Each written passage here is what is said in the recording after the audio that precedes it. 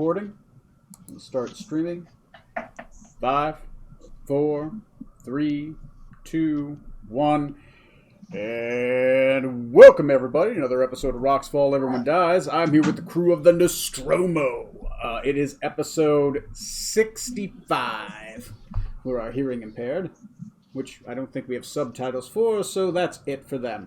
All right, Decadic, can you tell me what happened last time on episode 64? I'd be delighted. So after following Smoot's lead to trust a crazy wizard named Morty to teleport us to New Hope, he did, unfortunately, teleported us to a road sign labeled New Hope in the middle of a mountainous valley. So we were separated from Smoot and Rutherford initially. Tried to keep psychically communicating with our ship again, and then Decadic got overtaken by our old friend Acelius, who's over by where the big scary black...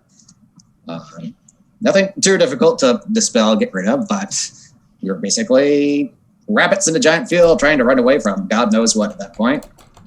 We eventually deferred, and thanks to the captain communing with his patron, the Moonlit King, learned that there was a possible exit, a few exits. We chose the one to the north, through the mountains, where through some losing you. Yeah, I think we're losing him. Boy, he's frozen hard. Yeah. Oh, boy. No. There you are. Hey, Back. we hear you. Back. Well, we heard a hello anyway. You guys hear me? Uh-oh. Like You're every trying. third word. Now no words. Well, at least let's got. Hey! Oh boy. Boy, we really lost him. Anyway, who else wants to take up? Oh, nope. Decadic's back. I wonder how Ocelius is going to feel when he sees that random spot where he came around like, why is this spot in my valley labeled as New Hope? Right? I mean, that's my fear is going to find that. Yeah, that was weird. It hasn't happened to me in a long time where it just shut off like that. But anyways, managed to get out of the valley very narrowly, running away from terrors and shit, and we are now trying to make our way northwards towards Rokugan. Corey, who are we ringing in the new year with for a sponsor today? This sponsor is a biggie. This week's sponsor is Kaiju. That's right. You want something to be more destructive or almost as destructive as a gender reveal party in California? That's right. Try a Kaiju. You have a city that wants to get wiped out once a week? Kaiju.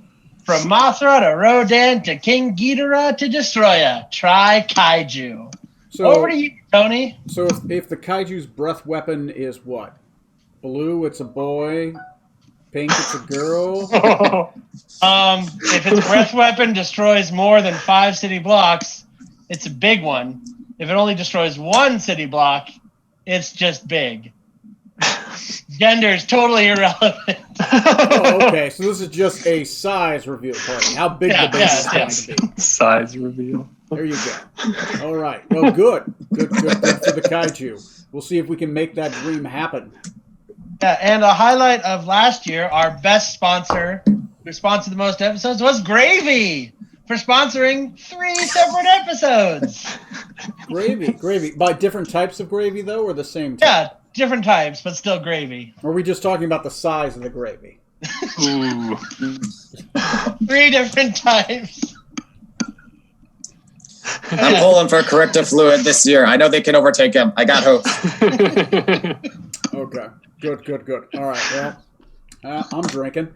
Anyway, okay. So, anyway, Decadic, keep going. What happened? Did we ended up in the mountains, right? Is that where we? Yeah. Okay. Through some travel, we managed to get to that gate and get through. After Some escaping, incredible luck. After escaping outside the force field barrier that encompasses the entirety of this open valley, Death Valley, inside the Ziggurat Crags, which you learned is populated by mind flyers and other monstrosities who have flying ships that seem to be going in and out. You get past one of the gates, which seems to be an entrance past the force barrier. As you pass through, and the gate slowly starts to close behind you, the forces do not pursue. The ship does not fly after you. You tirelessly push throughout the night to get as far as you can away from there and to get some kind of shelter from the possible future onslaught of vengeful mind flyers after your delicious brains. Okay, so it is nighttime. You find yourselves around campfire. You're starting to get ready to rest for the night. I need everyone to roll me a d6. 6.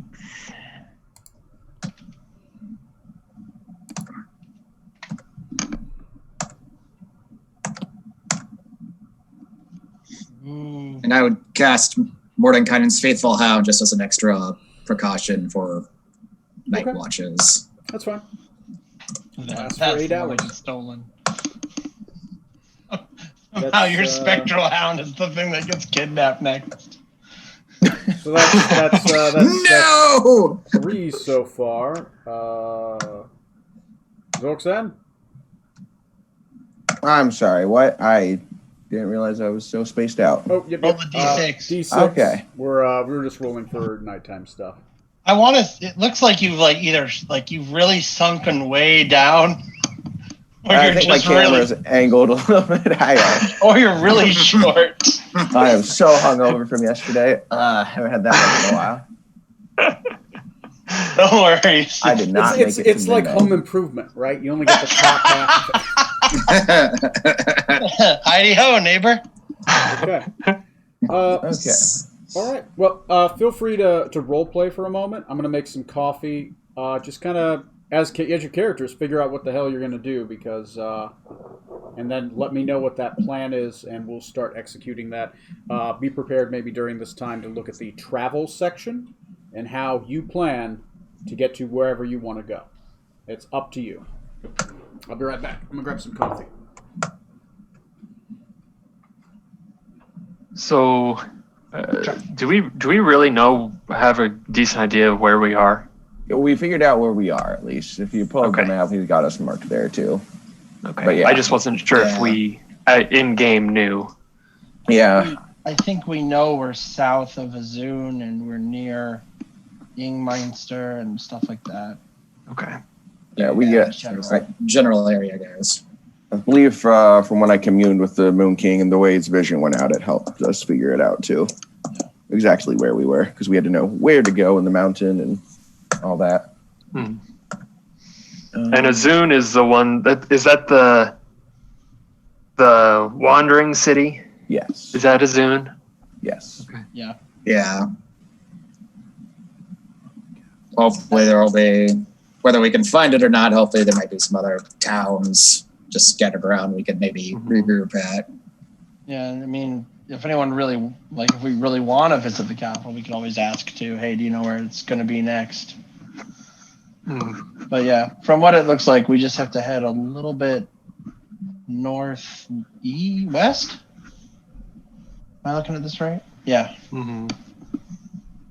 Yeah, northwest-ish. Okay. But it looks like, I'm looking at this correctly, 1, 2, 4 or 5 days just to get to the border. I mean, I'm counting a hex a day, that's all. Mhm. I mean, we could be going faster, Yeah. but Yeah, I can't remember. it's- Is a Yeah, hex, how okay.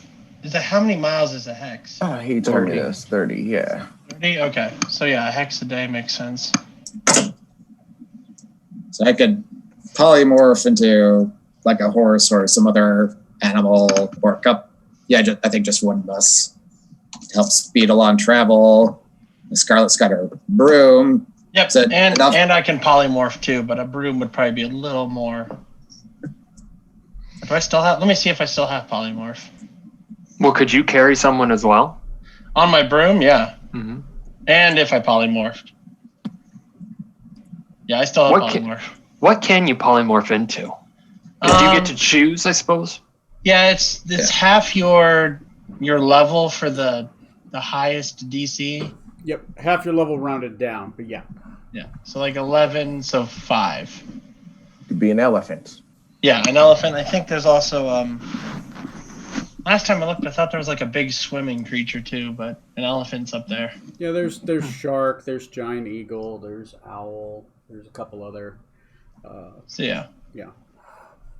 And then an Really? elephant can carry more than one person. Now keep in mind it only lasts for an hour, so Oh, That's a good Yeah. point. I didn't think about that. which is Well- fine if you're willing to blow the spell slots. Yeah, if we're able to just make a day of traveling, I'd be fine with blowing spell slots just to get us moving a little faster.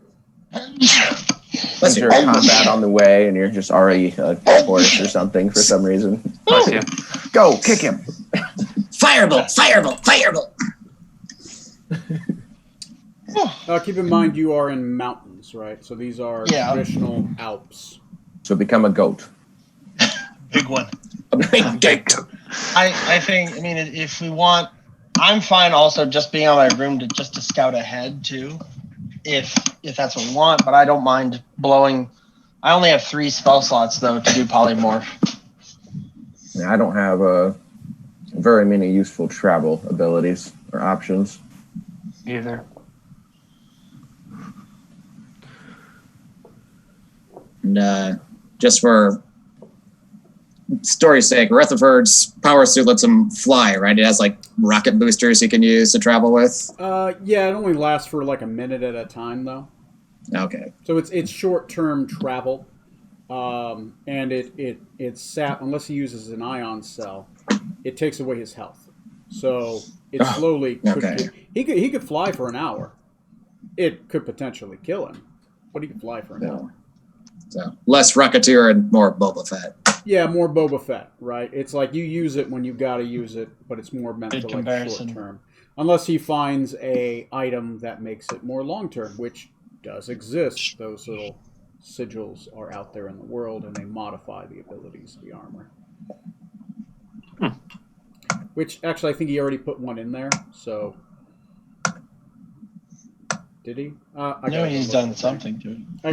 I got to go relook. I remember I had to repost it when he put it in. No, he put in the helm, so his helm could actually. That was it translated now, and he knew what it said. And again, gained to comprehend languages, and he put the other one he had into his gun, so his gun has double the amount of charges. So yeah, okay. Anyway. So could you turn into? You said giant eagle was an option, correct? Yeah, that should Yeah. be. I mean, that would at least speed up a little bit Yeah, we could. if you're willing to do the spell slots. I guess that's the main thing. Let me here. I'll pull up the list of beasts you guys can do. Yeah. Right? I've Just Googled one and found a list, but I don't know, how you play that out. Does it have a CRs? I mean, I'm fine with most of the beast lists. I mean, there's no issue with it. I'm gonna go half CR. I'm gonna order by CR. Obviously, you probably don't want to do like giant fly, so let's go to. Did you type in just beast into D&D Beyond? No, I just click on the beast sigil and then I search by an order by CR type. Oh. Right, because you can search by type of monster. Oh. So and with advanced filters, you can look for like certain things like senses, saves, skill proficiencies, conditions, resistances. Oh, I see. So you click it, then you click. Yeah. Monster type, monster tags, So when I was doing it, I went to Beast Companions over on your extras, and I just sorted by the CR and search Beast, and I just added ones that I liked. Yeah. I'm gonna do that too. How did you do that, Tom? Extras on D&D Beyond are on your character sheet there, and manage extras. You can choose a category, do like Beast Companion there's or a Cat lot. or something. Like, for example, Giant Owl, right, is 1/4 CR. Anything that is large can carry a medium creature. If you are a giant creature, you could carry up to 4, right? It goes 1, 4, and then like if you're like gargantuan, you can carry like fucking like 30, 40 guys on. Okay. Becoming a Blitteros. Or an albino dwarf spirit warrior. So if I search for beast between If you put the challenge filter as rating, Beast, 3 then and it'll just 5, bring up the Beast things that you I'm can a turn into. filter, Brontosaurus, elephant. Yeah. giant I just found it. I figured it was probably somewhere in D&D Beyond. I just wasn't sure how to look it up. I know I've tried to do this before, and I always mess it up. Awakened White Moose. Oh, you can be a Dimetrodon. I remember as a kid thinking it was pronounced Dimetrodon. Me too. Of course, because I was a little kid, I was like, that's the only way to pronounce it. Now, absolutely. Keep in mind, when you change, you lose all your abilities, and you are that stat block. So you have its intelligence. So if you are a dumb animal that doesn't understand that language, suddenly you don't understand what people are saying. So keep that in mind, right? You can understand basic things, but you all of a sudden start understanding what they're saying, right? You're still you. You're just reduced mentally. Brontosaurus, cave. I could turn into a plesiosaur. You could turn into a plesiosaur. And you can fly through the air. Yes. It's canon. Keep in mind, it's very cold. So You know what? If I could, I'll turn into a Gorgon. Tony can run it incorrectly. We win the game. Anyway, go-tos for most people, since you're smart enough to know it. Giant owl and giant eagle. Yeah, that's what I was giant. I'm just running game, baby. What's up? It can also be a giant elk. Yeah, everyone had the day off, so we decided to start early. Okay. I'm gonna add favorites. I forgot to do that. No. Yeah, and then if you add it from there, then you can actually I got it. it'll give you the full stat block once you've clicked. How on do it. you polymorph into a swarm? You generally can't, right? Okay, I was gonna say that seems a little bit It's much. Yeah, a swarm is considered a beast because they're a swarm type, but it's not actually. You can't transform into like 100 different animals. So. But they're the 100 of the same animal, though. Yeah, no. Did you see a two-headed plesiosaurus on there, Johnny? It's on my list. Hell yeah. That's what I'm doing right now. I'm adding polymorph options. Anyway, so keep that in mind. A giant eagle is probably your best go-to. It's large. You can carry one person as a giant eagle, right? Because they're a large, you can carry one medium-sized creature or 2 smalls, right? Or Now, if the eagle technically carries me smalls- and I carry Scarlet, she carries someone if you had smaller than multiple her. smalls, if you had like a gnome and a halfling, sure, but no, it's 2 smalls or 1 large, The right? best kind of pyramid scheme. So anyway, now somebody, yeah, that's about. I would say, since there are only 4 of us, Decadic and Scarlet transform into eagles, and you 2 could ride one each. Does Decadic know polymorph? Yeah, I do. Yeah. He was a camel before. Or a horse. He's the one who suggested Horse, it. Okay. So yeah, you do have a broom, and you have there's technically 3 of you, right? There's Trey. Yes. So if you give your broom to Trey, right, the other 2 could fly, and potentially you would then be considered flying, and your fly speed would be increased. Just keep in mind how many hours of the day there are and how long you're going to fly for. But 4 hours of flying over mountains is a lot better than 4 hours of walking, right? Yeah. Because you're flying over the mountain, don't have to go. Yeah, Just I'd risk possibly slipping and pulling a smoot and splatting somewhere. So if it's A man if can it's an dream. hour per time we cast, I can do 3 hours at most. Is it 3 hours? Don't you have? If it's if it's an hour per spell slot, I have 3 spell slots at that level. You can upcast it. Oh, sweet. You can always Then I have upcast more. that spell. Yeah. You could blow a 6th level spell slot on a 4th level spell. It just doesn't have an. If it doesn't have an upcast ability, there just isn't more that it does, except for being harder to counterspell. Ah. Yeah. So if you don't want a low level spell to be counterspelled, you can upcast it. Right. That's the. Yeah, I could cast it up to 6 times in one day with the slots I got. So if you guys blow your spells, potentially Decadic and Corey's character, since you're pure spellcasters, could do it 6 hours out of the day. You Yeah. could do. That's your pretty travel. good. A long Right. time. For flying? Yeah. Archosaurus, bristled and more black bear. I love the mental image, by the way, of Rutherford in his giant mech suit just sitting on this tiny little broom flying along behind us. We'd have to draw that. And if it's just him on the broom, it should still fly pretty well without any. Yeah, him with his mech suit, he's about 350 pounds. So he's getting close to the max weight. The max weight is 500. It's a little slower behind us. Yeah. 'Cause Let me double check. I think his character is only about, I think he put 185, right? Which is beefy. But yeah, with that mech suit weighs like another person. It's like 2 medium creatures. Is he up to 400 pounds or over? No, he is 350 pounds with that mech suit on. Okay, then he can. Yeah, then he'll have a top speed of 50 feet. If it goes up to 400 or over, then it goes down to 30 feet. Yeah, because it's considered carrying somebody at that point. Yeah. So it's perfect. Rutherford, would you like a wafer-thin mint? Oh, why are you so slow now? Bleh. Big Gosh. lunch. He had a big lunch.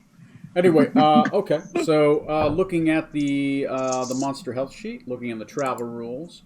And we're going to look at the calculation for So that would be probably. Oh God, yes, Sif, I see you. Yes, you are loved. Aw. Give me She's gotten bigger. Oh, Oh my goodness. Oh, goodness sakes. Oh, she's adorable. that would be athletics and constitution checks for Corey and so for Scarlet and Decadic. What would Strom and Zorksam be doing while they're being carried? How would they assist in this travel effort? Animal handling. Animal handling. Okay, that seems germane. What about Strom? I'm going to say perception So cool. I can just to click on it. see if there's anything following us or any danger. Right, keeping an eye out while you guys are flying ahead. How many hours do you want to dedicate to flying? And if we are able to, I'm fine with going the whole 6 hours. The whole I was gonna 6 say months. that'll get us the most distance, and then Okay. So you guys plan And on then- going 6 hours, depending on your athletics and constitution saving throws, is actually you're able to get that much time out of it. Yeah. Uh, I was gonna say, is it morning right now? yes, the night has happened. The morning is here. You guys have eaten a ration, I assume. If you guys are ready to burn that off your sheets, and I will start your rolls. Everyone, go ahead and do your rolls. Corey Decadic, I need 2 rolls from you. It is an athletics check for flapping your wings and flying. Yep. For that long, strenuous period of time, and a Constitution saving throw to make sure. And the Constitution saving throw is over the entirety of the period, right? To see if you Okay. don't have to burn extra slots, or whether you lose an hour, or whether you possibly gain time by flying even more and being more tireless while carrying something for these long distances. What the heck is that one, Scarlet? I pushed S instead of D, and I have that's whatever that is. That's cool, but not what I needed. What kind of stat mathing is he doing? Jeez. You look at the extended, yeah, it says D10 less than 0 successes against 20 plus 2. Wow, Weird. we're almost a palindrome, Corey. That's pretty wild. Oh my god! Okay, so Wow. Decadic, and remember using the stat block for the eagle, not your stat block. Oh, damn it. Oh. Right. Never mind. You are not your character. You are that stat block. Okay, so athletics Right, is strength, okay. right? So go ahead and re-roll both of those because it is the Constitution saving throw for the eagle. Okay. So we'll scrub those, and you guys will. I have no idea how eagles work. Yeah, I think that I'm so scared that we're so high up that I'm just like, fuck it. Because I rolled a natural 1. There's nothing to see up here. It's just Yeah. air. Okay, so Not Where are very- the clouds? Damn it! Corey, what did you get? For the athletics, I got 4. So And that's a for 1. the constitution, I got a 6. We're gonna Which is stay like on a X. 2, maybe a 3. Okay, so really struggling with the eagle, right? Okay, Decadic, what do you got? My athletics is 8. And my constitution is 4. Okay. So once again, super worst case scenario struggling. Okay, keeping that in mind. Strom and Zorksand, how are you helping these struggling eagles? I wouldn't. Helping is a strong word, but I got a 5 on my animal handling check. So I punching think the I'm eagle. smacking it on the head or something. Yeah. Its Okay. wings are flying up. I'm like, stop it! I'm trying to sit here. Okay. You're Snake on a squeezing the plane. life out of the eagle as a constrictor. Like, That'll make it go faster, right? And I got a 7, so which is a all natural day. 1 plus my modifier. Oh. See, that's the problem. Is instead of just flying straight over So- the mountains and around, we're trying to like fly just at the angle of mountains. See, there's a difference between theory and in practice. In theory, this is a good idea. We just don't know how to do it very well. So what I'm gonna do, you guys had a great idea. It just the dice were not in your favor. It's like 1s and 2s all over the place. Since you are flying, I will say you do move 1 hex.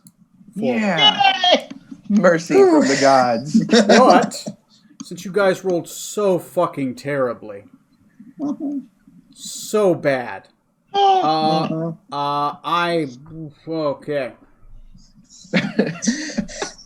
So you Throughout the guys, first- so Corey and Scarlet and Decadic, both of you, you burn all those spell slots, right? And you only get like 1/5 of as far as you thought you would have gotten. Also, They're just walking below I us. need everyone to make a Constitution saving throw against exhaustion, right? Because Strom, it was cold wind in your face the whole time at a high altitude. Zorksand the same. Scarlet and Decadic, you're just exhausted from this type of travel. Right? You guys were hitting, the wind was coming at you the whole time. There were storm clouds. You know, one of you got struck by lightning at one point. It was horrid. It's much harder to fly without a ship that under was- us. Hear me out, guys. We go back into the Mind Flayer area and we steal one of those ships. Yeah, that'll work. No way, that'll go poorly. No, not at all. Rutherford's flying behind us, just going, "What the Sam hell? What kind of flying is that?" He's the only one that actually left the ground. We're just Okay. walking on the eagles. So everyone rolled above a 12. None of you are exhausted, right? You do not gain any level of exhaustion. But all those spell slots are burned, and you only moved 1 hex. All right. Maybe the wind will be at your back the next day. I need everyone to roll me a d6. By the way, I'm planning on banking these. Okay. Of course, yeah. Thank You you. wouldn't have it any other way. So, 1 for Strong. Okay, Yep. good. Okay, note that. Okay, it is the next morning. Do you guys eat a ration? I think so. Okay, burn one of your rations that you had on you. What is your plan for the day? Is it the same thing? It can't go worse than last time. I'm feeling confident in you guys and us. Before we take off, Captain, now that we are out of that zone controlled by Silius. Should I attempt to communicate the ship again and see if it's safe to use psychic abilities now that we're outside of that field? Seems likely that we should be fine now. Hopefully. Yes, because they still have no idea what the hell to do. Actually, I will pop off. First, I'll cast Ascending to one of the crew here, just to make sure it's okay, so I don't accidentally spout off our plans to somebody listening in. Okay. Yeah, I'll send a message to Scarlet. Yes. Who is this? New brain, who dis? So 25 words. So, Scarlet, this is so weird talking to you in magic terms instead of out loud because you're right there, but hopefully this works. Okay, it's 25. Can I respond? Sure. Yeah, you Dick are. pic! Dick pic! Dick pic! Dick pic! Sup? Why are you making that face, Decadic? Did it get intercepted? He just gives the dirtiest look to Scarlet.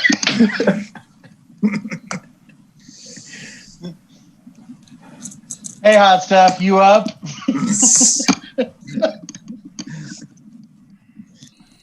Okay, noted.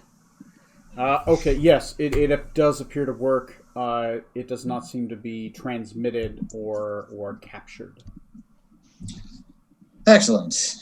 In that case, then I'll send another sending, this time to J. Sargona back on the Nostromo, all the way out there. Okay. Okay. What do you say? Apologies. Ran into trouble. Captain's orders. Set sail for Rokugan. Meet us at Joso. We'll stay in touch periodically. And that's about all. Did he ever actually get your last message at all? So they may not have any idea.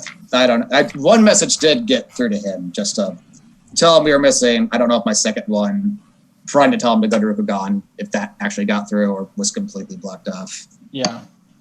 But yeah, that's it. A few extra words left, but that's the gist of it. Yeah. Okay. Okay. He'll respond back with, "Oh, well, great. Yes, we will start making port to Rokugan itself. Let me know which port we're supposed to go to. I'm not. I only really know of one in the area, but I'm sure there are more. Just let us know. We'll set sail today." Oh, Joso's not a port? Joso is a port, but he doesn't know if you mean like a different port. You guys didn't tell him a port. You said go to Rokugan. It's like, okay. It's like saying drive to Iowa. It's like, okay, where? Yeah, but he's on the other side of the world, so it's fine. Yeah, He's got some time to learn like about he it. said, he's going to Rokugan. He's just asking where. Yeah. Well, and who knows if we'll actually get there or it's a long way still. No need to pinpoint. Yeah, Exactly. yeah. Plans may change, right? Yeah. Yes. We'll send him a message as soon as we know more. Do we look like a group with a plan? That's fair. That's fair. Fair and accurate. Fair and balanced, as certain news sources would say. TM.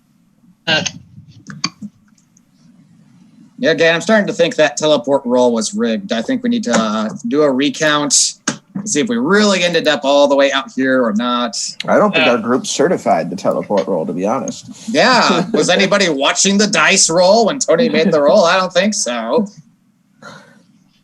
He hacked the room for Neil and I's rolls. We know what he was doing. Anyway, okay. Let's so, suit up for them Eagles. at this point, they will start rolling. I'll make side rolls to see how long it takes for them to get there. I assume probably the next day or something, depending on what happens. You guys will let me know if you let them know where to go within Rokugan. At this point, he's assuming. You can assume that he's assuming. Yeah. I think they would, just head for the one town we actually made port in just by default. Yeah, it's the one he knows, but you got a Rokuganian, so who knows if you're going to like the Tunic Lands port. All right, so next day, you guys know the rolls to make. Go ahead and make those rolls and let me know the results. I assume it's the same plan? That's the hope. It's the same plan, yes. Hopefully a different outcome. What could possibly go wrong? All right, I'm much more helpful than yesterday, at least. I'll let you breathe this time, Scarlet. Thank you. All right. That's definitely better than yesterday. Oh, wow, yeah.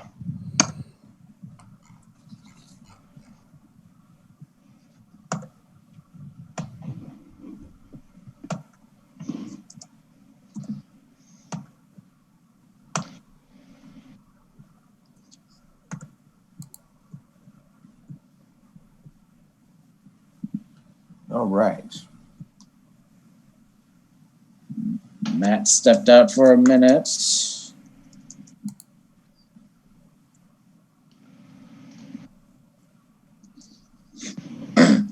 And yes, I would have relayed that to the crew that yes, the ship's en route now.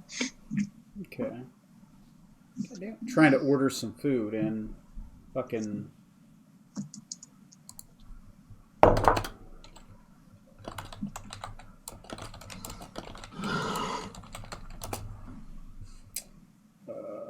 Right. Dang it. Use Grubhub to apply a promo code and apply the promo code, but the promo code can't apply against the payment. Damn it. Oh, jeez. How does a man order some burritos? This year's already off to a terrible start. 2020. Anyway, all right, back to the game. I was trying to quickly order burritos. I clicked one button, and all of a sudden it won't work. So, all right. So, Zork saying you got a 13 for handle animal. Yes. That's not bad. Decadic, I see a 12 and an 11. Athletics and con save. Okay. Decadic, Scarlet, good athletics check. Not so great on the con save, right? Yeah. Okay, so that is 1, 2, You calling me fat, Scarlet? 3, 4, Yes. 5, 6. Back to 5. Let's see how well the other one does, and we will keep going.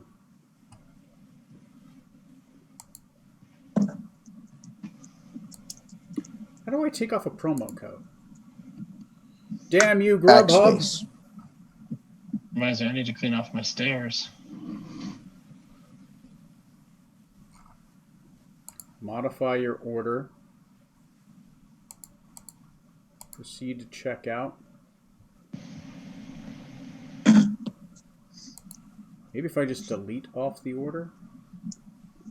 You might just have to redo it all over again. I might just have to. I used a Visa gift card to order something off Amazon and I forgot that. Technically, Amazon doesn't let you do split payments. You have to load money onto an Amazon gift card and then use that towards whatever else you got. Jeez. Thanks, Amazon. All right.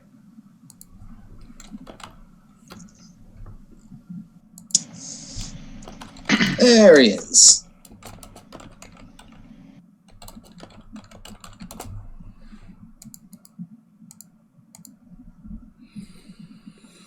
Do your travel, Matt. Yep. Doing take 2. Alrighty. Is that like an extra section? Why? What does a man add sour cream onto this thing? Queso dip. Ooh, I'd go for some queso dip. Or some French fries. Get some Abelardos now.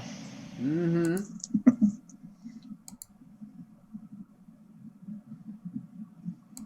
small thing of queso. All right. And, filled churro. I'd go for a filled churro. There you go. What should I get? Raspberry apple cream or Bavaria cream? Ooh. Last one, Bavarian cream. All right. All right. Proceed. Anyway, Matt, did you make your roll? Yes, I got a 14 this time. Nice. $42. What the fuck? Delivery fee of $6? All right, never mind. I'm not ordering off Grubhub. Fucking $42 for 2 things, which is normally like a $20 order. It's adding like $20 onto the charge. Nope, not happening. Wow. Just for delivering? Just for fucking delivery. I'm like, no, fuck you, man. Fuck you. That's a lot. Jeez. This episode not sponsored by Grubhub. No. Fucking $42 for like $20 worth of food. I would rather drive there myself, and I will during our break. I apologize for the wait. Strom got a 14. Okay, that's what we were waiting for. Yes. Okay, and what? It's a perception check, you said. Yes, perception. Perception on air travel is gonna be 1 success. Okay. All right, so you guys are up to 5 successes. That's gonna be 3 hexes worth of travel today. Yes. Oof. You guys didn't roll well, but you rolled good enough to have better movement. So that's going to be 1, 2, 3. Okay. Everyone roll me a d6.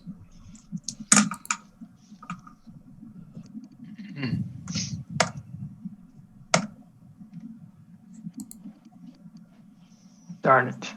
Oh. Double on Strom, Decadic, and Dr. Scarlet Maladendo. And is that everybody? I see 3 rolls. Oh, Zorksan rolled. Okay. Zorksan rolled a 6. Okay. All right. I'm going to roll some dice in secret to see how good or bad this is. The higher, the better.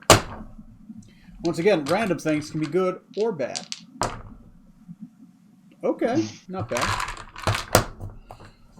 Strom, near the end of the travel, within the last hour, you see what appears to be as you're traveling through the day. It's mountains, mountains, mountains. And the last couple hours of travel, the mountains turn into foothills, right? Large rolling foothills that slowly get smaller and smaller as you travel.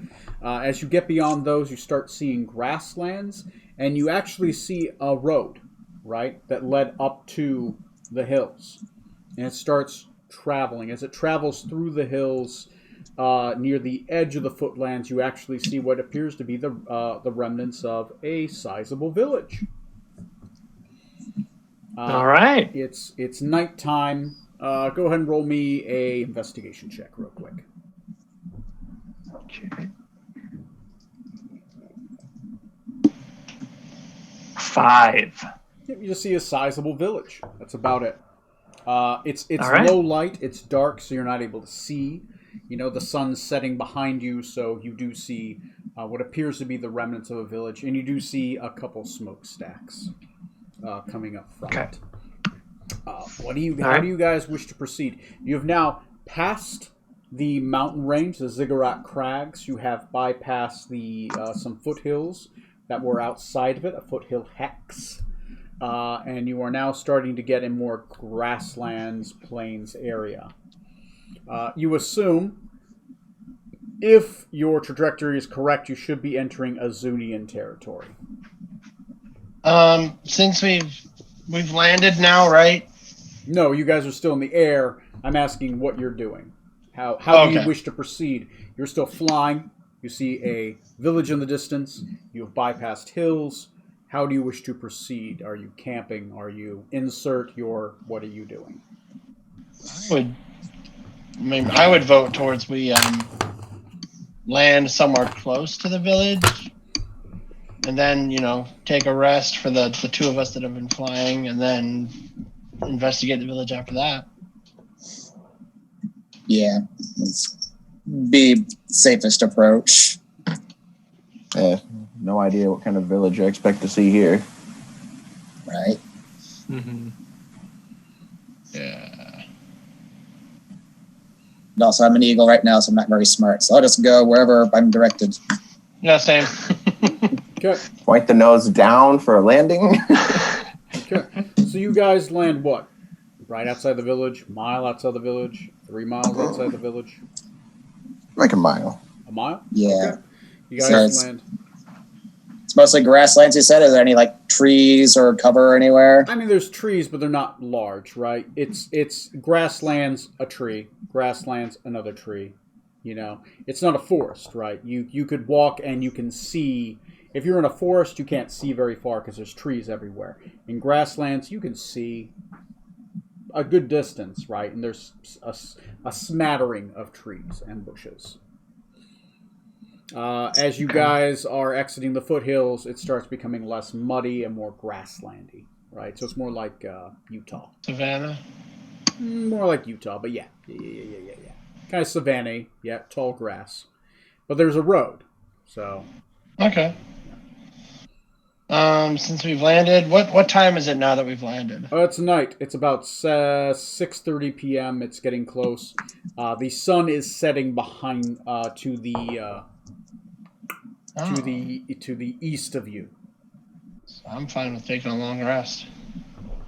Just okay outside of the town.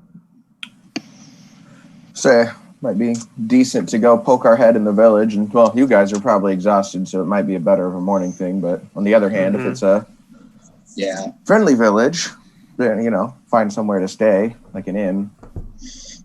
If it's not a friendly village, probably don't want to go in But there. we don't want to combat. Yeah. It's your guys' call. I'm just sitting here waiting for a decision. I'd say it's wait until the morning. Yeah. Wait out here Yeah. since you guys are tired, Yeah. especially. I I appreciate your hard work. Yeah. Oh, great! You gonna throw a pizza party for Scarlet?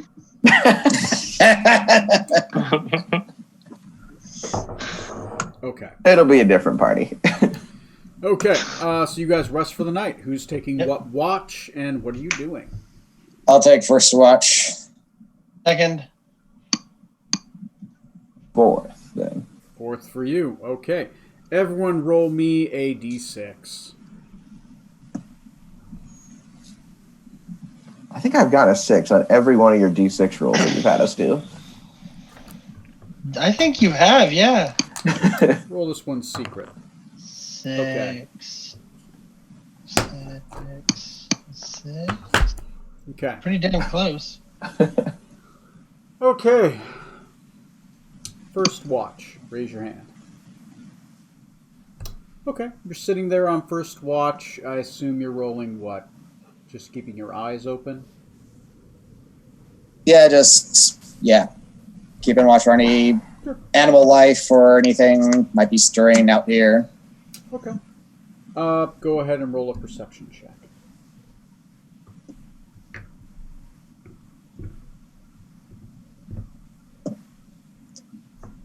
An 18. 18? Not bad. Honestly, outside of some birds chirping at night, whistling away, it's not too bad. The moon begins to set a little bit. The second, let me look at the Gulasi calendar. It is what moons are in the sky. It is the what day is it? The 21st? This would be Or is it the 20th? 20th. 20th. This would be the night of the 19th, so it would be the 20th when the sun comes up. 18, 19. Yes, Sandalith is a new moon, so you can't see Sandalith, and Relic is waxing.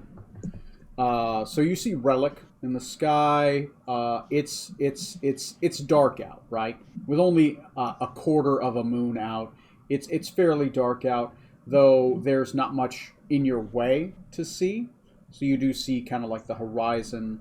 You do see some lights in the distance. Not many, just like one or two. It's late night from the village direction. But outside of that and the birds, nothing else really. Pretty quiet.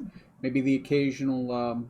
actually, no, you don't really hear any other animals outside of maybe some birds. Okay, next. Watch, raise your hand. Make a perception roll. All right. And let me know if you're doing something else besides perception, right? Correct me. I'm No, assuming because I think besides resting for the night, yeah, I'm just going to be like, I'm ready to just chill. Okay. That's a 13. 13. Some birds whistling one off of you. in the distance. You don't see any, but you hear them in the distance. It's dark. Halflings don't have dark vision, so... Nope. Yeah, that's about it. Okay, next watch. Raise your hand. Strong. Give me a perception check. 16. 16. Pretty good. You also don't have dark vision, correct? Correct. Some birds occasionally whistling in the distance. The lights at this point in the village have gone out. Yeah, at this point you're just nursing a fire, right? It's mostly probably light coals, maybe a spark or two, because it's been going for several hours and it's starting to run out and morning's coming. Do you have survival or nature? I have survival. Roll me survival. Okay. 18. You're proficient? Yes.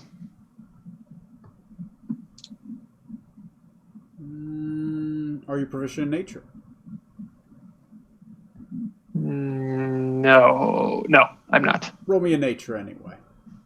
Okay. DC will just be higher. 11. Nothing too much. Definitely nature. As you kind of look at the road looks a little worn. It looks less worn than you would expect, right? You kind of look around, picking up sticks and stuff like that. You notice kind of like a lack of animals in the area, right?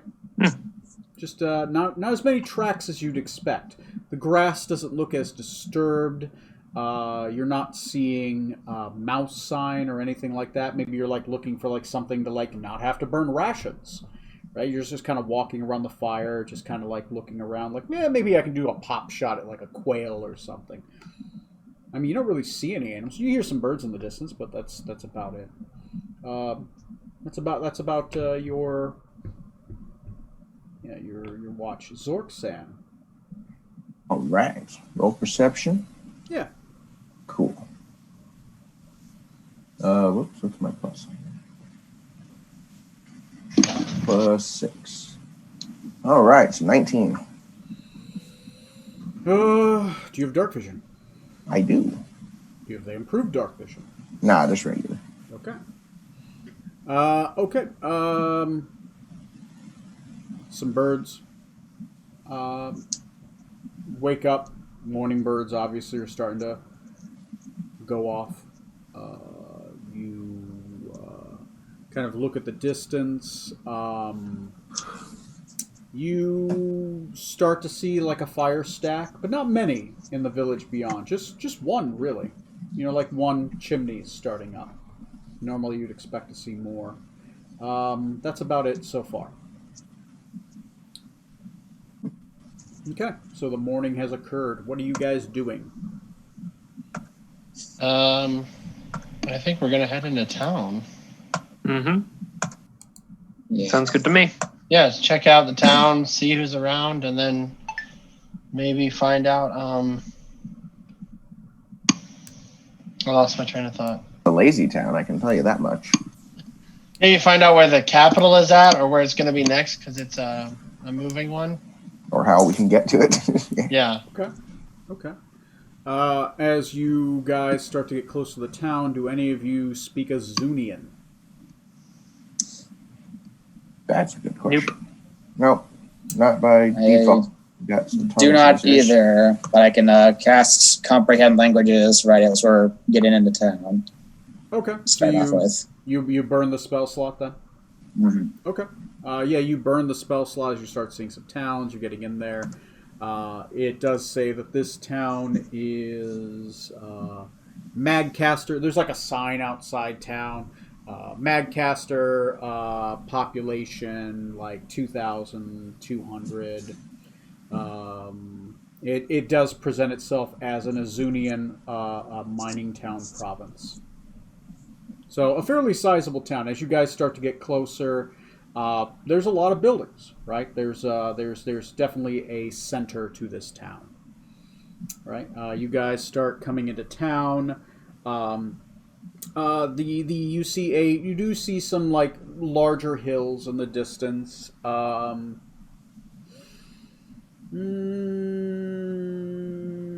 Yeah, I mean, just basically kind of the road looks a little. Actually, everyone roll me investigation, right? This is a dog pile. Investigation. Yep, investigation. I'm also going to cast tongues too. Casting tongues. All right. Yep. Tongues is up. I believe that lasts for a good hour, so that should be useful.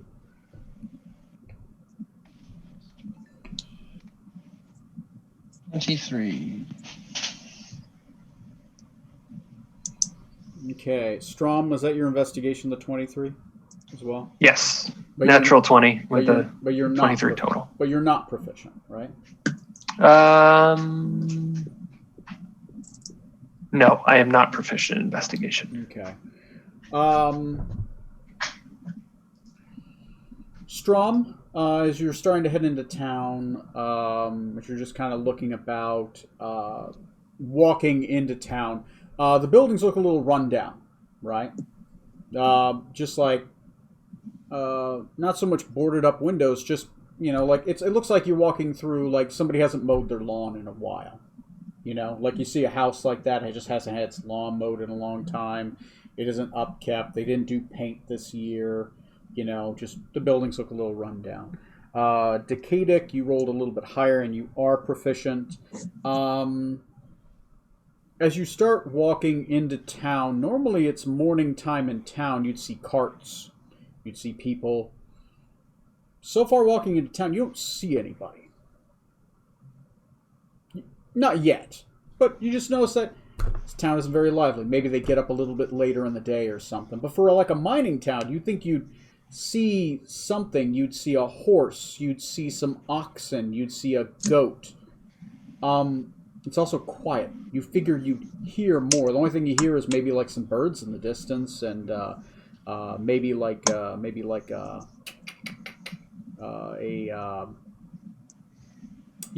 bugs, like the buzzing of bugs or something, but not too much. Scarlet, as you're walking down this road, the road has grass growing on it, right? The dirt road has grass. Normally grass doesn't grow on a dirt road because it keeps getting trampled down. There's grass that's starting to spring, right? Like, this road hasn't been walked on for a while, right? Yeah. It feels a little lumpy, but more lumpy like a rolling hill lumpy, not like, it's been wet and like hoofs have been stamping into it, muddy. It doesn't look torn up. Okay. It looks like it's starting to overgrow. And also the other things I've mentioned. Okay, as you guys are walking in, you guys do know this town to be called, the name of the town is Magcaster in Azun. You guys start walking into town. There's a big town center area. There's a market area. But there's only of the 25 market stalls, there's only 2 where you see people. Right, there seems to be a lady. She seems to have some goods out. She is gnomish. Maybe has just some general goods and some dried meats. And there appears to be a man that's selling baskets. And there's tons of baskets. There's piles of baskets these piles of unsold goods behind him. There is a tavern that is near this town center. It's called the Blue Brothel, and it seems to have like picturesque, like it's a large tavern, right? It's large wooden, large single-story building. All right, with several shutter windows and softly blowing chimes by the door, and inside you hear like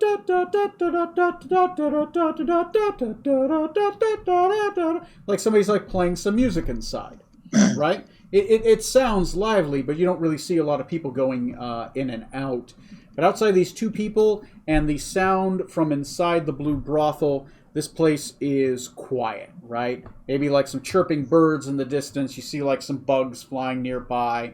You think you hear like a murr of like a cow, but the cow sounds like it's far away. Normally you wouldn't hear a cow this far away, but it's like the only fucking sound in that direction, right? Outside of that, a lot of shut doors, a lot of closed curtains, occasionally a boarded up door. That's it. You see two people in a market center of a town that apparently is a population of like 2,000 some odd.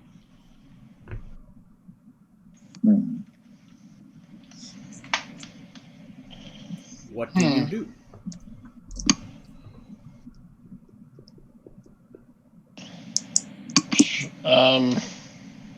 We approach one of the vendors, get a lay of the land here. Seems a little queer, not lively this town is of the size. Mm-hmm. Which vendor? Remarkably empty.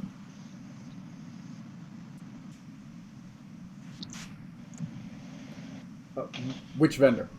I mentioned two. You said one. The woman with the meats, maybe? Yeah, maybe buy something to eat besides rations. Yeah. Yeah. Okay. Mm-hmm. You approach. I miss Smoot. You approach the lady with the dried meats. Her name is. So she greets you as you get closer. She is a gnomish lady. Let me pull up her description. She dresses in a black turtleneck beneath a tan coat with green slacks. She is moderately pudgy and not very fit. Her hair is graying and her face has many wrinkles. She has a dull look in her brown eyes. She is gnomish and she has big rounded ears and a single golden loop on the right side. And she is wearing a wedding band. She says, in Azunian, for those that can understand Azunian, Welcome. My name is Marigold Hogcollar. Customers. Great. You haven't had a few of those in a while. What can I get you for? I've got dried meats. I've got wet meats. I've got dried vegetables. And I have some on varying price tiers, and we got a special caller bulk discounts this week. Doctor, if you would. Yeah, the rest of you are like, Ango kutrakata, chiki, nango, dango, lakata. Like, the rest of you are it's a town like... of crazy people. Ah. Yeah, except for Scarlet, who has tongues, so you can understand and speak Azunian. I can't hear you, Corey. Well, I mean, that goes for your characters, but yeah. I will go ahead and relay that to the rest of the crew. Okay. Like, this is what she said. So, Captain, what's the plan? I mean, we should buy some meat, but maybe ask her where everyone is. Yeah, hog collar, if I may. We'll go ahead and purchase some dried meats. Not a lot. But if you would, could you tell us, is this how things are normally around here, being all dead quiet like? Dead quiet. I mean, it's always just kind of been a little sparse around here. Not many people. I heard rumors that the mine had gone dry a long time ago. And, ever since I've been a girl, I mean, I've lived here my whole life, it's always just been a little, just quiet. People kind of keep to their own. Not a lot of people here. Just kind of a sparse town. Just a lot of buildings. They built a lot, from what I remember. They built a lot of these buildings, and a lot of them just never really got occupied. Oh, I see. So it's a town that would have had promise, but then nothing happened. Yeah, I mean, maybe like the mine went dry or something. My husband, he was a miner, and he just he went out to the mine, and I hear that a lot of the miners actually are out by the mine, and I haven't heard from them in a while, but they're just kind of they mine there and they do their business, and we just kind of take care of our own here while the men folk are gone. Just a quick follow-up question, if I may. What exactly does the mine? Oh, I'm not a miner. I wouldn't know. Well, that's lovely. Does anyone have any other questions to ask this fine lady before I pay for our items? I'm assuming that you were relaying what she said to us. She said she hasn't heard from anyone in the mine recently. What does she mean? I'll ask her. It's like, madam, you mentioned you hadn't heard from anyone in a while. How long has it been, and what did you mean? How long has it been? It's been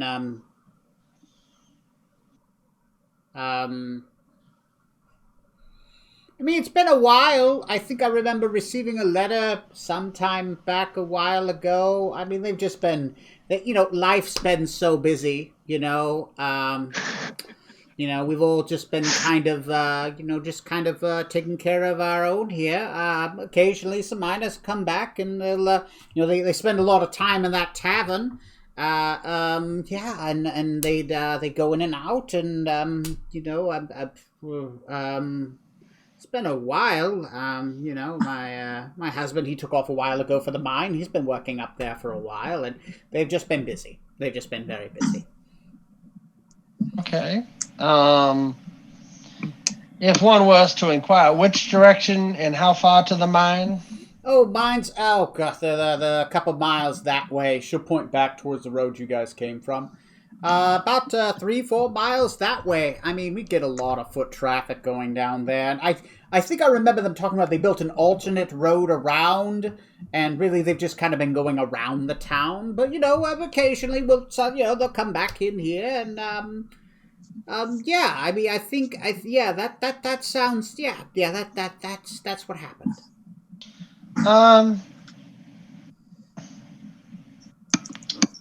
Here's what I'm thinking. I kind of want to do an insight check to see, but only to see if she's avoiding something bigger. I'm not like trying to get super into her head or anything, but I just want to get is there is she mentioning something but not mentioning like she's forgetting to tell me, oh, by the way, Jaws is in the water. Right. Do That an kind of insight what is she check. not talking about? Yeah, do an insight check. Yeah. She's hiding something or just doesn't know. Yeah, because I don't want to try to get too specific because I'm afraid then I'll end up with oh yeah. Oh, that's a natural 1, so a 5 total. So either you're really suspicious. Corey, what race are you? I'm a halfling. What can halflings do? Oh, damn it! That's a 9. We still got a bit of a bird brain from the eagle transformation yesterday. Yeah. Oh, Okay. this, and then when I play as paladin, forgetting that I have smite. Those are the top That's like two. why you play a paladin. I don't know why. I just can't get it to stick in my head. Anyway, I mean, you're getting a read on her. She just seems kind of flighty, right? Okay. You don't feel like she's lying to you, but Good, you know, okay. it's just like she just seems flighty. Obviously, something's just like she didn't answer your question. Yeah. She danced around it. That's part what of it's obvious. You're not sure if it's just because she's flighty or small town folk or it's like a gnomish thing. Yeah. This is Then, with that, I'll kind of turn to everybody else and go, yeah, I was a little suspicious of her, but I think it's more she's just being flighty. She's not overtly trying to, or at least as far as I can tell, she's not overtly trying to deceive us or anything. Was there anything else we should ask her right now, or Be worth possibly a way to get a long distance in a short amount of time? Oh, yeah. Mode of transportation. That's what I was going to say. So, Madam, again, another question for you. Do you have any recommendations or ways for us to travel quite quickly across this open ground? Or let's say we wanted to find the capital, the best way to do that? I mean, you probably have to get some horses. But honestly, as long as you get about, maybe about 30 miles that way, I think somewhere outside of 30 miles, if you keep going down that road, eventually you'll hit a hub station, right?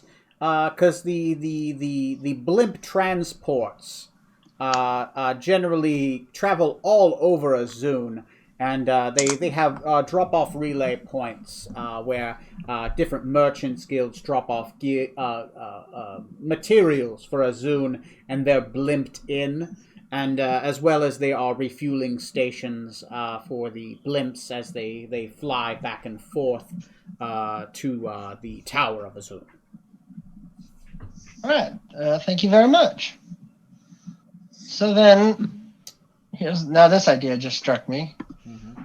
We, if we want, we can do the mine stuff, or we go find one of these places where they refuel and drop off these blimps. Take a blimp to the capital, and then we take a blimp from the capital to the one that goes closest to Rokugan. good idea. Mm-hmm. Also, see if Azun might have some sort of teleport circle to somewhere in Rokugan, if we could possibly pay. I have no idea how much to expect that to cost. If it's an option.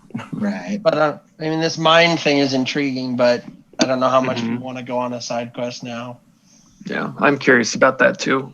But I would like to make it to Rokugan before the tournament. We have a date to meet or make, so. Yeah. No time for a small town and their shenanigans. We figure out how to travel through Azun would probably be really beneficial at least. Find the refueling, then we figure out how to. And then if we want to come back, we know how to get around. Mm-hmm. Yeah, we're still in the boonies, basically. Gotta get back to somewhere a little more secure before we start poking around anywhere. But blimp travel sounds. So then, should I go ahead and then ask about where the refueling station is? So it was like 30 miles up that road, she said, right? That was the mine. No. That's the other direction. The mine was the road you go back. There's a road that goes through the town, north-south. Oh, I see. So then we'll ask her, where's the closest you saw refueling? a road, right, up here, and then eventually you got to a town, and now you're at the town. So. Okay. And then maybe, I don't know, should we try to see if anyone has horses here? Just to get us up there a little bit quicker? Yeah. I'd be okay with that. Okay. So I will ask her, Madam, where is the closest of these refueling stations that you have mentioned? And is there a way for us to procure horses to get there? Oh, you wish to to buy a horse? Well, it just so happens that I do know a man that sells horses. He is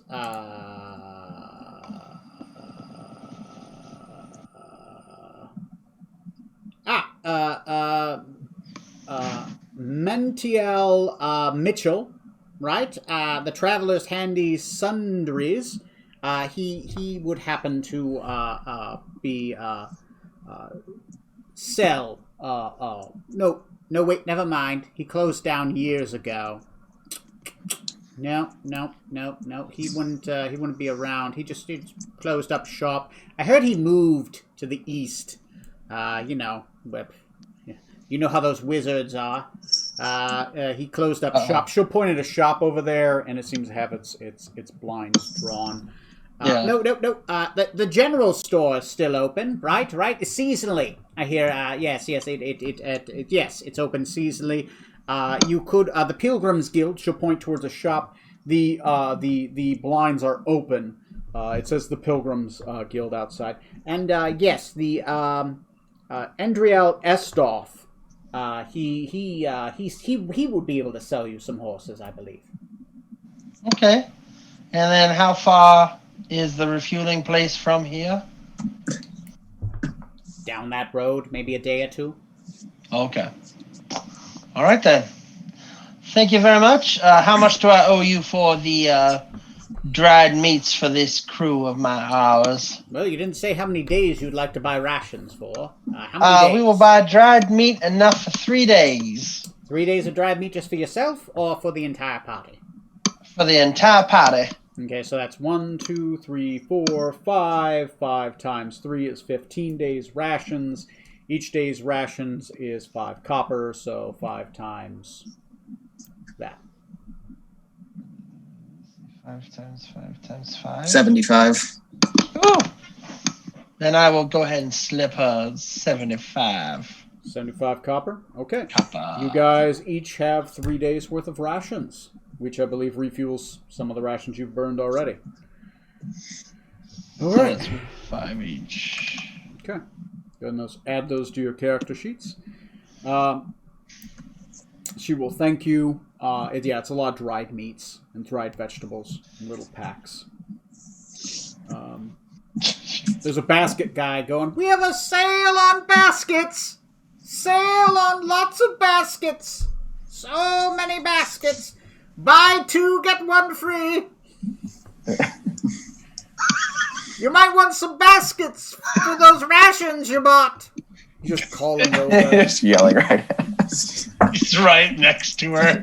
The only other game in town, apparently. What is a Pilgrim's Guild?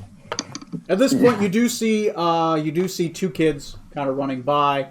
They're kind of laughing. They're kind of kicking a ball, and they kind of just kick a ball, and they kind of keep going that way. 2 gnome children, boy and a girl. Right then, so I think we're going to head to the general store to see if they have, let's see, 4 horses? Yeah, the woman will call after him like, "Will you 2 kids stop kicking that damn ball? You do it all the time. Edri, Zelda, stop it." And the kids just kind of laugh and they keep kicking the ball and running off. So you guys are heading to where? The general store. The general store. Okay, you guys make it to the general store. It's a wooden, sprawling, single-story building with a yellow tiled roof and finely carved furniture. It contains a small planter box in the walls and sacks full of fruit covering the floor. Inside, you see a single male halfling and no other patrons. Let me pull up his details.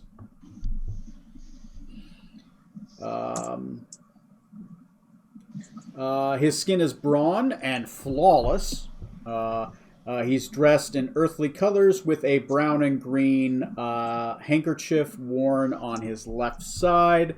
Kind of a he looks like the guy like trims his eyebrows, right? Very vain looking, and fine dress with a large pocket watch on his right.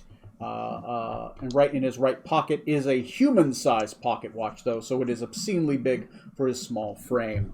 And he says, "Oh, well, welcome. My name is Ansel Estroff. How can I help you, gentlemen? In my purveyor of wares. Welcome to the Pilgrims Guild." He looks middle-aged. Has a small monocle he puts on. Good morning, sir, gnome purveyor.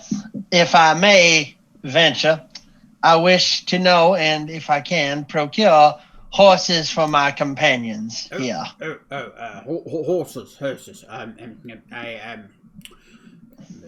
Fresh out of horses. I believe there was a large shipment of horses that were bought by the guild recently. That was sold a while ago. I do have some donkeys. Right. I have 3 donkeys. If you are looking for donkeys. Yeah, Captain, what do you think? 3 donkeys, and then I can carry someone on my broom. Donkey's even good for travel? I don't know. I feel come like from a that's ship, more people. for carrying loads. Not Scarlet, so much for going with speed. ask the gentleman if he has any wagons or carts that aren't being used. Ooh. Excuse me, gentlemen, sir. Do you happen to have any wagons or carts, maybe? Do I have wagons or carts? Come with me. Come with me. Oh, God. He says, "Come with me." Yeah, he starts walking. I expected. Oh, I have wagons and carts. Come on, no, I don't. No. Just got a shipment in. Oh, I sold those. So he jumps off of the counter and he starts walking. He's about 3 feet tall. He eventually kind of walks around. He's kind of escort. Oh, follow me, gentlemen, if you would like a cart. A cart. Do I have carts? You walk around the back and you see carts. You see about 45 of them collecting dust. They appear to be unused. Most of them have tarps over them. Azunian in nature. If you can read Azunian, Scarlet, you can read them. Decadic, you have to touch it to read it. Is basically it is the appears to be carts of the what the fuck is the name of this mining company? Give me a minute. The Magcaster Mining Company. 45 giant unused carts, some of them with ore still in them. Ooh. Yeah. Do I have carts? Plenty. Plenty. These ones have been sitting here for quite a while. Just waiting for the miners to come back and collect them to pick up the next shipment. It's been a while. They've been maybe they must have gotten new ones with that new road they built a while ago. That's what happened. Yes. The new road, and that these are just unused or used. I think, yes, yeah. That's definitely what happened. Yes. Oh. Now, if only you sold baskets as well, that would just be nice. Oh well. Yeah. So, Go ahead. would you like to purchase a cart? A cart. I can have a couple donkeys. They can hold the cart along. Yes. Captain, what do you think? I think we should get that bright pink one over there. Ooh, maybe the one with red flames. And if we have a cart big enough to carry most of us, we don't even necessarily need an animal to purchase, since one of us could pull the cart ourselves in animal form. True. I just gotta say, you know how funny that would look like in real life? Like everyone's getting in the cart, and then one person goes up to the front, stands in the middle. I think like everyone gets in the cart, then someone has to get out again, then go to the front. Like, damn it, it's your turn to drive. Like hooking up the equipment to themselves and transforming. Also, Yeah. very weird that there's so many carts that Yeah, aren't being used in this mining town. I'll say that if you want me to. Is that all right? Say that out loud. Sure, yeah, just probe to see if that gets any kind of response, yeah. Yeah, so I will say, yeah, along those lines of, yeah, it's a little odd that you would have so many mining carts unused in a mining town. Oh, it's contracts really. They purchase them on contracts, and I must have had some more newer ones built, and they went back to the mine. I mean, we do that. I do that I do it every season. That's that make So yeah, I yes, see. Of course.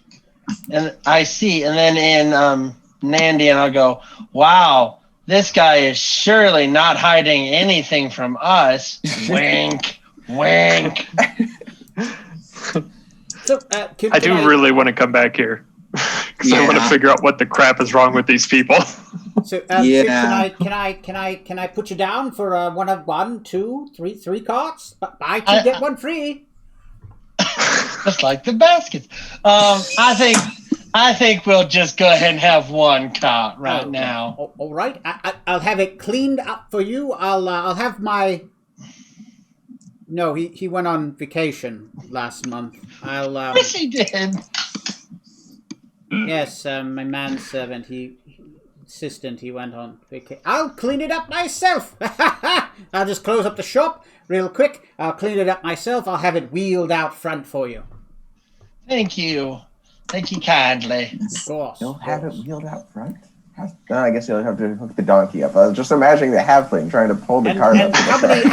How many donkeys can I put you down for? I have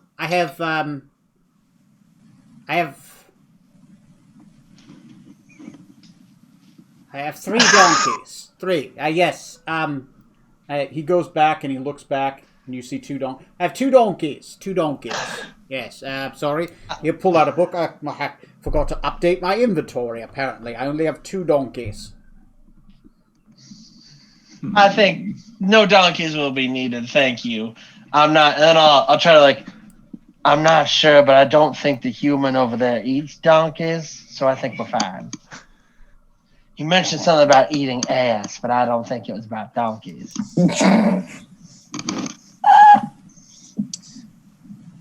Anyway, you guys go ahead and discuss. I'm going to use the bathroom real quick. I'll be right back. Oh yeah. I'm thinking this is a totally normal town. It's going to take him about an hour to clean up the to clean up. Did you guys say you were buying a donkey or no?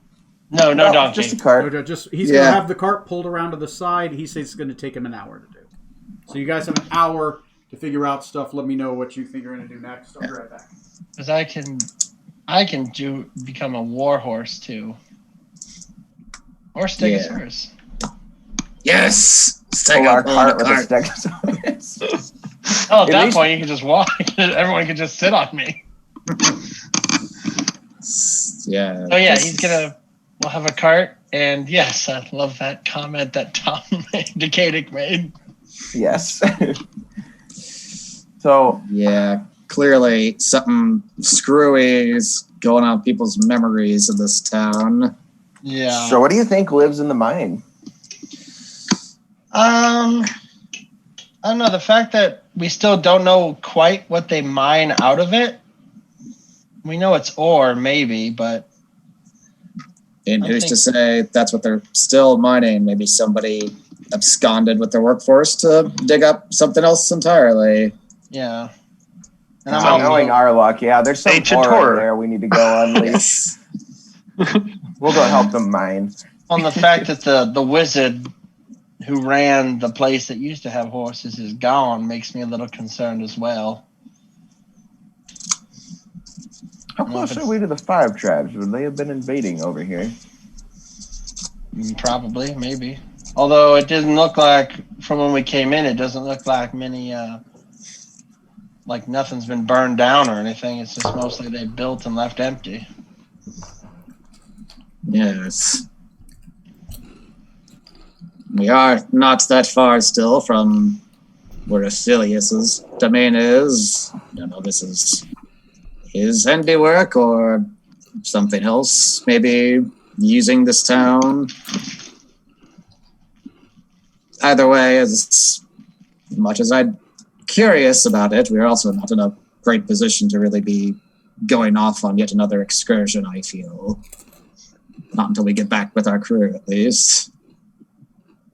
Not to mention, still haven't even found Smoot at all. Let's I truly Scarlet. hope for him he's not somewhere back in that valley.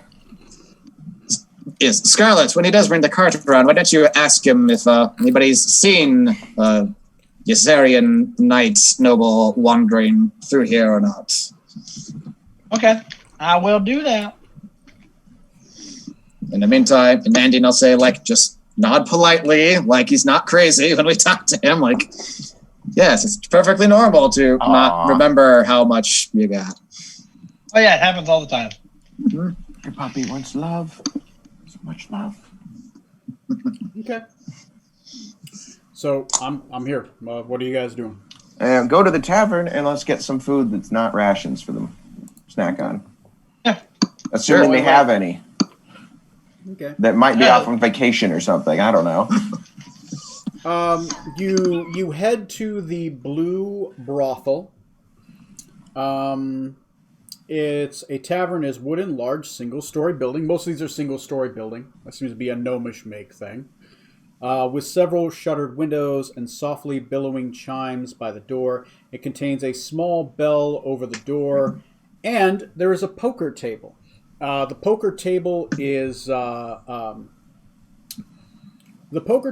is currently empty. There appears to be a dealer there, and there appears to be somebody that has folded down some cards, as if maybe, and there appears to be a coat sitting on the chair, but there's no one there. Oh, you hear something in the background? Yeah. Yeah, sorry. Something played something I didn't expect it to. It's okay. There is a single bartender. It is a gnomish male. What the fuck does he look like? He's not a full gnome. Just gnome. He wears silk and lounges about seductively. Okay. Well, I it guess is it the is a brothel.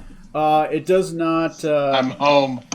He is very skinny. He doesn't really cut a imposing figure. He does have a slight slouch. He's the tallest gnome you've ever seen. He's like 4'1". He has golden hair, and that appears to be in a flap over the side.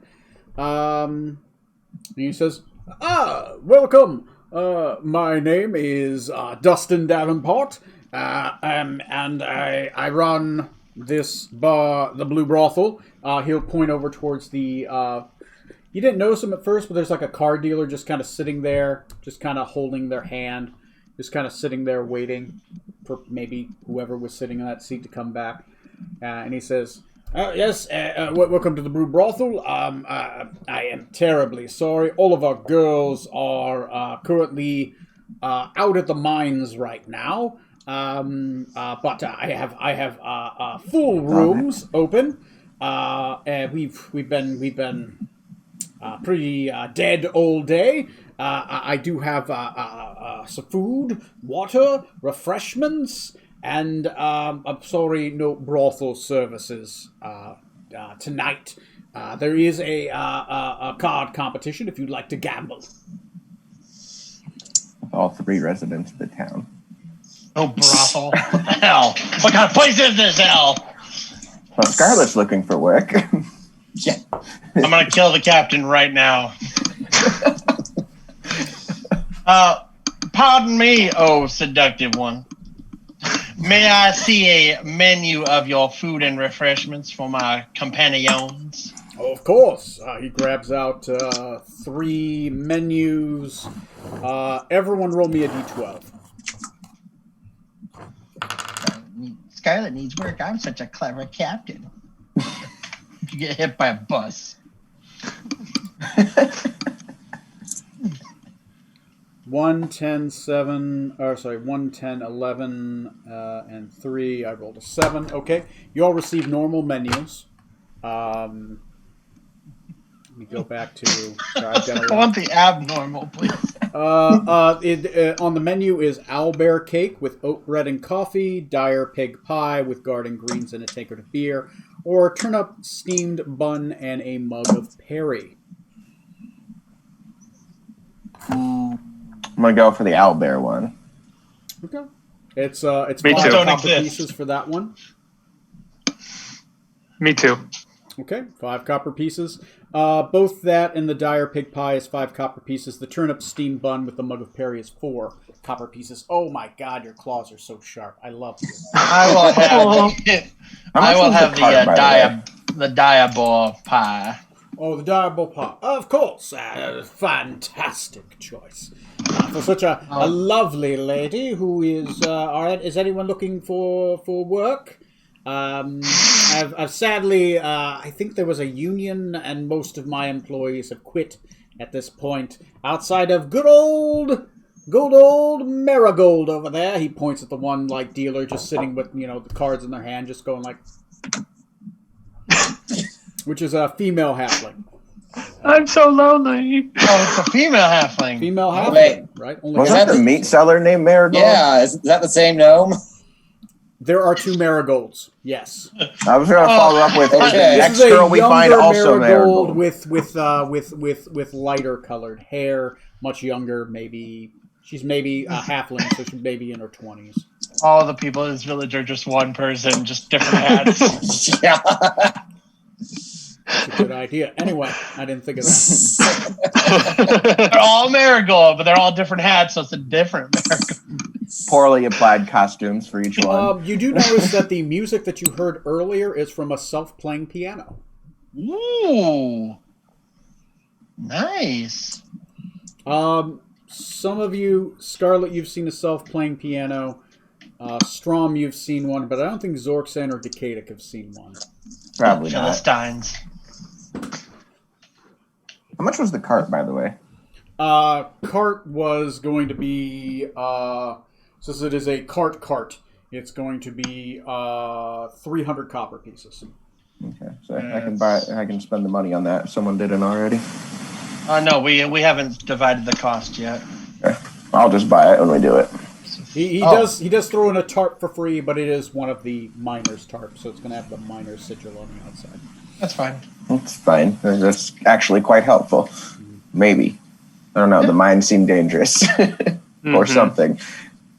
There's something, yeah. I totally forgot. Outside of the music, maybe like the sound of birds outside, some bugs, and the clinking of glasses as the bartender starts getting some stuff ready. He calls into the kitchen when he's like, "Oh shit, I forgot my apologies. My cook quit a month ago. I'm gonna go cook that up myself." He goes back in. You think he knows how? He starts cooking. It's just you, a self-playing piano, and a single person holding some cards.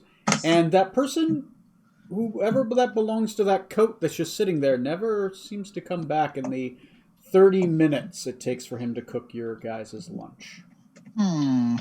Is there any other personal effects strewn about the sitting area? Just a coat, and you see a stack of chips by the coat, as if somebody had been sitting there playing cards. And since Strom asked, go ahead and roll me an investigation check. Just okay. If you ask, you get the roll. 8. 8. I mean, nothing too much. I mean, it just seems like a coat was just kind of set there, and it was just set there. You're kind of walking up, looking at the coat, and Marigold kind of looks up and be like, gonna play a hand? I'd have to... I guess he folds. Grabs I chips. guess I can't speak to her. I don't know I can't speak her language. Yeah. She grabs the chips and she kind of slides them towards her. She kind of just says to herself, because Scarlet can hear, but to you it's like, blah, blah, blah, blah, blah. Oh, which language is it? Azunian. Oh, not Tortishun? No, this is you're in Azun. These guys. It's like going Yeah, I assume halfling. Well, I mean, there's no halfling language. It's Yeah. But I know. Azunian. She's an Azunian. She's a halfling in Azun. She grabs them, just kind of moves them by, kind of sets the chips there, and just kind of stares off for a minute. She's saying like, "Oh yeah, I guess he just went to the bathroom and went to the mines, more like it. Who's here?" She starts grabbing all of the chips and moving them off to the side and putting them back. I'm gonna actually grab the coat because I assume that Scarlet is relaying what is being said a little bit. Okay. Yes. I want to play like this coat is mine, and I want to look through the coat. Go ahead and roll a subterfuge check. Fuck, what does this game use for that? Bluff. Deception? A deception. Sorry. I went through 3 different iterations of the game to get to this one. Roll me a deception check with advantage. The DC is not very high. Bluff. Natural 20.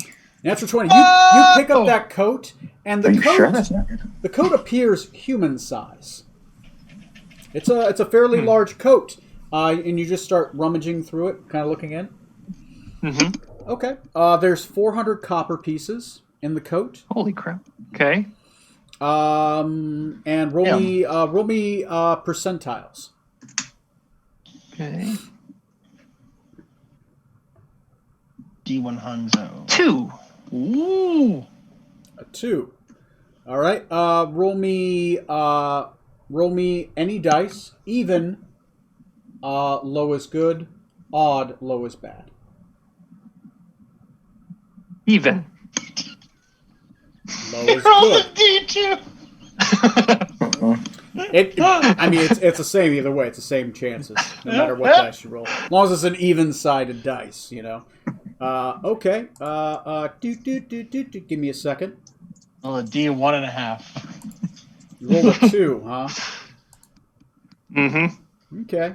Roll me a D2 again. Let's see if there's one. 2. 1, 2, 3, 4, 5, 6, 7, 8, 10. Roll me a D20.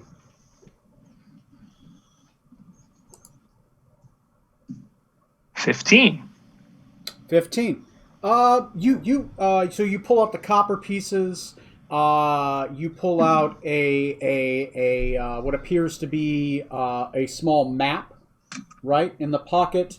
You pull out what appears to be a small key.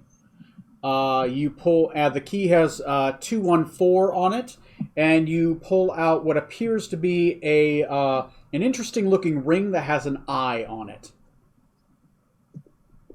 Very, very finely made. I'm gonna hand the ring to Decadic and see if he sees anything. Decadic, you watch Off Strom or walk magical. up, take up that coat, start rummaging through its pockets and walking back. Not the weirdest thing I'm seeing so far here. And yeah, I'll with my master arcana speed, I can cast ritual and identify for just A minute instead of Yeah. 11 minutes. Yeah. That is a ring of X-ray vision. Oh my. Does it need to be attuned? It is an attunement item. It does do a lot of stuff. And exactly what you think it does. So it does what we think it does and more? While wearing the ring, you can use an action to speak the command word. When you do so, you can see into and through any solid matter for 1 minute. The vision has a radius of 30 feet.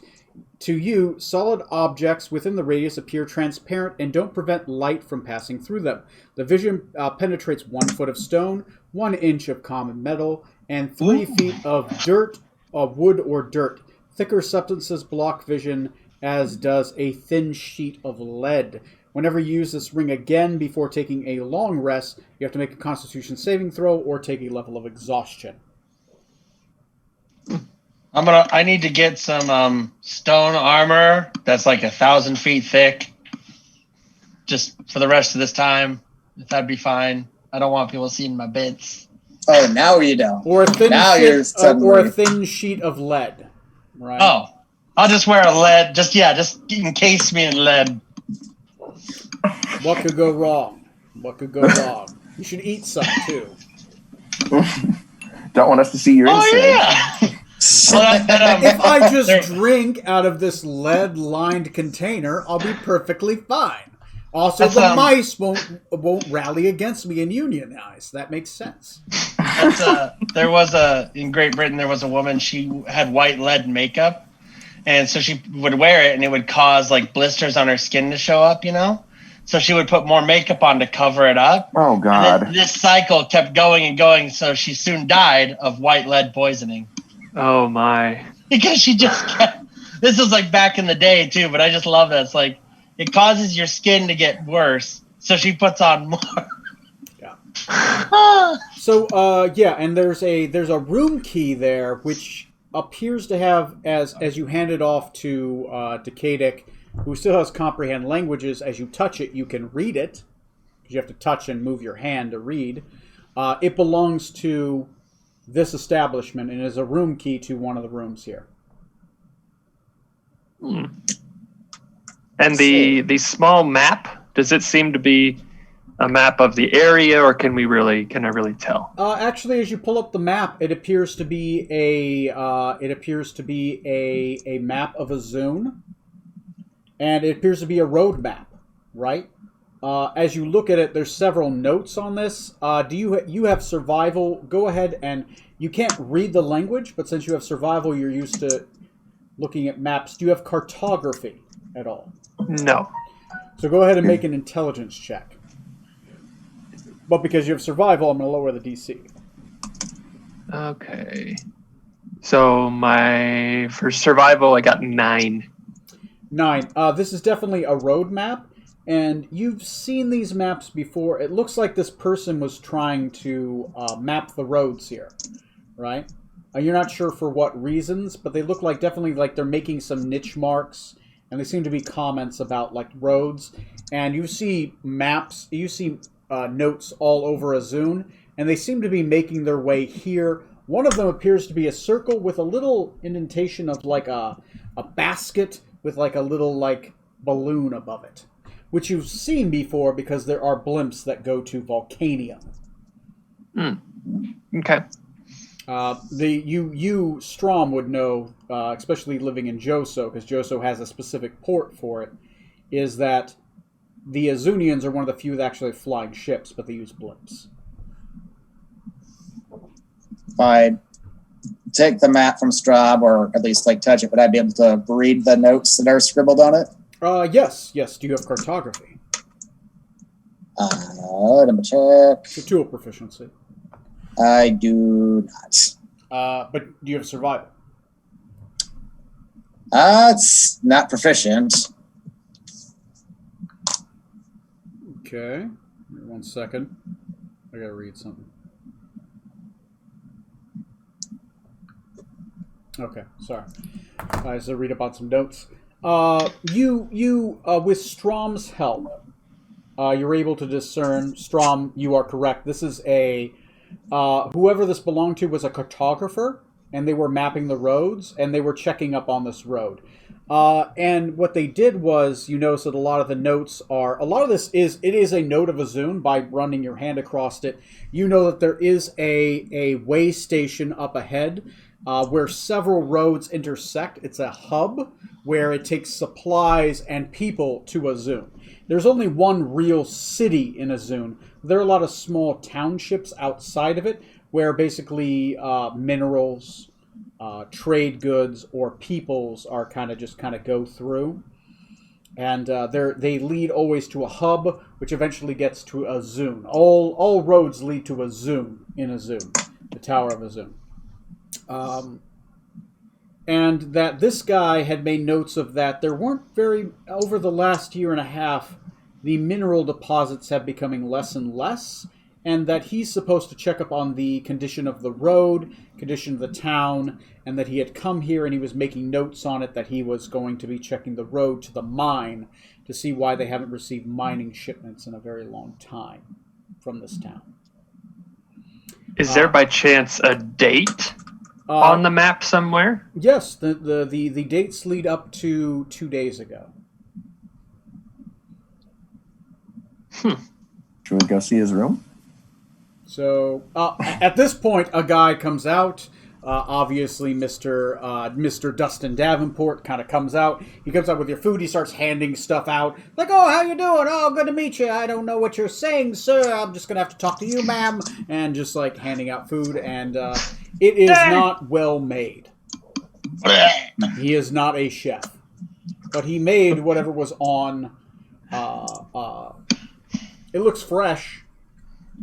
It's better than dried beef jerky, but it's cooked by somebody that does not have proficiency in cooking utensils.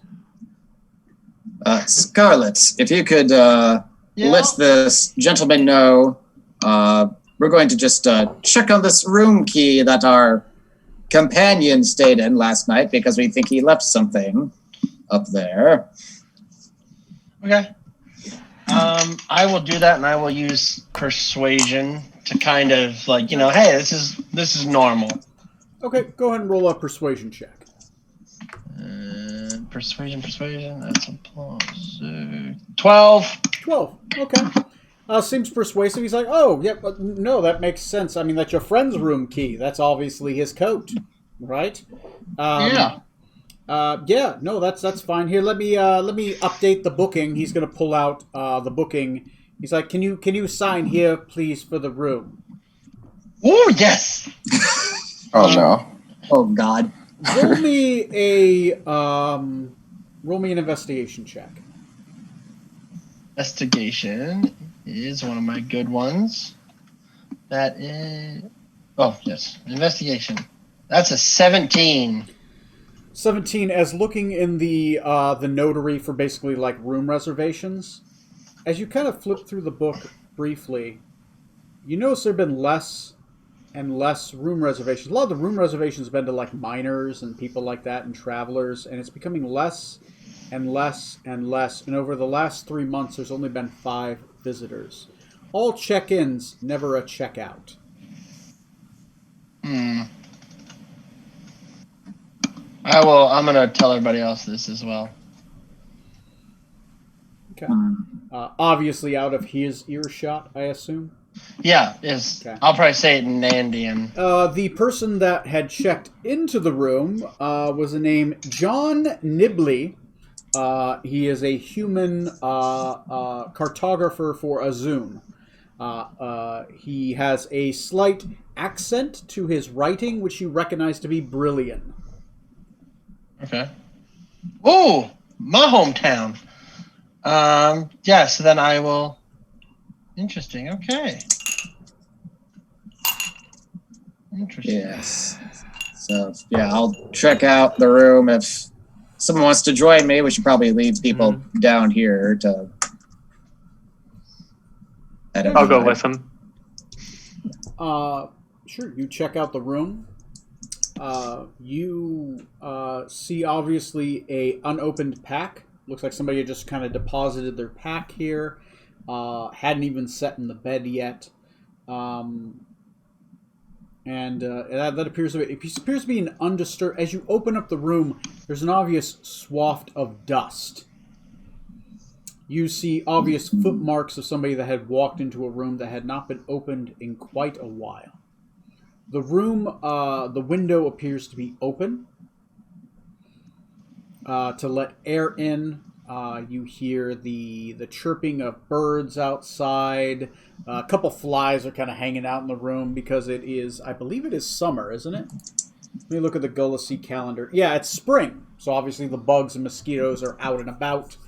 But this room doesn't look like it's been upkept. It hasn't been turned over in quite a while, right? Thus the lack of his help. There is a pack there. But the bed appears to be disturbed. Like somebody walked in, deposited their backpack, and went back downstairs. Well, I guess let's see what's in the backpack. Okay. Mm-hmm. There is a bedroll. There is cartographer's tools, if you would like to mark those down. There is 15 days rations.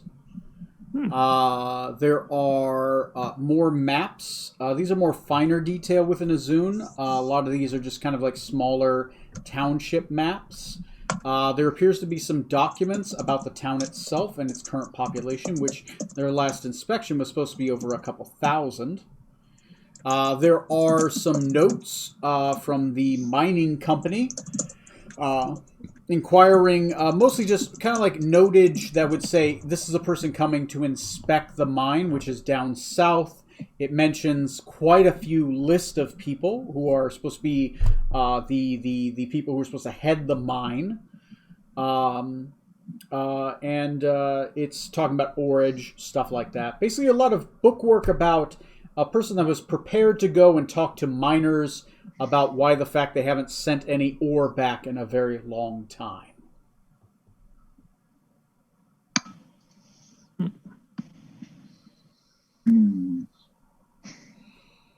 And notes about the condition of the road being less and less worn, as if it hasn't been walked upon in a long time.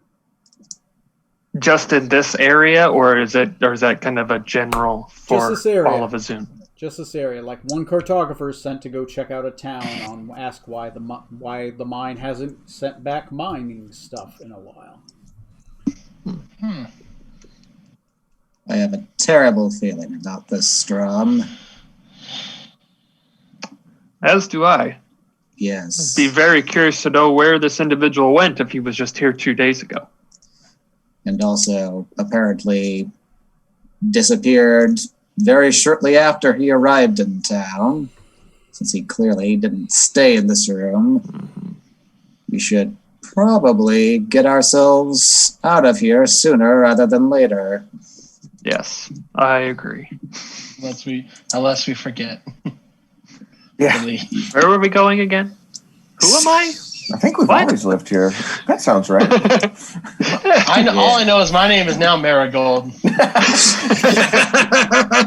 That's hi, I'm funny. Marigold. So is mine. Yeah. Oh, nice to meet you. Like, I don't know if that would be like a check I could do, Tony. Like, could I sense if I feel like out of sorts, like if my memory's starting to go weird while being in this town? Roll me let me check. Or would I need like a spell of some kind to specifically? Tony has to look at a plot thing. Should detect magic at some point, just to see if there's any weird residual magic around or something. Sure, if you want to burn that spell slot, go for it. He does detect magic. Everything just explodes with magic. Yeah, Like, except oh, I God. didn't Wait, what was prepare I doing? to detect magic today because I didn't think I'd need it. All right. Oh wait, my Gem of Acuity that has a charge. I can cast detect magic with that. Yeah. Okay. So yeah, I'll use that in conjunction to see if there's anything funky. Give me a minute. Tony has to read up on something. Sure. C, D, E, F. There we go. There. Dang it. Dang PD. Oh, nope. There we go. It put it on stream, but you guys didn't notice because you're not looking at it. Okay. I don't know how long exactly I've been in this town, but it looks very much like this Sure. guy came in, checked in a room, started a card game, and then just left, which is very concerning. Yeah, it is very concerning. Let me pull up your character sheet, and I'm going to do a roll for you that you don't know about. Oh. God, he was playing. Okay, that is that on the die. You technically have advantage. That's worse. So go with the highest roll because your race gives you advantage. And let me look at what your... Okay, what were you doing again? Casting detect magic with my Gem of Acuity and just trying to feel out like if my memory's intact, if I feel off. No, everything seems fine. Nothing seems off. You feel a little bit of magic, obviously, from the people around you, from that new ring you have. The backpack doesn't feel magical at all. That's about it. Nothing strange. Everything seems normal. Everything's fine. It's just fine. Okay, hear me out. We nuke this place from orbit. It's the only way to be safe. Yep. I think it's really a mercy at this point. No. Probably don't even have to pay for the cart. When we go back, just remind him that we reminders coming to get our carts. And our names are Marigold. Right. It'll work, right? Mm-hmm. Hope the guy even remembered to finish cleaning the cart and that it'll be out. Like this whole time, he's just been like, why was I standing out here again? Well, I guess He brings it out, then he's like, why? I got to put this back. He goes, puts it back in his thing and throws dirt on it for some reason. Yeah, let's Good you found all that stuff, though, and to see this guy is, it wasn't just a coat there to make it look like someone's been playing, but someone was there and they're gone. yeah. Let's head back down with the others. Yeah. I'm curious, does the few people I've seen in town here, do they look malnourished or anything? Like, and someone's like not taking care of themselves, starting to get, kind of grungy, like. Roll an investigation check. Concerned that they're just going to starve themselves to death out here, not knowing what the hell's going on. Oh my god, I didn't think about that. Yeah, that would be a possibility. Yeah, 16. No, they seem fine.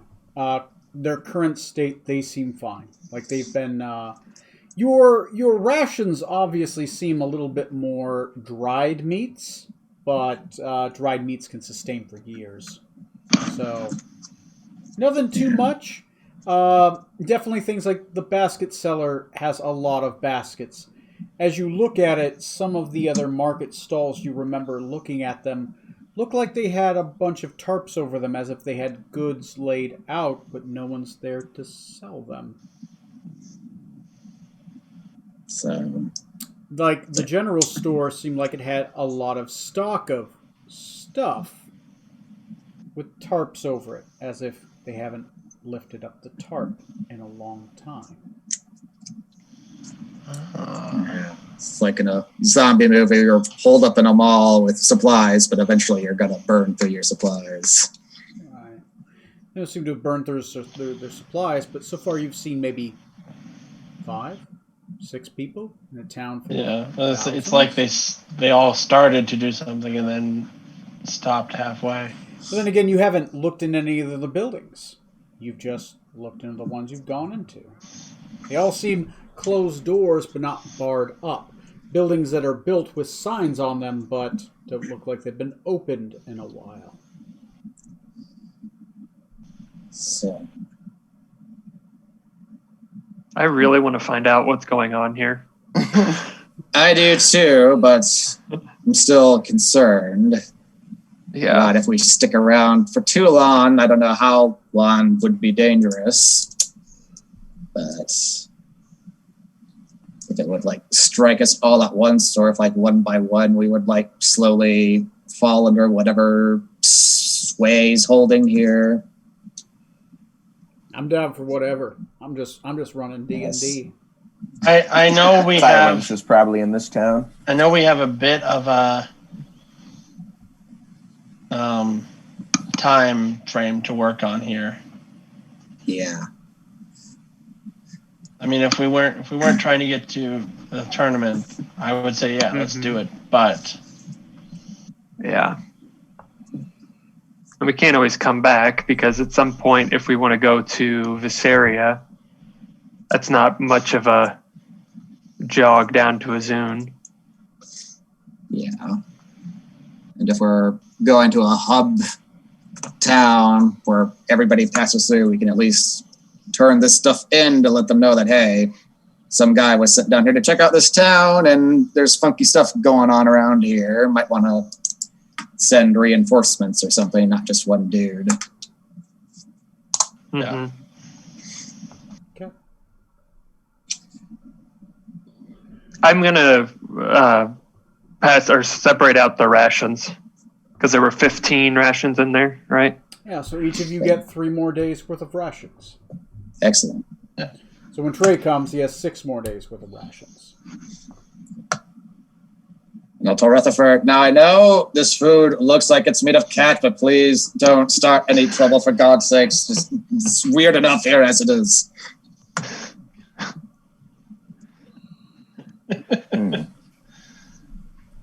And then it's probably been an hour by now or close to, right? Yeah, it's been about an hour. If I poke my head out, how far away was the guy that we got the cart from? Oh yeah, he's got you see outside the shop. There's a very finely made. He's got a broom. He's dusting off the cart. He's even has holsters ready for whatever transporting animal is to pull the cart. It is made for a horse, but it is a single horse cart. It looks like it's made to bear a load. It has extra springs. It's a mining cart, so it can take a heavy load, but only have a single horse carrying this heavy load. It has big wheels. But outside of that, yeah, no, it looks like he's mostly got it ready. Whenever you guys want to leave, you can go ahead and leave. Yeah. Boy, Go to the captain and be like, we should probably leave very quickly if we're ready to go. Captain, very uneasy in this town. Yeah, that would be prudent for now. Get out of here before someone goes off to the mines for a while. Or at least leaves and then forgets why they were leaving or to come back. Oh boy! All right. So, Let's what are you guys doing? we are going to load ourselves up into the wagon and then head in the direction of the refueling station for the Zeppelins or whatever. Sure. You guys go ahead and you go up to who is the guy? Give me a second. Let me look at the town generator. Dusty? Dustin Davenport? No, that was the bar owner. That's right. It is the Traveler's Handy. Matilda Mitchell is the name. Oh no, sorry, that's the wrong one. The Pilgrims Guild. Oh my God, I can't. Yeah. What's his name? Like Andriel or something? Andriel Eastoff. Like, here, see if you could pronounce this fucking name. This is my favorite part. Adelaide Eastoff. So Andriel it is. Andriel Eastoff. Andriel. There's our version. So Andriel There's the correct Eastoff, version, and there's he's like, oh, well, fantastic. Good to see you again. Right. Let me write you your receipt. He spends a little bit of time. He writes your receipt, folds it up, hands it to you. There's your receipt. If you return it back, I will buy it back at 1/5 the price, right? All right, and you can use that for your tax deductions if you ever live within a zone and you need to reduce this against your expenses. And Financial paperwork. Fantastic. You didn't buy a donkey, right? That's fine, perfectly, no issue there. Donkeyless carriage. Good luck pulling it. I didn't see you have a horse, but if you ever need a donkey, I've got donkeys for sale. I'm gonna hand. Who has the receipt? You, probably. You're the one he's talking to. Then I will hand it to Decadic to make sure it doesn't look wonky or, there's nothing like odd about it. Like, yes, it's for a cart. It has like all the information it should have on it. Please help me. Decadic, go ahead and roll an investigation check real quick. Yeah. Just because he's probably better at reading this than I can. Do you have comprehend languages up? I don't. Yeah, at least, it lasts an hour, right? So you've burned through an hour. You would have to burn a spell. You can hand it to me, too. Re-up it up. See. I can. Yeah, the captain, can easily. Yeah. Yeah. Captain, go ahead. Pass it off to him. So, to make sure it's investigation check, Captain. Oh, boy. Just to make sure it's not. 11. 11. So as you're looking at it, it's definitely a receipt for a cart, except where the signature is, it screams, "Please help." It's watching you. Oh. It seems to be written in. It's very. A lot of it is very finely written, except for that part. It looks like he wrote with like his other hand. It's just fucking crazy looking.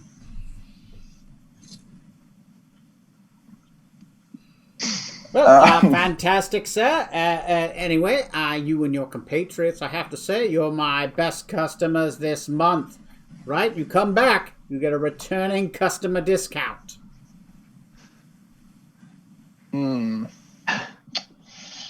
Yes. Boy. Say, for what it's worth, I did my best to not react at all to that last part. I'm just like, yeah. Putting that in my You're a pocket, snake. You have basically. difficult features to read. I'll give you that. Just because I was already curious what would happen before he read that, I'd like to cast Dispel Magic on Mr. Eastoff, just to see if anything happens.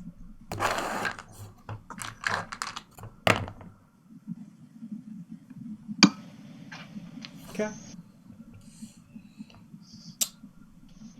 High, low. Good, bad. Me, you. Low, good for me. Low is good for you. So 100 would be bad for you. Okay. Yes. Okay. Just theoretically. Theoretically. You cast a spell kind of subterfugely, very quickly, kind of at the guy. His eyes blink for a second. His eyes go wide, and then they just kind of glaze over again. He's like, "Oh, yes. Let me know if you need anything else." Decade, quick investigation check. Yes, sir. DC is high on this one. 25. 25. The moment after you dispel magic, the sounds of birds in the distance gets louder, and then it softens again to a normal amount. The fucked up guy. Outside of that, nothing else. Perfectly normal. Guy's just sitting there with a cart. Cool. Rutherford, be a dear. Pull the carts. Let's get out of here. He's got an 18 strength, and he's got a larger carry. I was gonna say if he can, yeah. He's in a mech suit. He can easily fucking push He's in a it mech right suit. along. His carrying capacity has been increased, and he does have an 18 strength, so he is a pack mule. So he can grab it and start carrying it, right? I imagine Scarlet just like whipping him. Faster, faster! Or Rutherford. Rutherford. Yeah. No, he's whipping Decadic for no reason. Turns around. Ow! Why? Turns around to like the inside of the car, just starts whipping people. Oh God, it's affecting Scarlet. No, we need to get out of here. The name is Marigold. As you guys exit the town, everyone roll me like a D4, just for the fuck. Oh no. Oh dear. There's What the hell? God. Hold on, I need to punch in a D4 here. Oh yeah, Oh, on the no! turbo. Let's go. Oh. Zork-san, as you guys are exiting the town, you're kind of in the back of the carriage, right? Just hanging out, kind of sprawled, kind of like curled up in your snake, like, whatever I'm snakes coiled do. up, thank You're you. coiled up. You're kind of just like looking out the back. And as you're looking out the back, as you slowly start exiting this town, you see a single kid running across the street playing kickball with a ball with a little bit of blood on it. You don't see that other kid you had seen before. I need you to roll me a wisdom save. Oh boy. Oh boy. This is against magic. All right. So it'd be 2 wisdom saves. I'm doing pretty good. Got a 25 on my first roll. 25 will do it. Yeah, you definitely remember seeing another kid earlier. But there's only one, and that ball didn't have blood on it. But that kid's kicking the ball as if she's been the only one playing kickball all day. Just the girl, not the boy. Oh, great. We have to come back here. I don't know if there'll be anything left by the time we get there. Right? Go back. Baskets for sale. Those aren't baskets. Oh God. Oh jeez. They're made of people. So yeah, you guys exit the town. Zorkson, unless you say anything, you're the only one that knows that. I'm waiting till we get out of town to mention a couple things. Yes. Yeah, you Faster, Rutherford. Faster. Okay, so you guys start exiting town. Good. We will go ahead and feel free to, as you guys get, how far do you wait? A mile? 2 miles? 3 miles? How long do you wait till you get out of town before you start mentioning this? Probably just like a mile. I felt all right before the other spot. Yeah, sure. Yeah, no problem. Everyone else roll me a will save. Oh, jeez. Oh dear. As Orksan starts mentioning this. Uh-huh. Decadic. It's watching you? Decadic gets advantage. What do you think they mean by? What do you think he means by it? It's a wisdom. Yes. Wisdom is surprisingly low for as brainy and dude I am. Ooh, that's the exact same roll both times. All right, so all of you fail. What? Oh. Whoa! So, Zorksan, feel free to have some role play, but shortly after this role play, Scarlet, Decadic, and Strom, you're going to forget what he says, and you're going to replace it with just something else. Okay, easy. I'll be right back. I just need to use the bathroom. Feel free to have that role play, though. Zorksan, you do remember talking to them about it, and their eyes glaze over.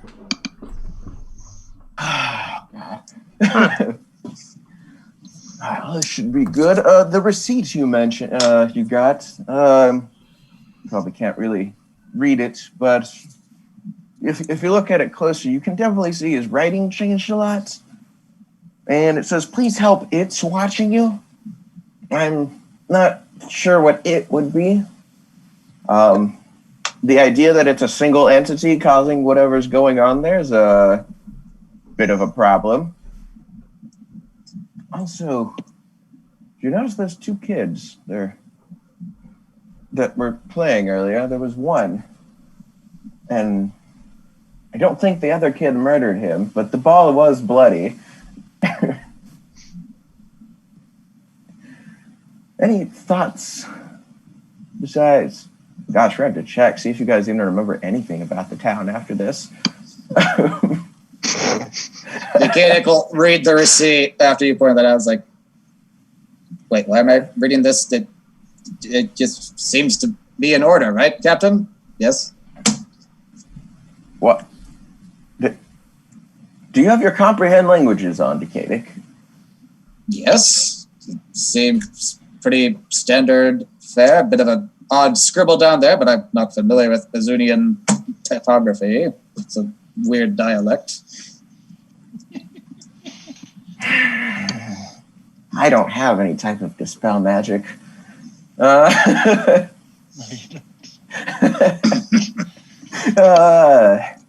Cool, buddy.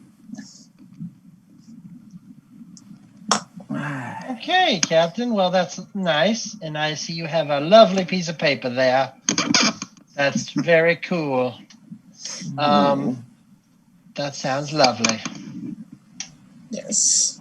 What do you guys think it is, though? I don't sure why you're not reading that. But what's it? What would be watch?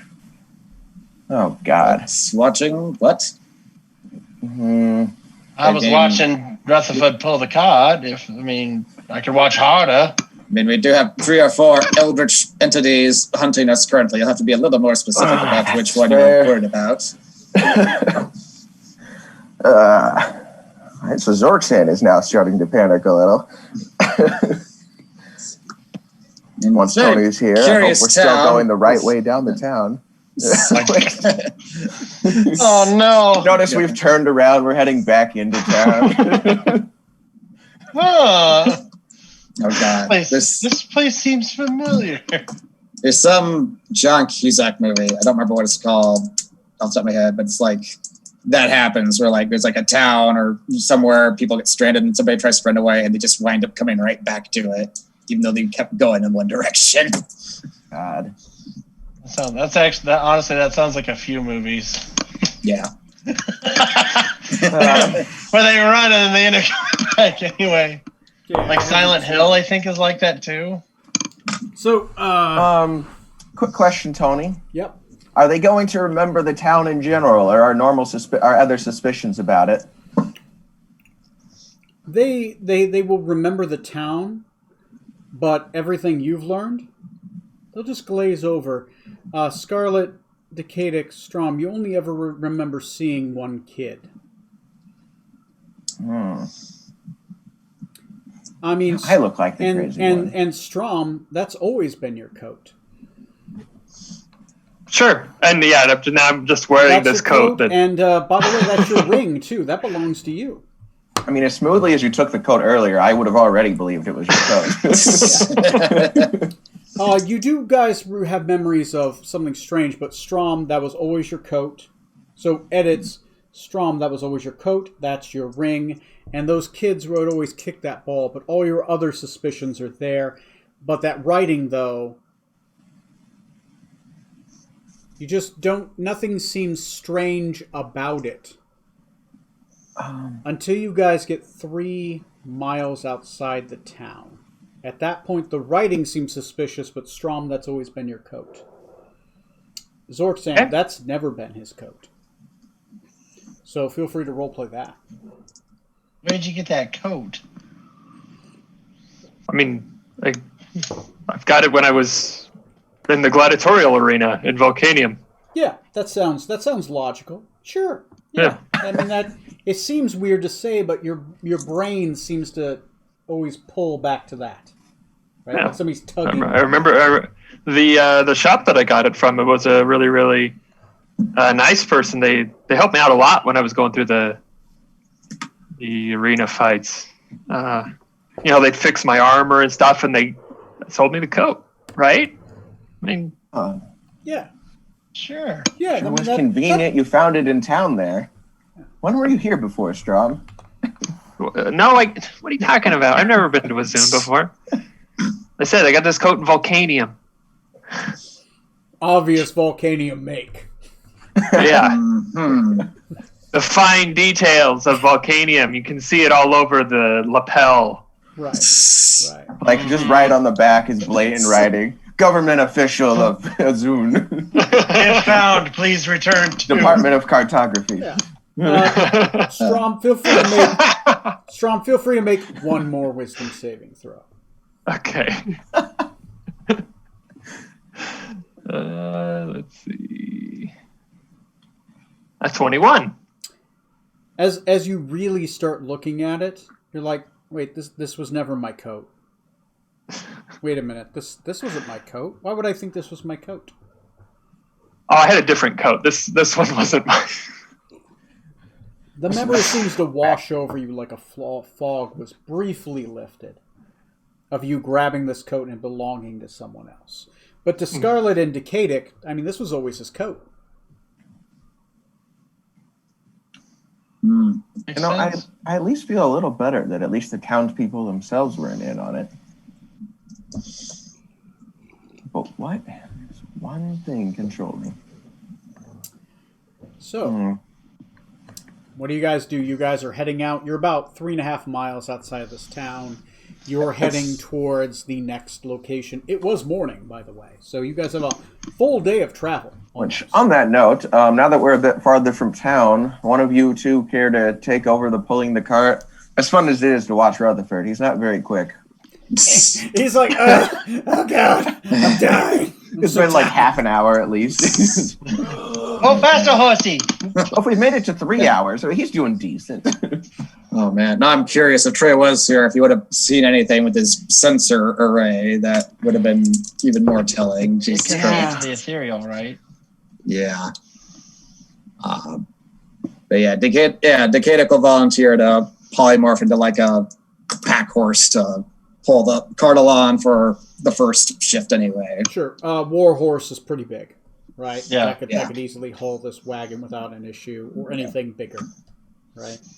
Yeah, warhorse. Okay. And he's completely convinced that, oh yes, everybody else's memories have been getting foggy and weird. Good thing mine hasn't so far. Yeah. That makes sense to you. Yeah, I'm a smart elf wizardly type. Makes sense. I'd have resistance to that. Yeah. Sure. Yeah. Okay. So travel rules. How do you guys wish to travel? You are now on land, but you are on a vehicle.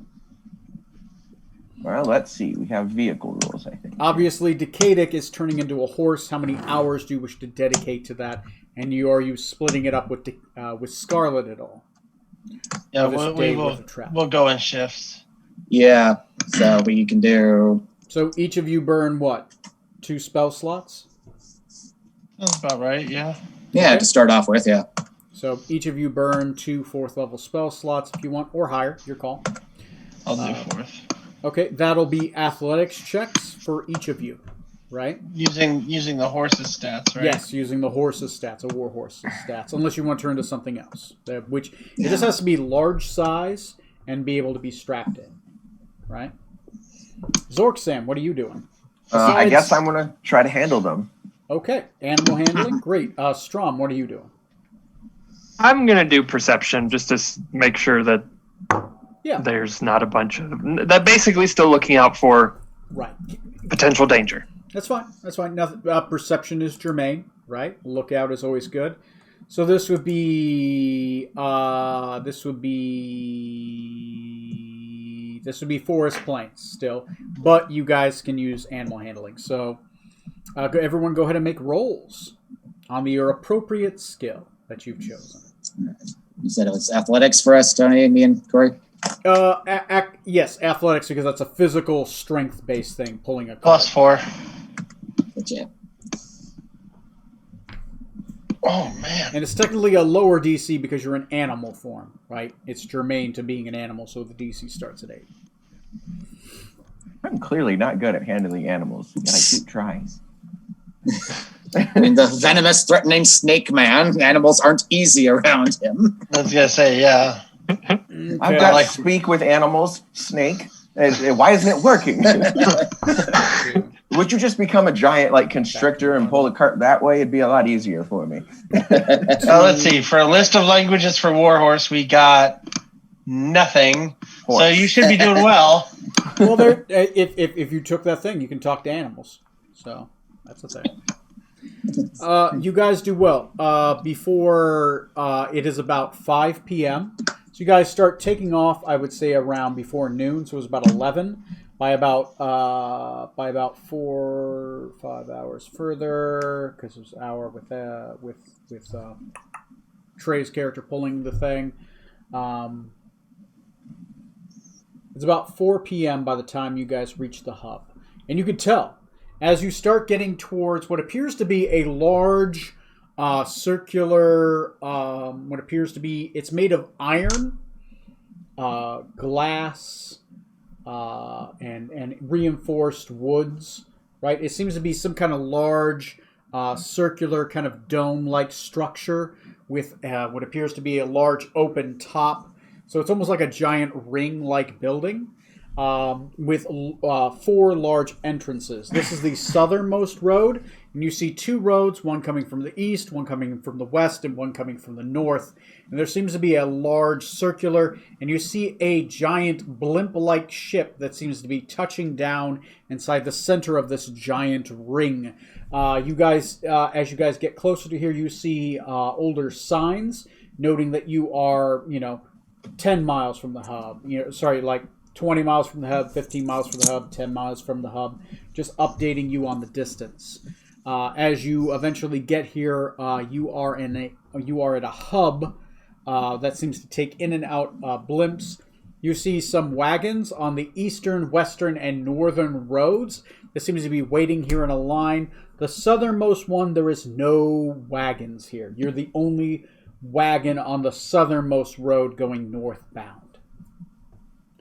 So you don't have a wait. Everyone else seems to have a wait, like they're busy. But you are not with your single horse-drawn carriage. I will say it is... Currently, Scarlet is a horse right now. Decadic, you are not a horse. As you are taking shifts. So, as you are getting closer to this hub, there is obvious Azunian kind of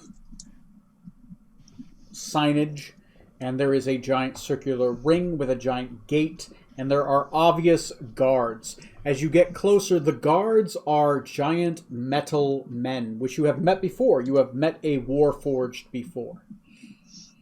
They seem to have halberds, and one of them appears to have a single eye, which seems to be multicolored, almost prismatic as you walk by, and a prismatic light shines upon the carriage as you get close by, as if it's some kind of radius ability. As it walks towards you, it says, "I am Mark 87513. What is your business? And who are you? Can I see your privilege papers, please?" Which What Strom, language is he speaking? He is speaking Azunian. Scarlet's a horse at the moment. Nay.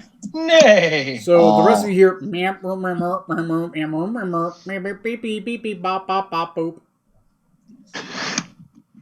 Just to test if it knows anymore, I'll say in Andean, beg your pardon, what was that you were saying, sir? Metal man, sir?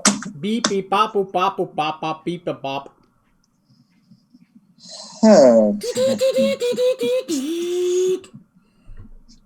As the eye kind of focuses more on you. Can Rutherford speak machine? God, I don't know. I don't know. Let me look at his character sheet. Does he speak Azunian? I feel like 3BO trying to get into Jabba's palace talking about that fucking eyeball. Rutherford, let me look at the languages on his sheet.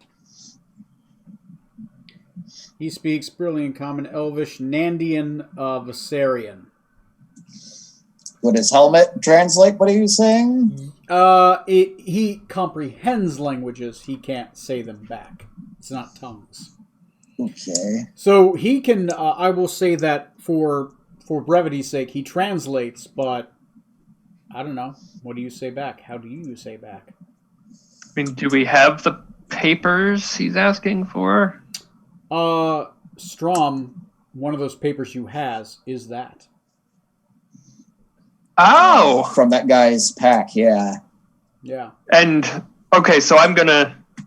I mean, because this is the only stuff that I have that I wouldn't necessarily know, I'm gonna start going through it and hand him... Well, I'm gonna hand them to Decadic. Oh, Because Decadic can read them. Okay. Yes. And we can see what might be there. Yeah, I can cast comprehend languages again and try to sort through to figure out which one's the right one. Yeah, roll a quick investigation check. Right.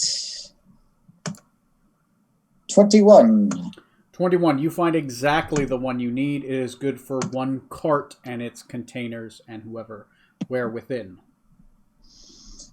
Excellent, yes. I will just hold that up and point at it in front of the guard.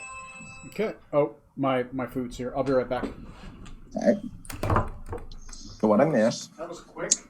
We're just trying to get into the hub here. There's a couple Warforged guards that only speak Azunian, but even though Scarlet's a horse and can't talk right now, Trey's helmet does translate, does comprehend languages, so we're able to figure out like what paper we need to gain entry.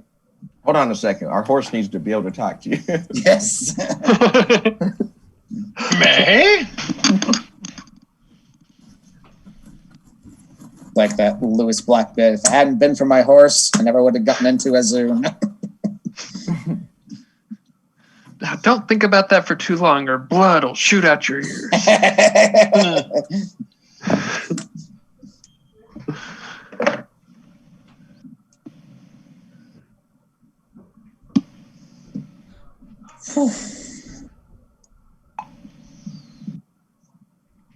Oh God, I would love it if Tony made it so Smoot came to this town and he's off wandering towards that mine somewhere. We have to save him, boys, quick! He's forgotten about the rest of us. It would have been pretty fun if Neil showed up while we were still in town. A good chance he could have been confused. And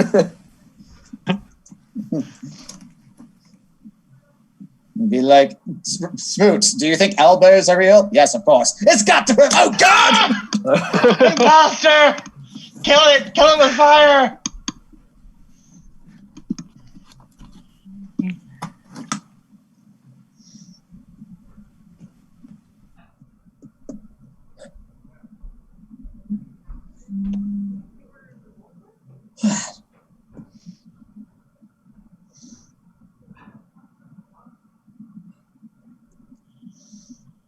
So yeah, now that we're here, should we try chartering a ship to the Tower of Azun to see if maybe there's conveyance from there, or even maybe teleportation capabilities to maybe get us somewhere faster than just flying or traveling? I would say that, and tell them, hey, head to Joso, because we know that's where we need to go. Yeah. Hmm. Another, Like, Azun's like a technocracy. It's mostly technology, but I think they'd have some magical capabilities too. yeah, I would hope so. Most of these guards are literally just like wind up toy soldiers. I like that idea. Although we know what happens to our group when we encounter clockwork people. I missed that session too. I'm mad I didn't get to be part of that. Oh, that's right. Damn it. That's right. Yeah. Let's just say Krasdek's forgery skills were on point. What happened? We ended up going to a plane of existence called, The Plate of Law, wasn't it? yeah, it was a plane of law, but it was like, oh, it has a really cool name, but it's all mechanical. Like it's giant gears and it's run by mechanical beings, and it's like pure law. And one of the things is my character tried to forge a document saying like, hey, we're allowed to go here and here and stuff like that, and it ended up failing really badly. And Trey's character ended up getting lost and he ran into like the god of law of that plane. He got a cool helmet, I think. And then we ended up like having to run from these robot people for like a good chunk of time. That's funny. Yeah, he pissed someone off or did something wrong, and they realized he wasn't one of them. Yeah, So they started yeah. chasing him, and he ran directly to the king, basically. Are you That's talking right. about the time Trey's character actually broke a law in a city that is based off of law? Yeah, what was Yeah. that place? Mechanus. Mechanus, yeah. It is Yeah, literally the plane of law. Yeah, a huge place full of gears and mechanical people. It's really cool, but we didn't do so well. I think that was Smoot's fault that we teleported there too. It was our get the fuck out of wherever we were as quickly as possible at that point. Yep. I think we teleported away because they were raining babies down on us. I'm pretty sure it was that time. Yeah, Yeah, that's right. Scarlet's character was killed twice in the previous combat, in the same round. Yes. Aim Hi, attack. babies? No, unfortunately, not by babies. It was like a Volta blade thing that came out, and he got 220s, but he had a free res thing on. So the first one went, chopped his head off, magic activated, resurrected him, his head came back on, and the next one came through and cut it off again. Good times. Yeah. That's awesome. Okay. So, yeah, you hand him the correct paperwork, and he points back at the entrance towards a giant blimp which has landed down and has its gate open. It has 4 different areas where people are wheeling in carts. Your area appears to be free. Think of it like a giant German blimp, right, from World War II. It's one of those style. It has 2 giant propellers in the back, giant helium-filled blimp at the top, and yeah. You see helium that's combustible, which one explodes? Hydrogen. Hydrogen-filled blimp. So, there you go. Lots of good decisions. It appears to be, its path is going back to Azun. That much you know. All right, then, shall we embark? Looks like it's ready for us to go. Mm-hmm. Oh, sure. Yeah. Can I turn back into a normal person again? I don't know. Can you? Yes, I can. May I? Not until we get that cart parked where we're putting it.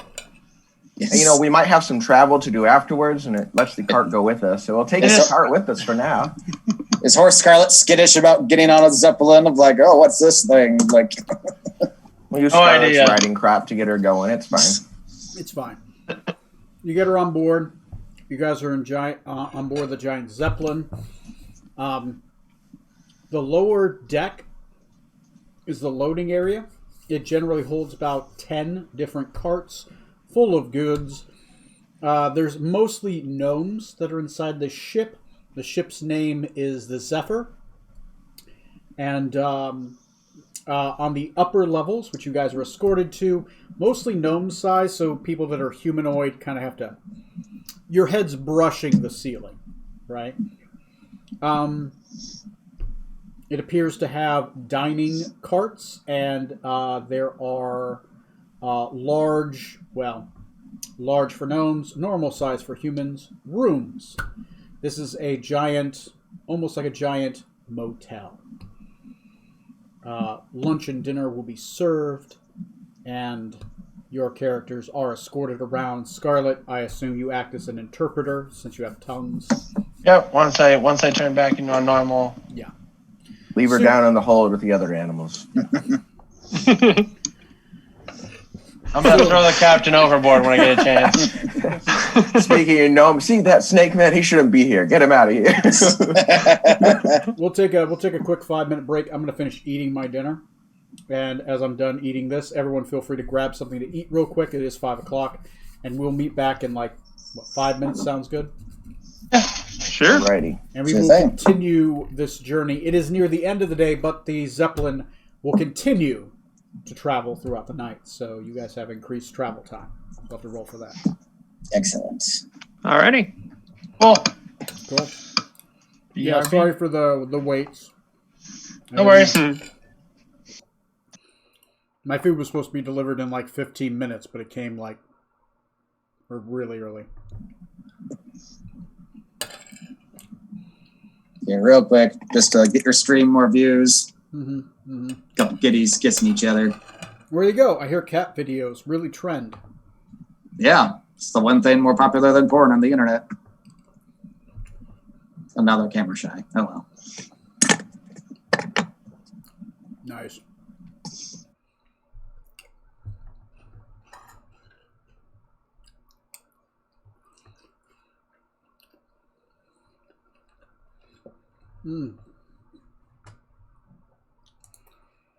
After these messages, we'll be right back. As I eat, so other people don't have to watch me eat. Yum, yum, yum.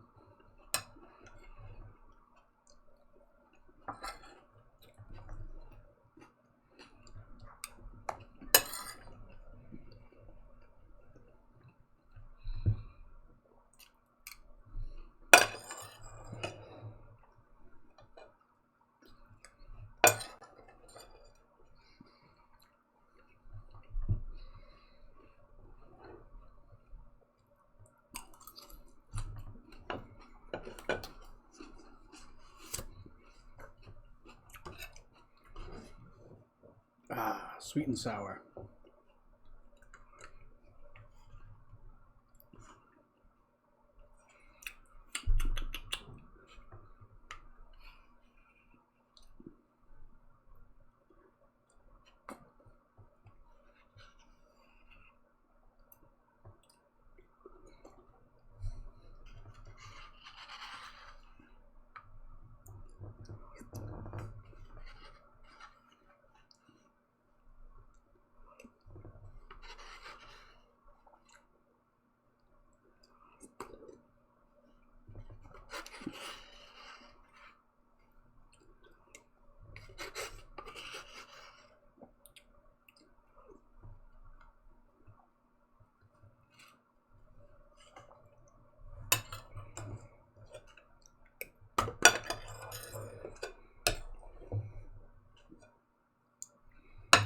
Here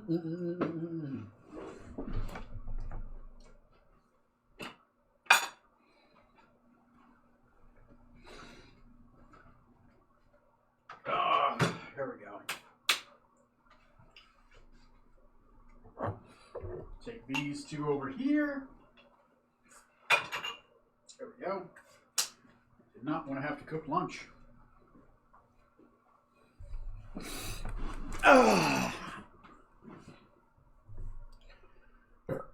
I have returned.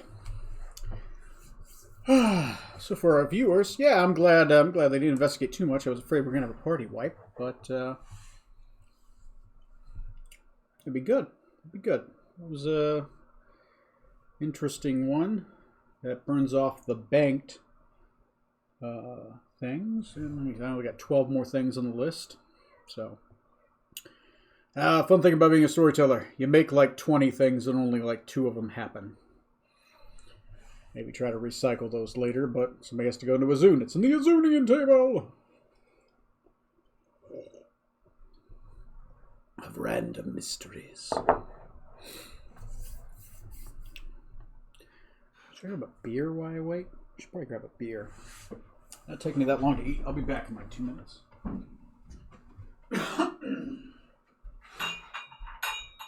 All right. Hello, girls. Hello. Yes. Oh, no. Daddy's going up the stairs. I don't know what you girls are doing. Daddy's going up the stairs.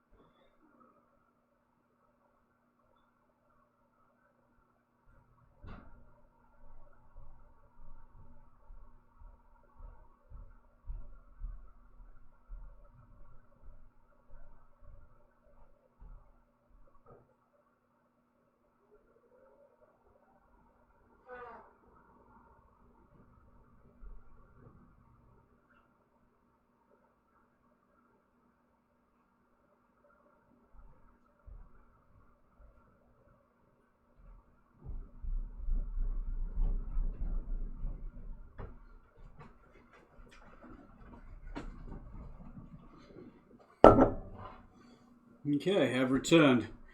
Oh, come on. Come on, doggies. I love you. I love you so much. But Daddy doesn't have any food in his hands. Yes, he doesn't. Give Daddy a kiss if you want. No kisses for Daddy? No kisses for Daddy? Oh, yes. Oh, Sif wants to give Daddy kisses. You're just a good girl. Oh. You gonna ignore Dad now? He doesn't have any food on him? Okay.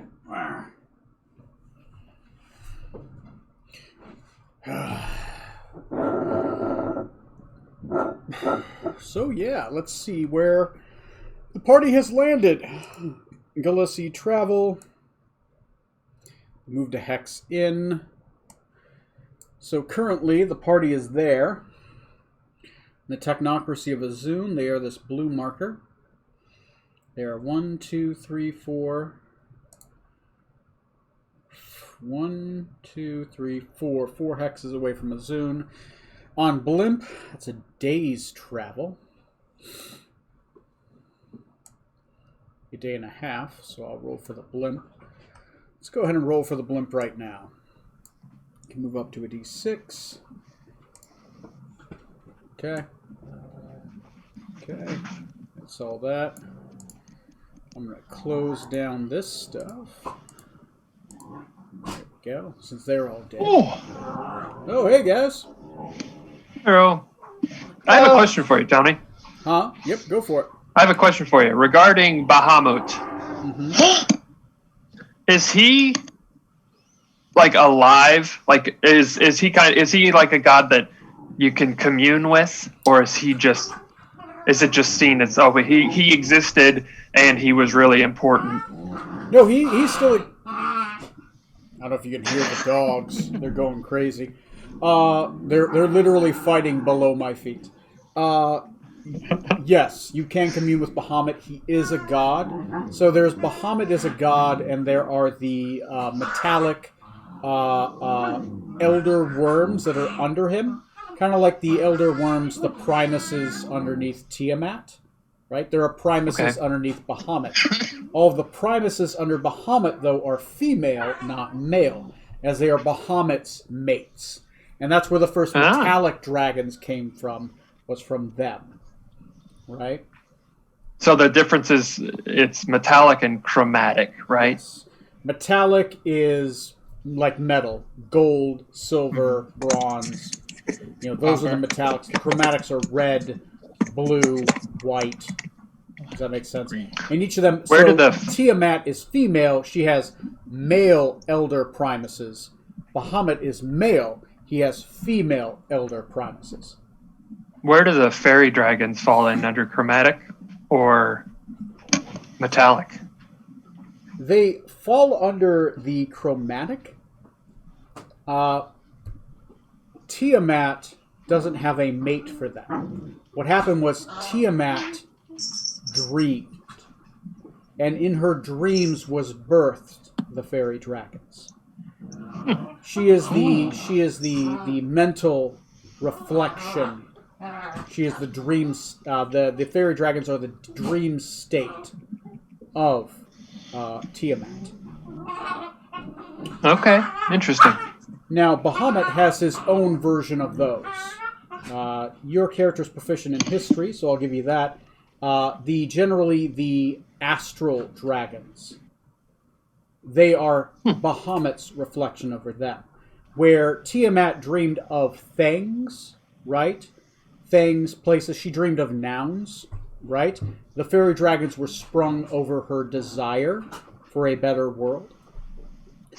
Bahamut's was forged after time, gravity, insubstantial things, the ideas of things. Thus the time dragons were born. That is the chromatic version. Now, there are gemstone dragons who are unaligned, right? They are said to spring up from the earth themselves, because Tiamat and Give me a moment. These guys are losing their fucking mind. I don't even know if you guys can hear me. All right, both of you. Oh, yeah. Yeah, we can. Go, upstairs, both of you. Go on. Hey, go they're play. almost as loud as Go you. play upstairs. Go. Don't attack the cat. Upstairs. Go. Sit. Go. Jesus Christ.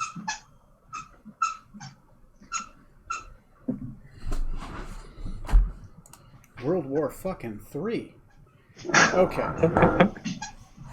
The gemstone dragons, so there were 4 Primus dragons, 4 original dragons, right?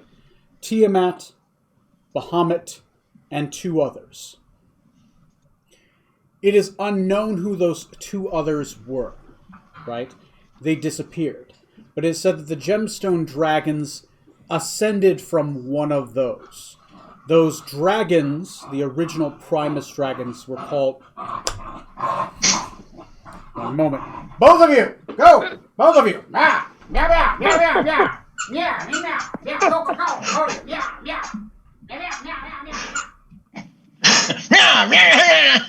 Jesus Christ. Losing their fucking minds. Alright, I am back. This is deep lore. You do get the Sinshir Rokugani. It's part of your religion. There were 4 Primuses dragons. 2 of them are known, right? Bahamut and Tiamat. The other 2, less known, but all of them were called Godzillas, right? They are matriarch. They are the dragons of old, right? They are said to be large beyond measure. And they were said to have slept in the earth for long periods of time and awoken. And that's when the war between the giants and the dragons began. Thus, the conflict between Relic and Saphir, where they reside on the moons. The chromatics are here because Tiamat and Bahamut had a difference of opinion, and Tiamat lost. Oh. But she disappeared Okay. long ago when the Sun King banished her. Thus, the Primuses ruled, thus Rokugan was born and split, right? 2 Primuses are known to reside in Rokugan, right? Those would be, let me pull up the...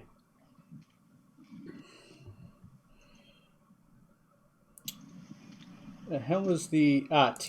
Tiamat. No. Have that metaplots? I haven't moved that over. The Cult of Tiamat. That is known to be Katem, Winter's Heart, and Ozad, Last Shadow. Ozad is the ruler kind of the Black Dragons, the Scorpion clan, right? Katem is a white dragon, right? He is Winter's Heart. He is currently behind the Crab clan, which is the main... so the black and the white dragons, their Primus resides within Rokugan. The green dragon, Yadas, the Eternal Green, disappeared long ago. It's believed that he still exists, but unknown where he is. And obviously you know of Gazetteer, the Bright Lord. The Dragon Empire was born from him. Basically, there was a conflict between the main chromatics, the Primuses, and the green, white, and black sided against the blue and the red. The blue and the red lost, and no one has really seen or heard from Endratheth Storm Song in a very long time, except for, of course, you guys. Right. The Primus So are there no blue. are there no metallic Primuses anywhere in Galaxy? Not on Gulacy, but they're on Saphir. You don't know who they are. The dogs are losing Okay. their mind. They're fighting below my feet again. Your character doesn't know who those Primuses are, right? It's not really talked about in your religion because it's Saphir business. But you assume higher up lords might know who the Primuses of the Metallics are. Okay. Okay. Interesting. Let me know if you guys have trouble hearing me. The dogs are... I've started up a dog fighting ring. Anyone want to put down bets? Where's Michael Vick? I'm good. Whoa! They're Whoa! losing their minds. The puppy is fighting the other one. Oh. Rhea's trying her That's hardest adorable. there. Yeah, that's my life right now. Every day, all day. Oh, moving camera for those people that get sick. Okay. Anyway, you guys find yourselves on. Oh, did you have anything else, Strom? No, that was it for right now. Thank That you. was about it. I am going to put some of that eventually in the gods sheet. I forgot I put it in the metaplot sheet, so I have to migrate it over. Okay. Because technically they're considered gods, right? They are demi power level because they are the mate of Tiamat, right? Mm-hmm. So, all right. So, you guys find yourself on the Zeppelin, right? Let me generate the Zeppelin real quick. Out of thin air before your very eyes. All right. Oh God! The Zephyr. The single bar in the Zephyr is called the Lonely Growling Haven. Dawn. The tavern inside the Zephyr is a brick, kind of like tavern, right? They got a brick outlay on the bar, reinforced with a wood door and a well-made wooden furniture all over the place.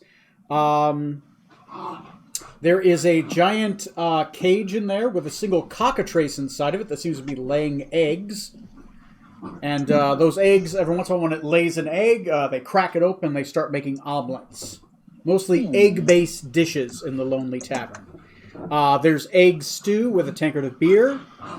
There's goose and egg peaches. Oh, sorry. So there's cockatrice and egg with peaches and a tankard of ale. And there's cockatrice and egg pie.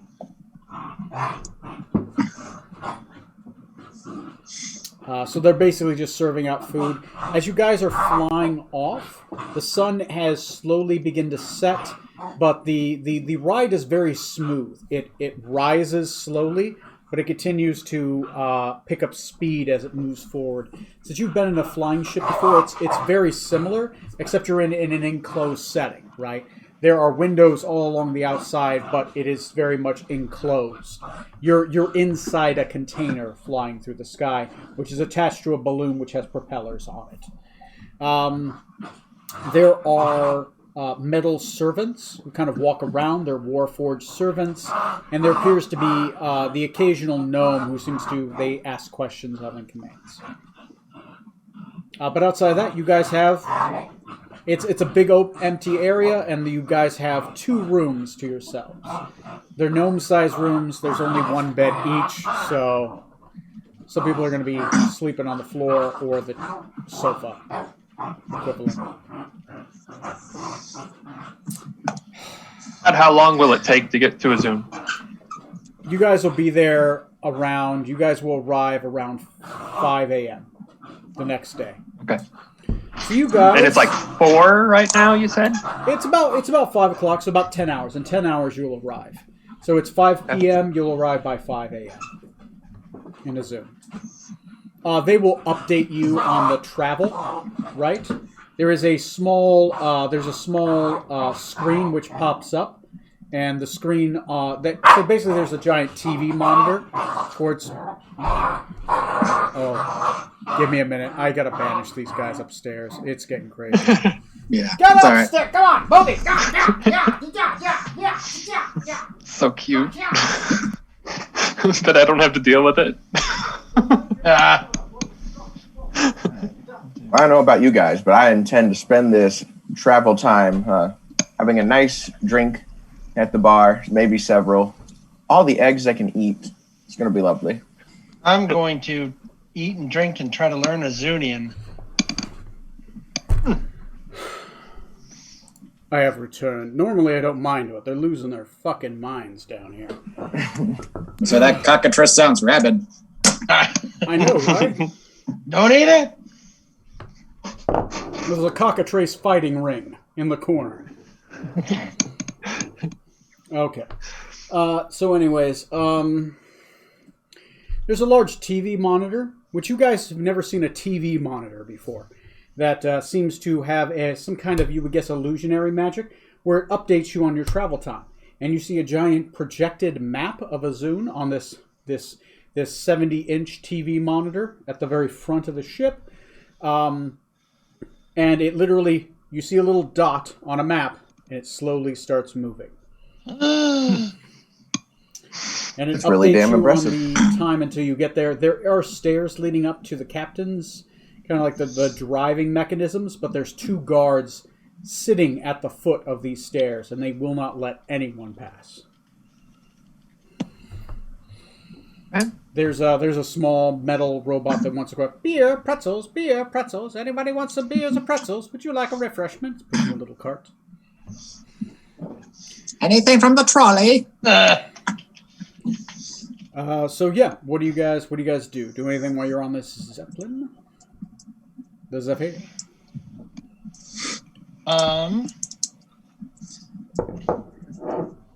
And yeah, getting some actually decent food today might be nice. That isn't made by someone who doesn't know how to cook. Mm-hmm. I'm going to enjoy an all-you-can-eat egg buffet, basically, hopefully, if the cockatrice can keep up. I don't know how rapidly it lays eggs. Have some drinks. The food is free. Your first good. drink is free, but subsequent drinks are way overpriced. And gnome size. Oh, So perfect for me. just picturing Zorg sound like Homer Simpson in hell eating donuts. Just Mm-hmm. Yes. Yeah, Paid that's for the all-you-can-eat. I'm I'm going to gonna get all I be- can eat. during this time. I'd like to try to start to learn Azunian. Sure. Roll me an intelligence check. You don't have a teacher, and you're kind of just listening. Yeah, It's like the 13th Warrior. You're sitting there and you're kind of listening to words.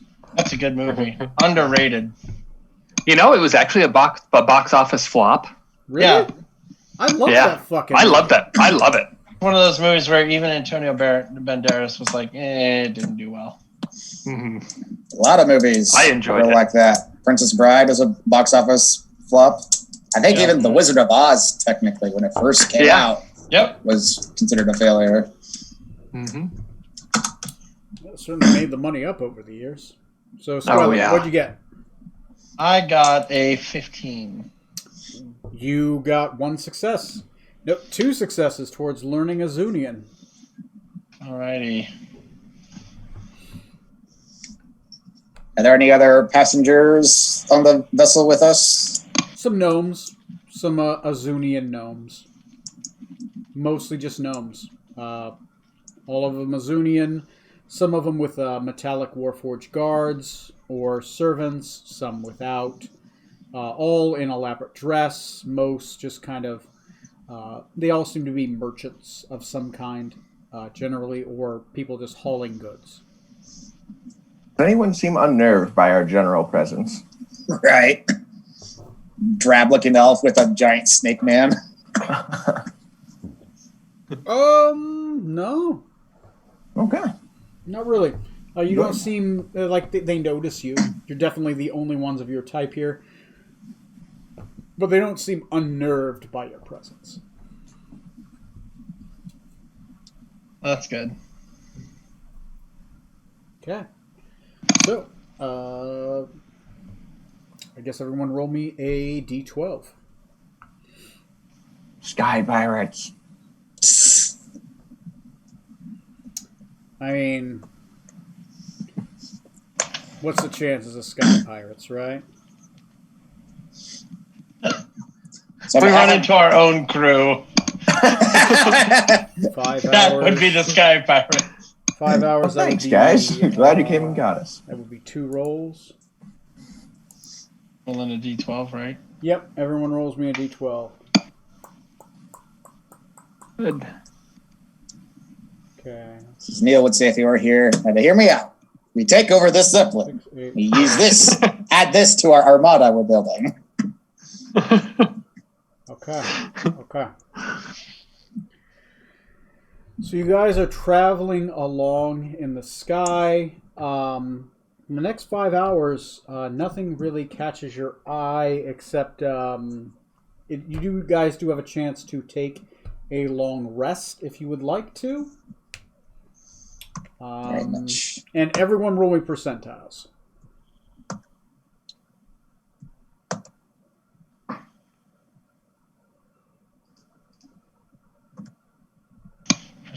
Percentiles. Okay. Damn, you two. 5 and 3. Zork. What's that? While everyone else is resting, you kind of get up for a minute, kind of stretch your snake tail. I don't know, your torso. My spine needs stretching, okay? All Spine of me. needs stretching as you're kind of going around. You're admiring the beautiful sky. But below you, far below you, you see a burning wreckage of a Zeppelin as you're flying overhead. There are a couple other people that are up. There's a couple of Warforged that are kind of looking down at the burning wreckage. Do you speak any Azunia?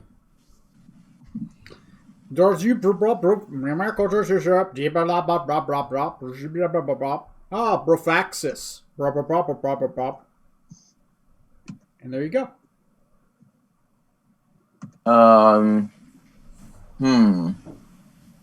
That's good to know. I'll keep that in mind. Okay. That's Braxis, was that a word I heard in there? Roll me an intelligence check to see if you caught it. Well, actually, no. You caught it. Yes, you did hear that. You heard Brovaxis. I feel like I should maybe know what that means, but I don't think I do. Roll me an intelligence check. Some dragon, probably. Yeah. I don't say anything, but I think I know who that is. I hope it's not. hmm Yeah. Go ahead and roll it. Sorry, I lost my thing. What am I? It's intelligence modifier. Yeah. You don't have keen mind, so you don't automatically. 22. I'm gonna remember. That dragon that kicked your ass. Okay, it was him. Ah. At least that's the same word. Maybe Why it would they means say something that? in Azunian. Who knows? Why would he be in a Zune? That'd be crazy. So anyway, the blimp continues on throughout the night, and it docks in the morning. Let me pull up the OneNote. Okay, detailed demographics. The Tower of Azun is a giant mechanical city. I don't know how I spelled that wrong. Made of one large platform and several smaller interconnected platforms and layers of those platforms. The lower level of the city is where visitors and non-visitors are allowed, but the higher levels of the city and the lower mechanical levels are highly restricted. The Great Walking City is known for its 7 shining beacon towers, which are collectively known as the Prismatic Lanterns of Azun, and are both a power source and a great source of protection from the city. The city has 2 major elevators and 4 Airbus docking stations. The main transportations of the city is either the elevators, only when the city is stopped, or the Airbuses while it is in motion. The city has hundreds of spider-like legs, hundreds of meters tall, right? So the entire city is maybe 250 meters in the air with these giant mechanical legs that will reach down, spider-like legs, and grab and move. It moves very slowly but very consistently throughout the day. As you get closer to the city, you can actually see a trail where it has moved with hundreds of pockmarks on the ground, like a giant spider-like centipede.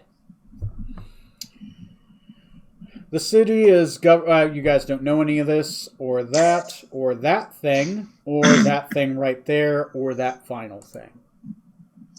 So, giant platform, hundreds of spider-like legs, hundreds of meters long. So that just gives you an idea of how big this city is. The city maybe has 65,000 people in it, right? An entire civilization of gnomes resides in this city. In the world, most of the gnomes live here, to give you an idea. And you see tons of these Airbuses going in and out of these docking stations, flying Airbuses, an entire platoon of Airbuses kind of encircling the place. Well-protected, giant mech steampunk city. To give you an idea of what it looks like. There are electricity and lights here. There are no torches. So you see blinking lights as you start going into the city. Think of it like a steampunk England, right? That kind of thing. City by electric light. As you kind of dock in, the Airbus docks is locked in, and it opens for the rest of you with your empty wagon. Well, your unhorsed wagon. Now a couple of we the can other leave the wagons wagon. you've noticed actually kind of take off. They don't have horses. They are steam powered, and they kind of just zoom out. You are the last wagon sitting in there, and basically everyone's kind of just staring at you guys like, carry this thing off this blimp? What you doing? Rutherford, be a dear. Take it off the ship for them. Okay. Rutherford grabs it. He's like, God damn son of a big fucking thing's heavy. Scarlet whips Oh, him. that reminds me. We should all get in the wagon, too. So he pulls the wagon, and you guys make your way into Azun.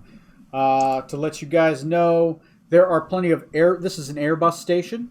You possibly might be able to find transport through an Airbus or maybe some other means here in Azun. Signatures areas there is, of course, a tavern. There's more than one tavern, but For my purposes, I've only written up a tavern.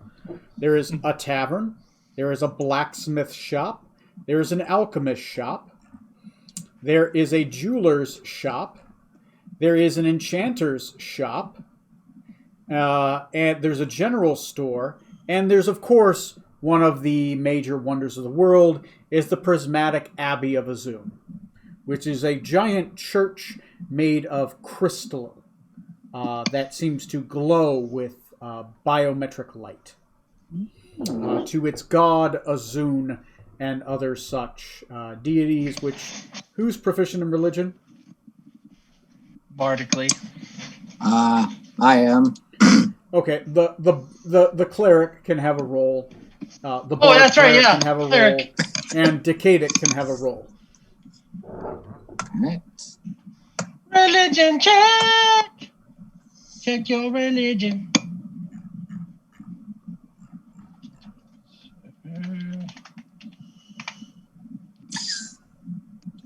Got the exact opposite.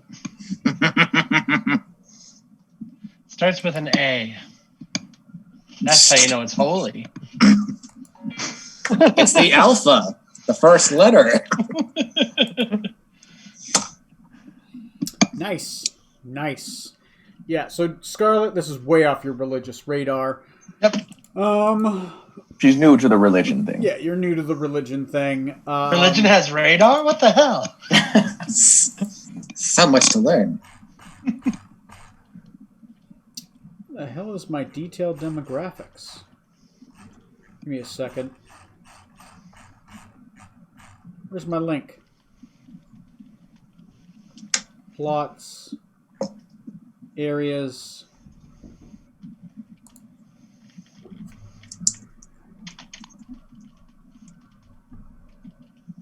Wow, none of these are anything I had grabbed before.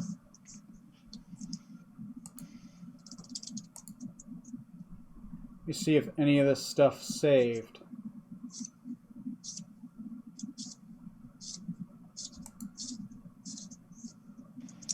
All right.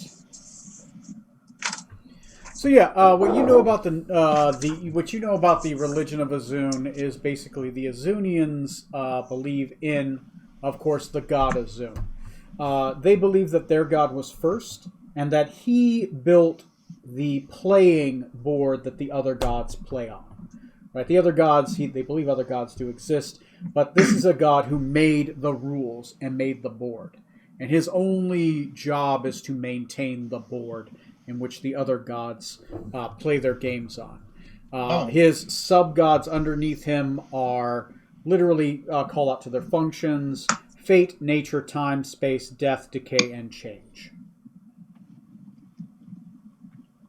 And Azun governs all of them. And all of them are Azun, they're just aspects of the great Azun, who is the god of rules and law. So there we go. Sure. Who has history? Was what? History. Oh, Scarlet. yeah. Okay. All of you can have a roll on this one.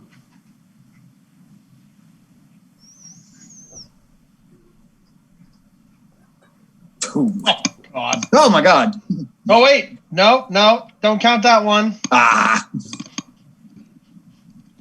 So 2 25s and a 13. Mm-hmm. Hey, Okay. Trey just joined the dice room. Strom, you know Azunians to be very uptight, right? They're all about precision, very much about order, that kind of thing. They're very extremely lawful people, right? Okay. With the 25s, Scarlet, you can ask me 4 things, and Zorksan can ask me 4 things about Azunian people. That way you know about Azun, Azunian people, or something regarding the history of Azun. So, whoever wants to start. Who are they typically enemies with? Enemies, the 5 tribes of Wallan. Okay. Commonly non-stop war against it. Traditionally, realistically, they've only really been at war with one person, and that's the 5 tribes. Everyone else is just kind of... They don't really bother them because it's the gnomes. They've always been willing to trade, right? They're only really secretive about their technology, right? They harvest it out. They train people, but the main centers of knowledge is to Azunian nobility. Is it traditional? I guess you did say nobility there. So is it like a monarchy kind of thing, or what's our government system here? What's we got? It is a technocracy. There are 5 major families. The 5 major families govern the different aspects of technology within Azun. So they're kind of like merchant guilds, realistically. So there are 5 merchant guilds, but there is one major merchant guild that kind of reigns over the other ones. The house is House Mechanus, House Gearmonger, House Prismatica, House Astronautilus, House Roboticus, and House Alchemicus. So alchemy, robots, travel, Prismatica, you're not sure what that might relate to. Maybe lights, power, something like that. Gearmonger, maybe physical, mechanical parts, stuff like that. And Mechanus, something like that. Currently, House Mechanus is the ruling guild. Under Queen Zentilia the Merciless. Zatinia. Ooh, that's a word. How old is this tower? Surely, they haven't been on this tower for thousands of years, or what's the deal with that? What's the... Probably about, I got 1,000 years of history. So yeah, 1,000 years. Wow. This thing has been rocking for a while. I'm impressed they accomplished it 1,000 years ago. Good Lord. There we go. 1,000 years this thing has been going from, and this giant metal city was the city the gnomes came in. So the gnomish race came from here. One day there was a giant walking spider city. And that's where the gnomes came from. Even the gnomes in Wonragon technically can trace back their lineage back to the Tower of Azun.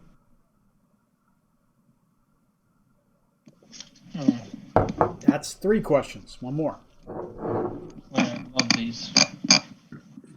Gosh, I don't know right now. Corey, what are some of yours? If you have any, you can. I have a few. Okay. 1 second. Let me plug this in just to... Okay, so the first one I kind of have is, in its history so far, has the city ever left the country or territory that they call Azun? No. Okay, so it doesn't leave. The city itself, is it a weapon? Like, does it have, as far as like defense capabilities, like one big gun it uses more than anything else? The prismatic lanterns of Azun are known to be able to shoot death rays at things. No one goes after the city. Okay. So it's also a giant spider city. Like, you'd have to try to get to it, and it'd just be like... Yeah, well, I'm thinking, Death Star type of thing. It moves around, but what can it do? Giant spider city that can shoot laser beams. Good thing they're a friendly race, apparently. Your group. Yeah, that's my next question is, so like in the course of this 1,000-year history, have their ambitions ever been anything more than where they're at in research science? Not really. Yeah, I mean, as a race, no. They've always just had this area, and they've never really gone after more. Okay. They only really claim this area because this is the area that the city walks in. Okay, and then that leads to my last question. Does someone drive the city, or does the city move on its own? You assume from raw knowledge that the council would drive the city. But Okay. it's probably driven in some manner, but however it's driven is probably in the upper decks. which is more and more restricted as you get higher up in the platforms. Because there's Gotcha. several platforms, but each platform, and there's several different platforms that are staged on top of the major platform, they get more and more restricted as you go up, and more restricted as you go kind of towards the center, the body of the underbelly is highly restricted. Okay. All right. Do they typically they let visitors up here and stuff? No problem. That's not a unusual thing or anything. And other people can live in the tower or no? You assume only gnomes are allowed to live in a Zoom, but visitors are welcome. Okay. Kind of like Japan. I like that. But you can never leave the first level, right? You know that for a fact. You are limited to the first level. If you're found on an upper level, you're known to be not supposed to be there.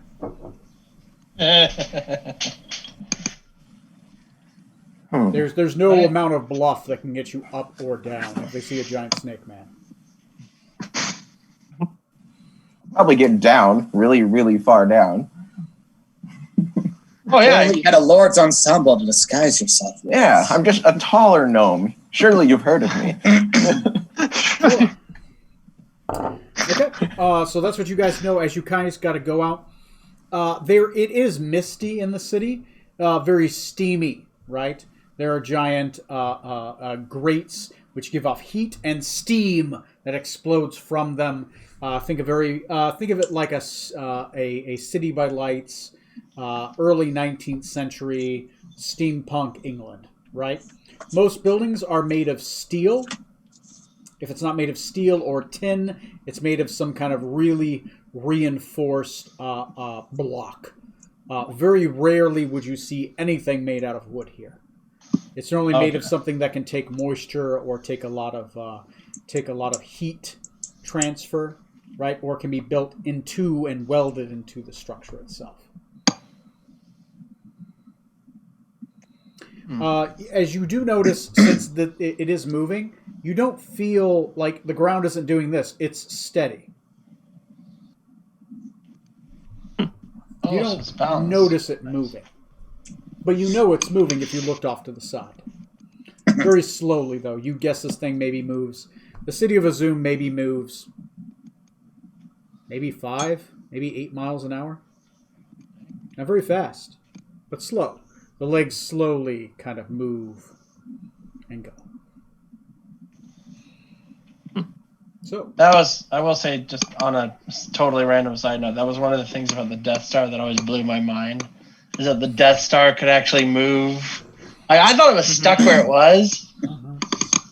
Yeah. So I don't know why it popped in my head, but I thought that was cool. yeah, it's a ship that spins and moves at the same time, which is kind of weird.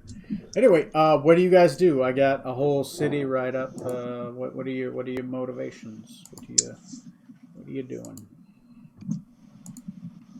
Well, I'm gonna mention that I got up in the middle of the night, and there was definitely some sort of crash blimp down there that was on fire, and well, I don't speak the gnomes' language, of course.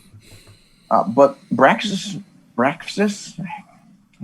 his name certainly popped up, so he might be in the area, evidently.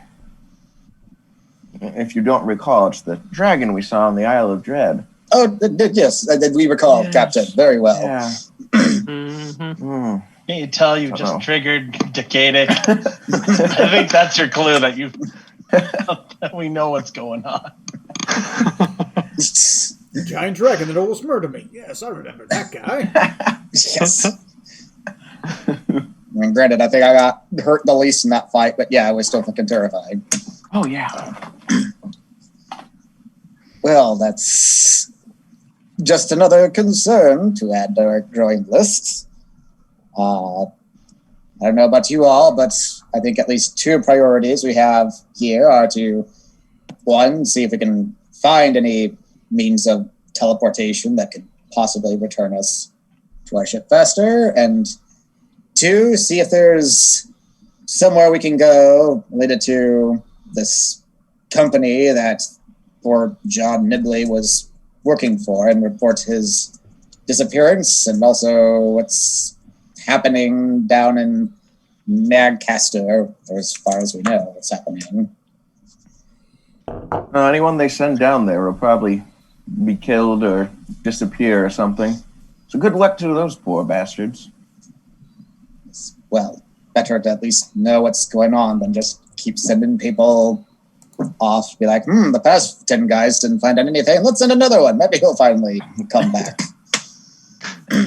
So you guys had investigated before. House Gearmonger had sent him out. His contact was a Duchess Heshernia,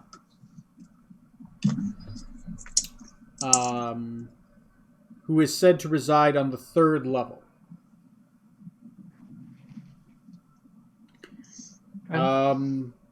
That's who this John guy was supposed to go meet.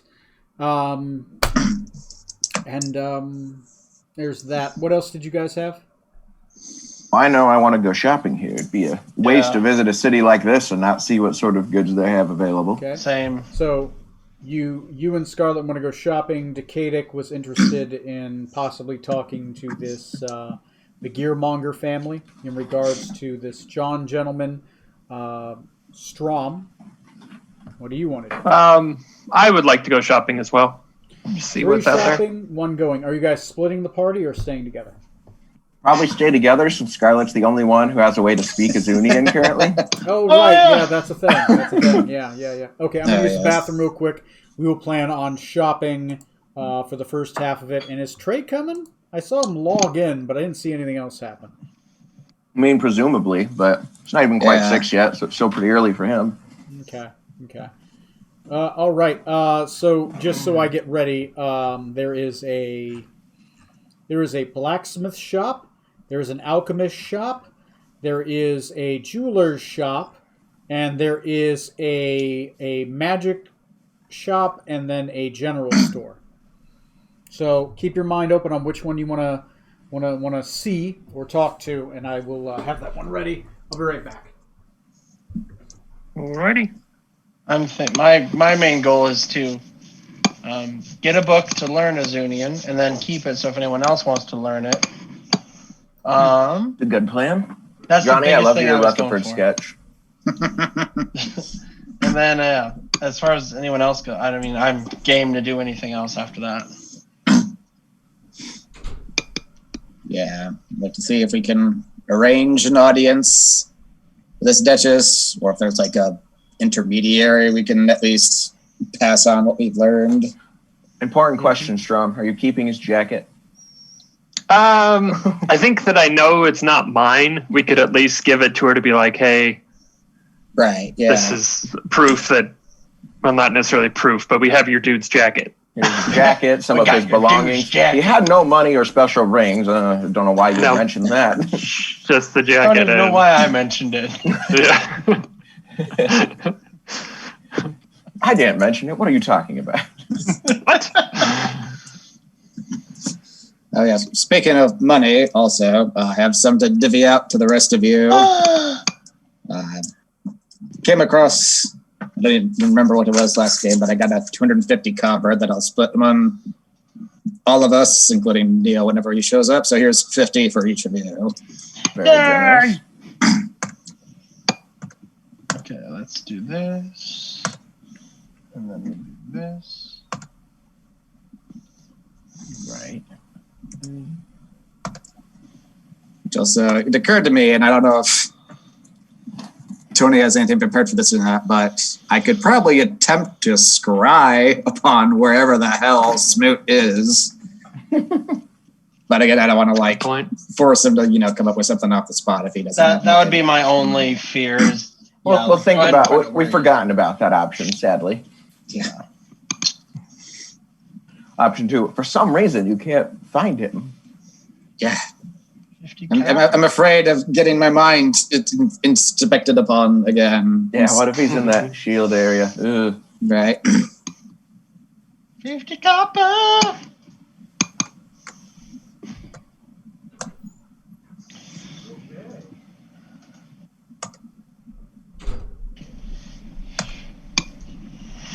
I'm also thinking. It just occurred to me. What if we looked? Oh wait. What if we looked into getting a steam cart? Just for Purchase an Airbus. travel purposes. I mean, Yeah, for like when our airship is on. If we ever need to go over land again. Okay. You think if I you don't know. I wanted, just like the idea. you think if you wanted to try to buy an Airbus, you'd have to talk to House of Nautilus. Ooh. What about like one of their steam cars? Steam cars, probably House Gearmonger. Yeah. Nope, that'd be Nautilus too, because it's travel.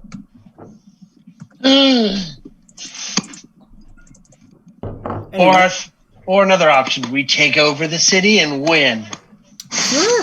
I mean, go for it. I mean, just like attack. I mean, they're gnomes. They're small people. They're takeable, right?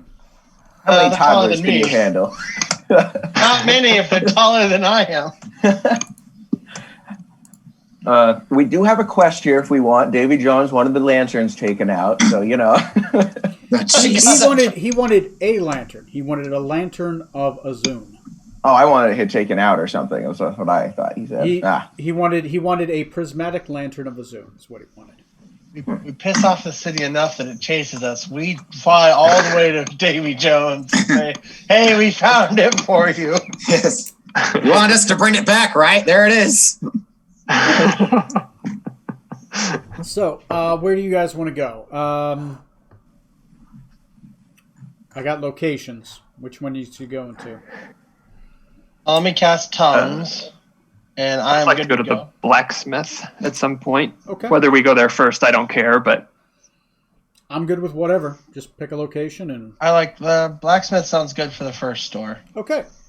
In a small alley, the street outside adjacent to a large home. I'll say you're able to easily find instructions, right?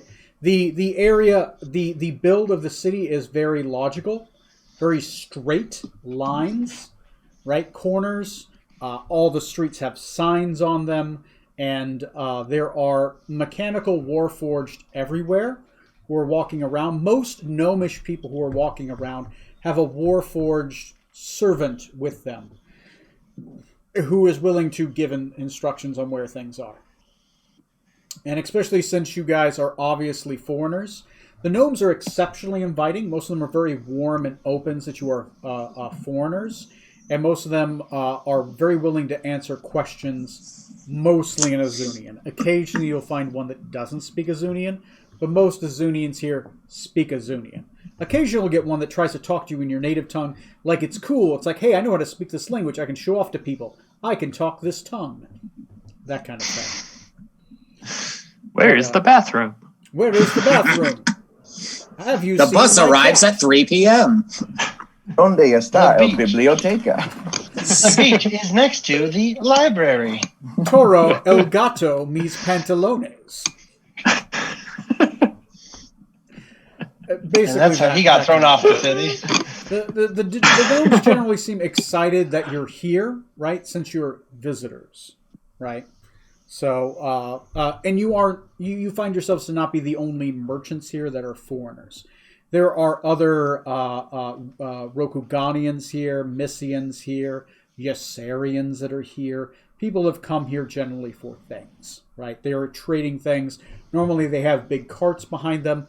Occasionally you'll find somebody just by themselves or another group of adventurers. But it's mostly gnomes. But you can tell people who are not gnomes because they're taller than 3 feet tall, right? They poke out, like that one tall guy walking in a crowd of people. You guys may eventually make it to, oh man, that's a name. Abala's Bane. ABLABA, comma S. That sounds good to Palindrome. me. Yeah. Abala's Bane. It is in a small alley. The street outside is adjacent to a large home and has a crowd of watching performers outside. Mostly gnome jugglers, right? Actually, no. Warforged jugglers with gnomes guiding them, right? That kind Juggling of the gnomes. stuff. Juggling the gnomes sounds about right. That's what I thought what he said. The blacksmith is an iron and brick style cabin with a single great chimney billowing smoke. with a gray shingled roof and a small vegetable garden outside. It contains a large open floor with pillars and saws and tools hanging from the ceilings. There is a bunch of gnomes here, mostly in blacksmith's dress. A single female gnome named Abela is here. She's stockier and dark-skinned. She wears a brown vest and prefers black and yellow shirts.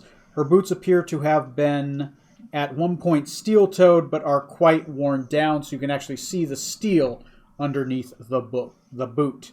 She has slicked black auburn hair, and her ears are abnormally large for a gnome. What is her personality? That's not appropriate. Okay. When have we ever worried about that? So, grab that and bring that over here. Oh, no. I need that over here. Okay, that's right here. So she walks up, and as a couple of the gnomes are behind, you see shields everywhere, right? You don't really see arms. You don't see armor. You don't see any other tools. You just see shields everywhere. Of different makes and sizes. And she says, in Azunian, "Welcome. My name is Abela. Welcome to Abela's Bane. How can I help you, gentlemen? And lady." Thank you. "I'm a shieldsmith by trade. I make the finest shields in the world." On the wall, she does have a list of shields that she specifically makes. She claims to be able to make animated arms and armor. They are 5,000 copper pieces each, but you can have any animated arm or shield that is available in the PHB. She does make +1 shields, she makes arrow catching shields, and she makes spell storing shields. Shields that will store spells. When you say animated arms, what do you mean? You activate them and they attack or defend for you. Ah, They have a life of their okay. own. How does the spell storing shield work? You can do it as a bonus action, I think, can't you? Yeah, To activate them. something like that. The Spore Store and Shields. I make shields that I attune to a single spell. It's put inside of it, and you can activate that spell from inside the shield when you wield it. I can store 4 spells of the first sphere within it that'll recharge every day. 2 spells of the second sphere, or 1 spell of the third sphere. I do need you to actually, or a wizard to cast the spell itself inside it when I do cast and create the shield. Well, that is helpful. Outside of that, it operates as a shield. It can just release a spell. Non-attunement needed. I think I want one of those, but I don't know what spell I would want in it. Cone of Cold. That's 5th level. It's too high. Otherwise, yes. Clearly. But it's 3rd level, so we can go for a base fireball. Oh. Enemy comes and smacks your shield and just gets frozen. So, she specifically makes those. She makes animated weapons and armor, +1 shields, arrow catching shields, and spell storing shields.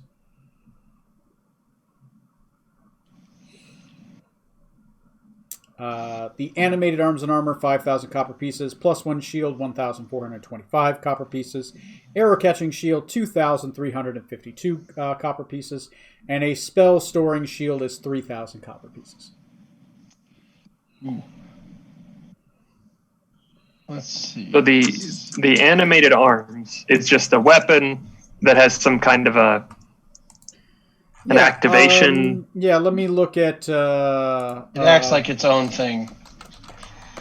Give So me it a floats second. around you. So this is dancing. Dancing. A dancing sword or other weapon. You choose what kind of weapon it is. It doesn't have to be a sword. A dancing weapon. You can use a bonus action to toss the magical weapon into the air. Speak the command word. When you do, the sword begins to hover and flies 30 feet and attacks one creature of your choice within 5 feet of it. The sword uses your attack roll and ability score modifier for damage rolls. While the sword hovers, you can use your bonus action to cause the sword to fly up in 30 feet to another spot within 30 feet of you. As part of the same bonus action, you can command the sword to make a single attack roll. So Okay. you toss the sword up in the air, and as a bonus action, it flies around and attacks people. Okay. After hovering, the sword attacks for the 4th time. It flies up to 30 feet and returns back to your hand.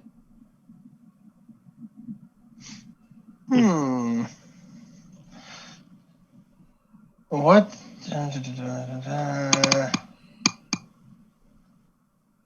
So you could have like a great sword, a maul, a club, whatever. It's just a dancing weapon.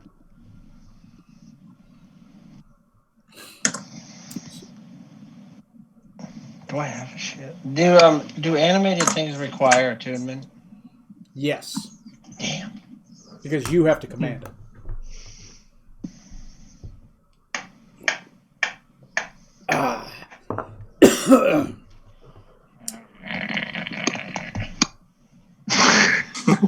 Yep. Don't hurt yourself. Once again, you can only attune to 3 things at a time, but whatever. Just you choose what you want to wield that day. That's kind of the downside of attunement and the upside. The arrow catching shield. I don't know if that's attunement or not.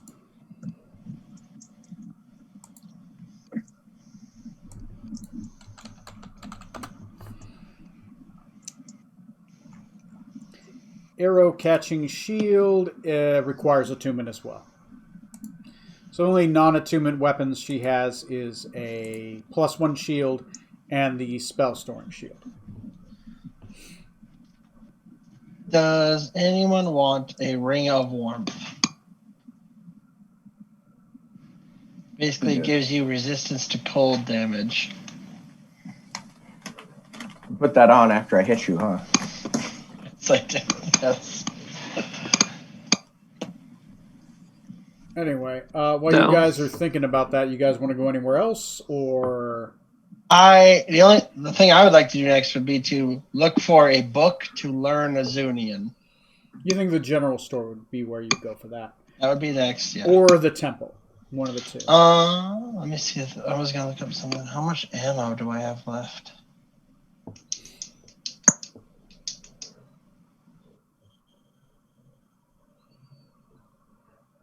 Where are my bullets at? Oh, there they are. So if you guys aren't buying anything, let me know where you're going next. I'm good to move on. Okay. Yep, me too. You're gonna have to find someone to cast the spells that look good. All right. Katie, you good? Guess so. I have a alchemist shop, if you guys want to shop for that. A jeweler's shop, if you wanted to go there. Jeweler's shop is where you'd find like rings, rods, that kind of thing. I have an enchanter's shop, which is a magic store, which whatever that means in this country. And a general store, and of course there is the Prismatic Abbey of Zune as well. I want to go to the alchemist. Alchemist. Yep. Let me go there. You go into the Alchemist next. Alchemist is called the Griffin's Bean. In the Arcane Quarter, the street outside has a fortune teller and has a pickpocket looking for marks. Outside, you guys obviously recognize the pickpocket and you just kind of avoid them. The Alchemist is the only wooden building in the entirety of Azune. It has a red-tiled roof and a well-made wooden furniture. A small dragon skull hangs from the hearth. It contains an empty cage and a I don't know what that word is. Meticulously organized drawers and herbs. On the walls are several tin casks of liquid with pressurized tubes protruding from them. They are behind an iron mesh gate with a sign saying, in Azune and a few other languages, do not touch, explosive or corrosive, I'm not sure which. Nice. Specifically, the shop boasts of its potions of climbing, potions of greater healing, and potions of hill giant strength. There is a female gnome. Let me close these other two.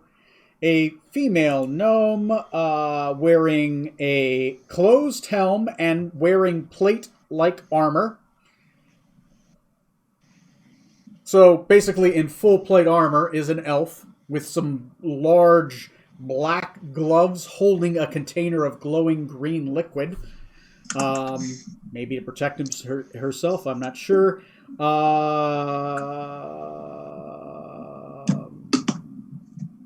Fine form fitting armor.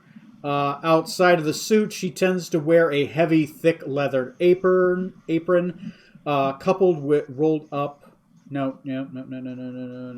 Yeah. Thick leather apron, thick leather gloves, full plate armor, helm with a helm drawn fully down. There is a glass visor that is over the slits in the helm. The armor itself appears to be acid marked, as if splashes of acid have hit it, and it's kind of just rolled off, but obviously burned it. As you guys kind of go in, she kind of looked at you, and her voice echoes because she's talking inside of a helm. Hello. I'll be with you in a second. Give me a minute. Puts down the giant green vial or tub of clear greenish bubbling liquid off to the side, and kind of brushes her hands off and walks towards you. Well, how can I help you, gentlemen? My name is Tom Migley. I run this shop, which is called The Griffin's Bean. How can I help you? I make several different potions and alchemists. I am fully bonded with the What family? Give me a minute. House Alchemicus. Switching my pages back. Are you gentlemen looking for anything in specific? And lady and... Looks at you, Zorksan. And the other lady. Okay. No, Scarlet will probably definitely translate that part. Dick. Oh, yeah, totally. Yeah, she thinks you're a lady. Wait, look at me. It's obvious that I'm a man. I don't see no penis. Species. Outside of the potions I have listed, I have a potion of animal friendship, a potion of aqueous form, a potion of clairvoyance, a potion of climbing, a potion of comprehension, a potion of demutation, potion of fire breath, a potion of flying, a potion of gaseous form, a potion of giant strength, frost giant, and a potion of growth, and, of course, I'm sure you've heard, I do have a potion of giant size. Ooh, how much is that one? That one would be 10,000 copper pieces. Oh, God.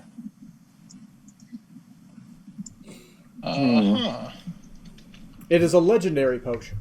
Yeah. I love that potion. It was great.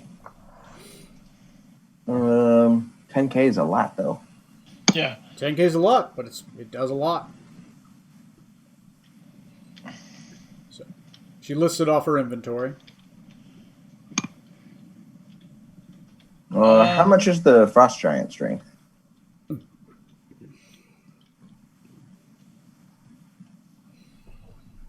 Potion of frost giant strength would be 1,000 copper pieces.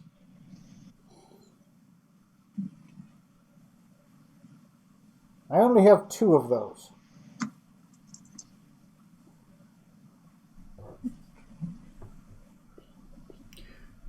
Though the potions of hill giant strength are 250 copper pieces each. I make those easily. And those I can make a lot of.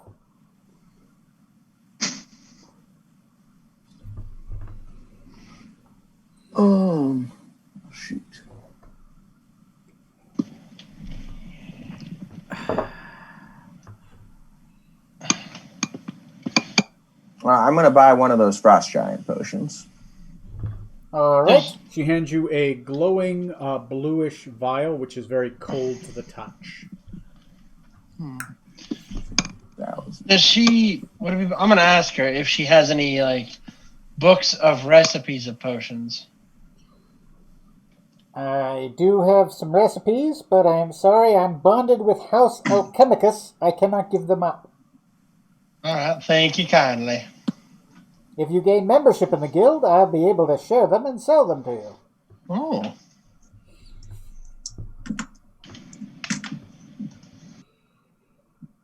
I'm good then. Anything else any of you other guys want? Nope. Okay, we're off next.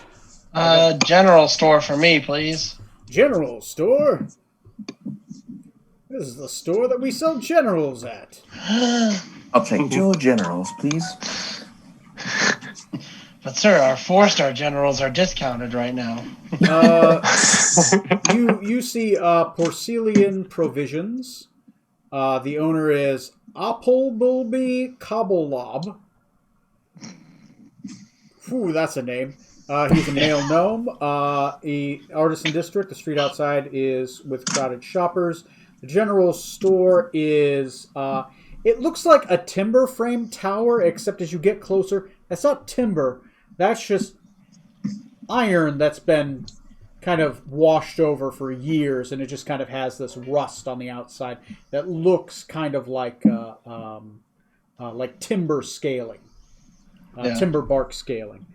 It has an orange shingled roof, which again is a tin roof that's just rusted away. Well, the rust is piled on top and not eaten the metal itself, as if it's kind of like a moss.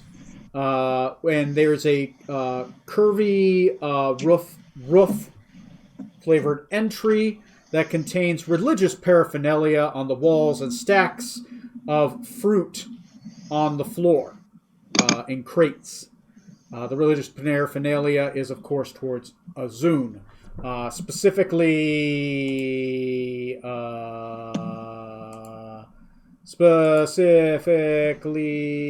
give me a second.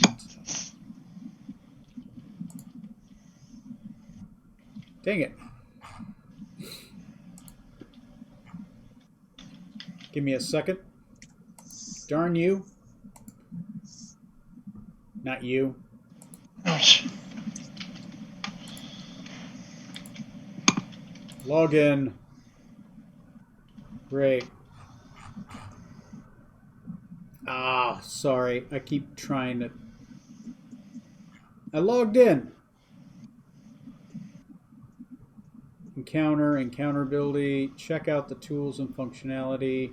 Try premium. Fucking thing. Anyway, specifically to the god of nature. And his name is Nature. Yeah. So yeah, if I would like to purchase a book on learning the language of Azun. The guy outside, probably he's like, perfectly fine. He has short brown hair, spectacles, wears a 3-piece brown suit, and he has a pocket watch. He pulls it out. He's like, oh, of course, and he picks up the Azunian one, and he's like, well, there you go. That'll be 100 copper pieces. Deal. Give him 100 copper pieces. You now have a book that you can learn Azunian from. Yeah. It'll give you a +2 equipment bonus towards learning Azunian. And if you spend time, you can use it to actually translate Azunian if you don't know Azunian. Sounds good. Okay.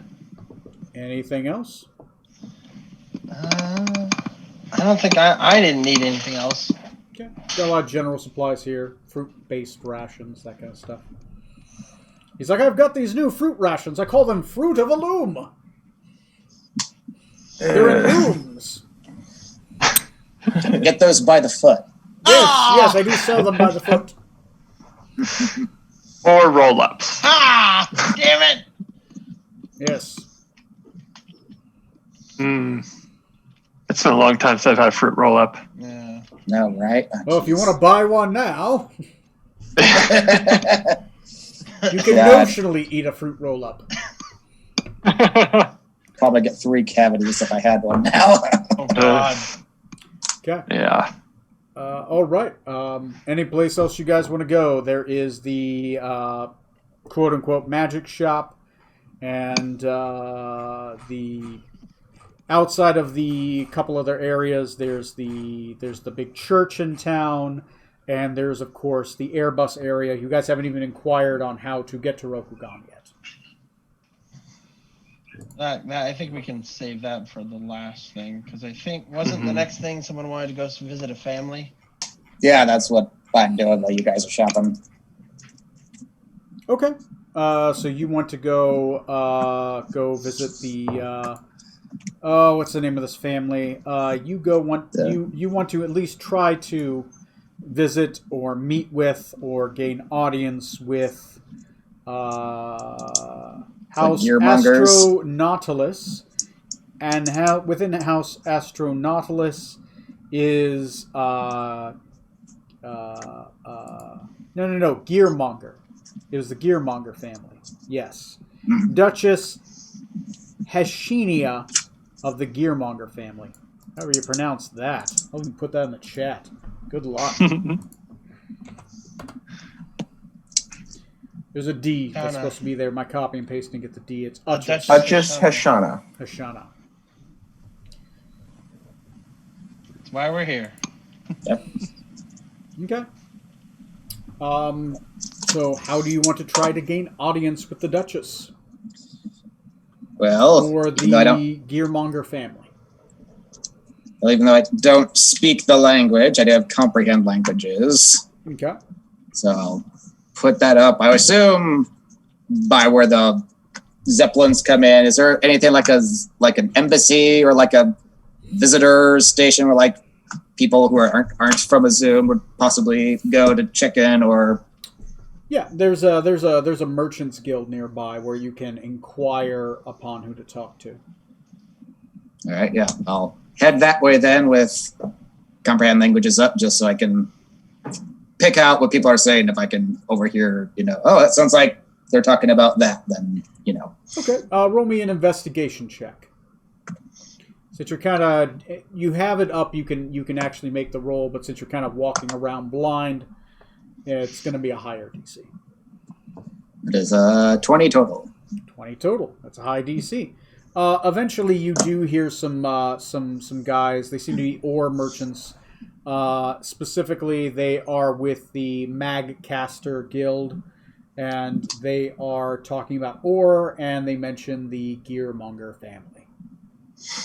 Which, if you think back, that mine was owned by the Magcaster Guild. Yes. So these are gnomes talking? Yep, 2 gnomes. Just talking. They have a giant thing of ore by them. They seem to be chatting, and they seem to be chatting about a contract. All right, this should be fun. I'll approach them, and I'll, in Verisian, because it's not close, but it's closer than any other language I know, just try to see if they understand me. Saying, excuse me, you're with the Gearmonger Magcaster Guild? All right. I'll make this a percentage roll. I'll give you a 50-50 chance. You roll 50% or above, they can speak it. So go ahead and make that roll. Okie dokie. There's my D100. There it is. 52. Oh. They don't speak it well, but they'll turn around and they'll be like, we do speak your tongue. Yes, we are with Magcaster Guild in Gearmonger family. How can we help you? Bathroom.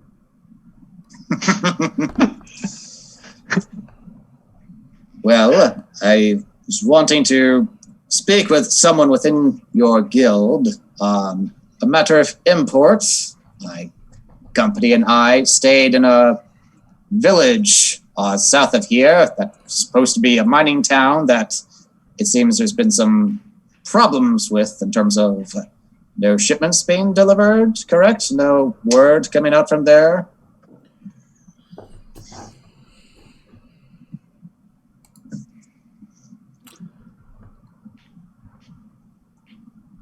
I'm not sure.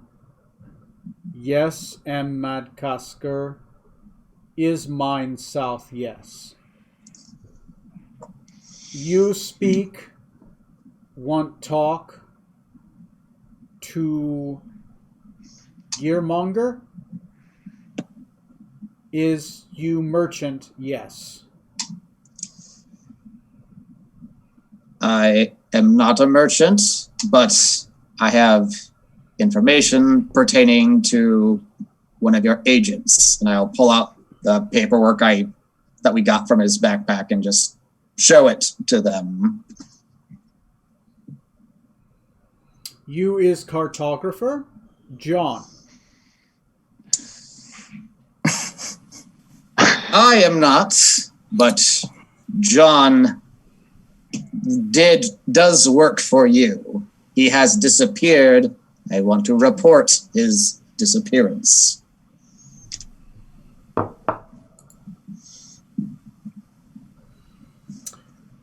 Guy pulls out a small sack of money. He hands it to you. We understand. Is tough job. Good luck out there.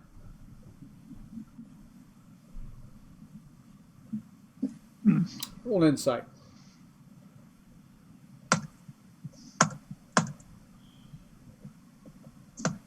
Not great, but all right. 13. 13. Are you proficient? I don't believe so. No. So they handed you a sack of money, and it takes you a minute. Like, they start to get up, they're starting to get on the cart, they're starting to get the thing away, and all of a sudden you're like, oh, they think that you just said you were John and that you quit, and they're giving you your severance package. I rolled a 32 on them understanding you. So. Nice. Oh, jeez. Came looking for silver, but found gold. Well, not gold. They handed you about 100 copper. And they took your map. They took the map. Oh, gosh. Oh, dear. Oh, dear.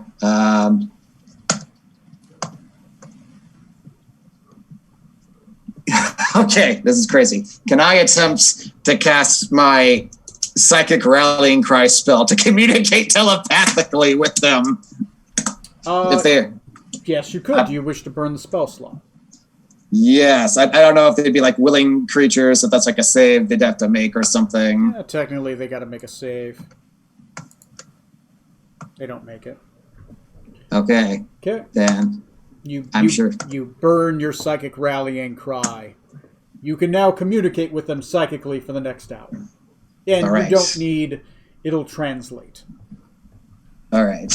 I will vocally say out loud, one moment, this should help, and then cast and say, we can communicate telepathically now to better communicate. Can you understand me now? They kind of look at you, they start talking a little bit, but as they start talking, you're hearing their thoughts, and eventually they kind of... Let me make sure. Yeah, they get it. It takes them a little bit, takes them a couple minutes, but eventually they're like, all right, yes, I can understand you. We took your wages. What is it else you want, John? All right. Back from the beginning, I am not John Nibley. I am a traveler from outside the zone, as I'm sure is plainly obvious. My party stayed for a day in a village south of here that we understand hasn't been producing very much ore, and that an agent of House Gearmonger was sent to investigate this John Nibley, and he has disappeared, and I have information pertaining to that to someone in authority to alert you to what's going on. Oh, well, that's a lot different than what we thought you were saying. Yes, I'm afraid I don't speak the local tongue. Where are you staying? I can convey the message back to the Gearmonger family and have them get back with you. I have not found rooms for the night here yet. What's the most commonly used tavern or a hotel around here that tourists tend to stay at? Since you're tourists and you're not locals, probably the Dark Meadery. Yib Bungindilis. Ooh, that's a fucking name. Okay. 1 XP to the guy who could pronounce this fucking name. Yibby Boondiggles! Yibby. Good Boondiggles. old Yibby Boondiggles. She runs the place. And you know what? Since you did this, if you do stay there, I'll pay for your stay in one room for the night. Just make sure you stay there tonight, and we'll convey this information to the Gearmonger family and what you've told us. And I'm sure they're going to want to send someone to speak with you. I myself have never been out to that town. I deal with the mines to the east. My friend deals with the mines to the west. Very well. I'll be sure to book a room there, and I'll be happy to convey what information I know. I confess, lots that is in the dark still, but I figured it was important enough to pass along. Well, if you stay with the Boondiggles tonight, I'm certain that we'll make our way over to you in the Dark Meadery. In some representative, we'll be speaking with you. Very good. Thank you. Okay. There you go. Anybody else doing anything? Nope. Nope. Okay. I'll find my way to locate Surprise. them again. No one's going to the magic shop. I'm like, oh, okay. Oh, good. All right. Fine. Yeah, no. I'm a broke-ass wizard. I can't afford cool, fancy shit in this awesome town. All right. Cool. It's kind of sad Trey isn't here. This is one of the few places you could actually get a gun at. Okay.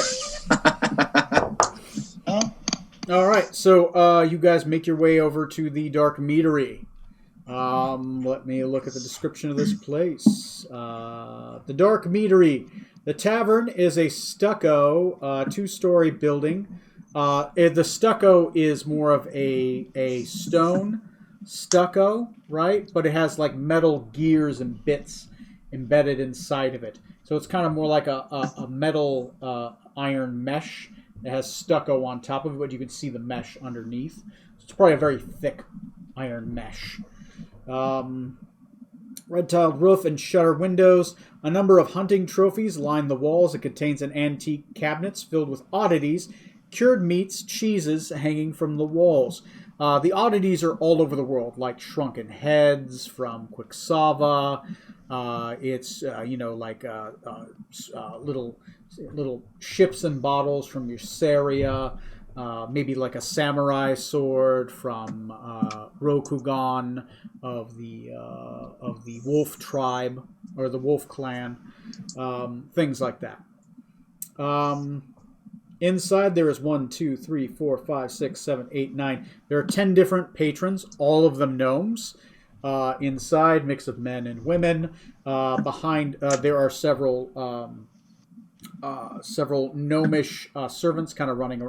No, they're not gnomes. Warforged. Mechanical Warforged. 2 skinny mechanical robotic Warforged are kind of walking around, taking people's orders and kind of seating people, kind of seeing towards what people need. There is a female gnome who is at the bar. She is wears light armors faded through time and with improper care, so they're worn. She's heavily muscular with a set of big muscular arms for a gnome. Brown hair, wavy and long. Amber eyes dart about, hyperactively observing everyone. What are her ideals? Oh, wow. Okay.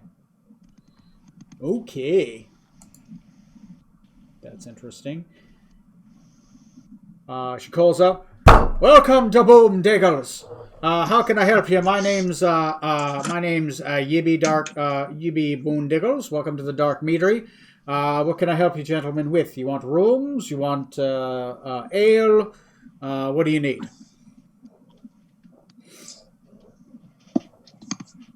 If you'd be so kind, Doctor, to book us rooms for the night. I will do that. The rooms are. She'll say the rooms are gonna be. Do you want a room each of you? Do you just want a couple rooms? What do you want? What are we thinking? I'll need a room for myself, please. So that's one for myself, and then how does everyone else feel? Like we're going How in many separate beds are in rooms. each room? Yeah. Yeah. She has 1-bedroom rooms and 2-bedroom rooms. The beds, she only has 2 rooms which are medium size, 1 room which is large creature size, but most of the other rooms are small creature sized. I'll take a small creature room then, Okay. just to feel comfortable. So you assume you would probably have to take her 1 small, and then you'd have to probably get her other 2 medium rooms for everybody else in the party. There, yeah. So then, yeah, I'll translate that, and so it'll be what? Is it 1 small, 1 small, 1 medium, so 2 and then- mediums 2 mediums, and a small. and Yeah, another small? yeah, that would. Large. If you want, you can do 1 large and 1 small, or you can do 2 mediums and a small, right? To Alright. fit everyone, right? Yeah, but Decadic wanted his own room. Oh, okay. Man, I could So- bunk You could up do with that. somebody. Yeah, you could do a large, a medium, and a small room if you wanted. That could easily fit everybody. Yeah, let's do that if that works for everybody. Okay. I'll sleep on the large bed. Okay. Do you get a smaller room with 2 beds in it so you can push the beds together and try to sleep on it? 1 large, 1 medium, 1 small, please. Okay, so you guys get those Sampler. 3 rooms for the night. That's going to be 185 copper pieces. I'll get it. Okay. That's it. You can just divide it. Okay. They do have food. On oxen sandwich with oak bread and a tankard of ale. All these are 5 copper pieces, by the way. Chocolate sandwich with sharp cheese and a coffee. Or Drake casserole with fries and a glass of whiskey. I'll have the chocolate and cheese. Yeah. There is a bounty board as well. Every inn has a... If you want to know what to do in a town, you go to the bounty board. And there's a bounty board on the inn as well. In case you guys are looking for more quests to do.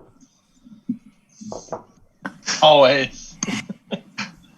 You guys Any quests in Rokugan related things? How many, speaking of which, how many days until the tournament? Whoever's keeping track of the calendar, go ahead and count it out.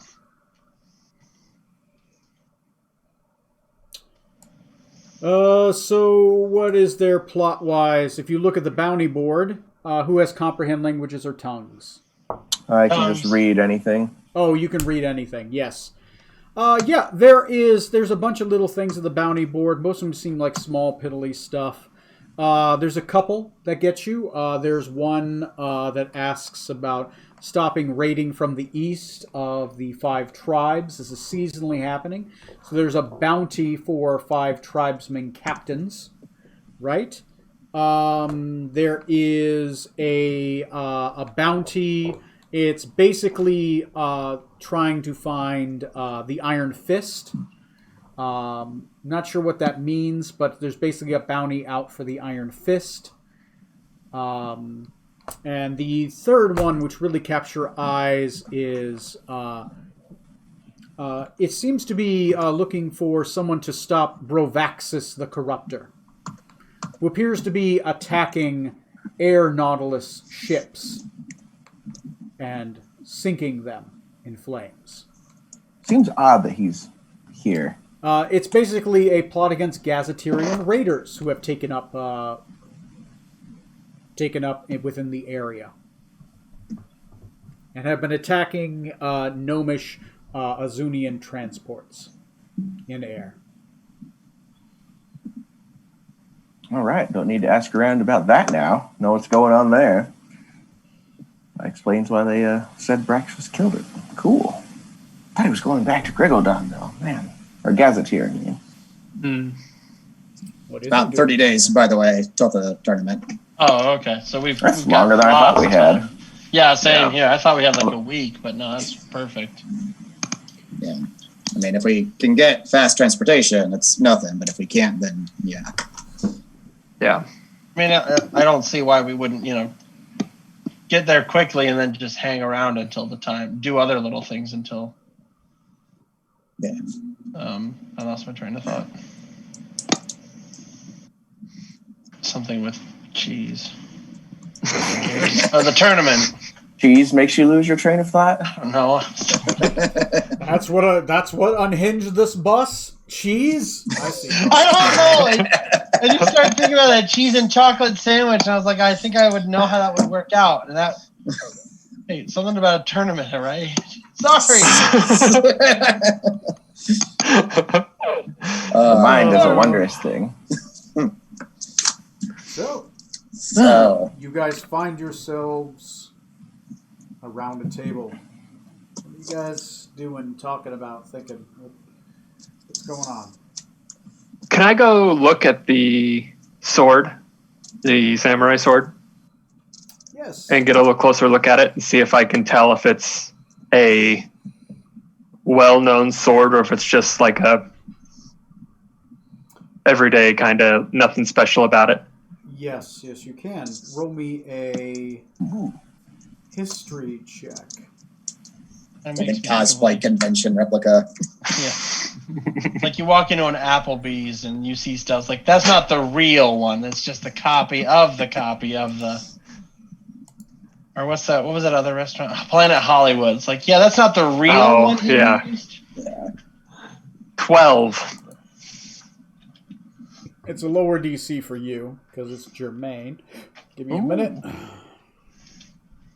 Waiting for this thing to pull up. There we go.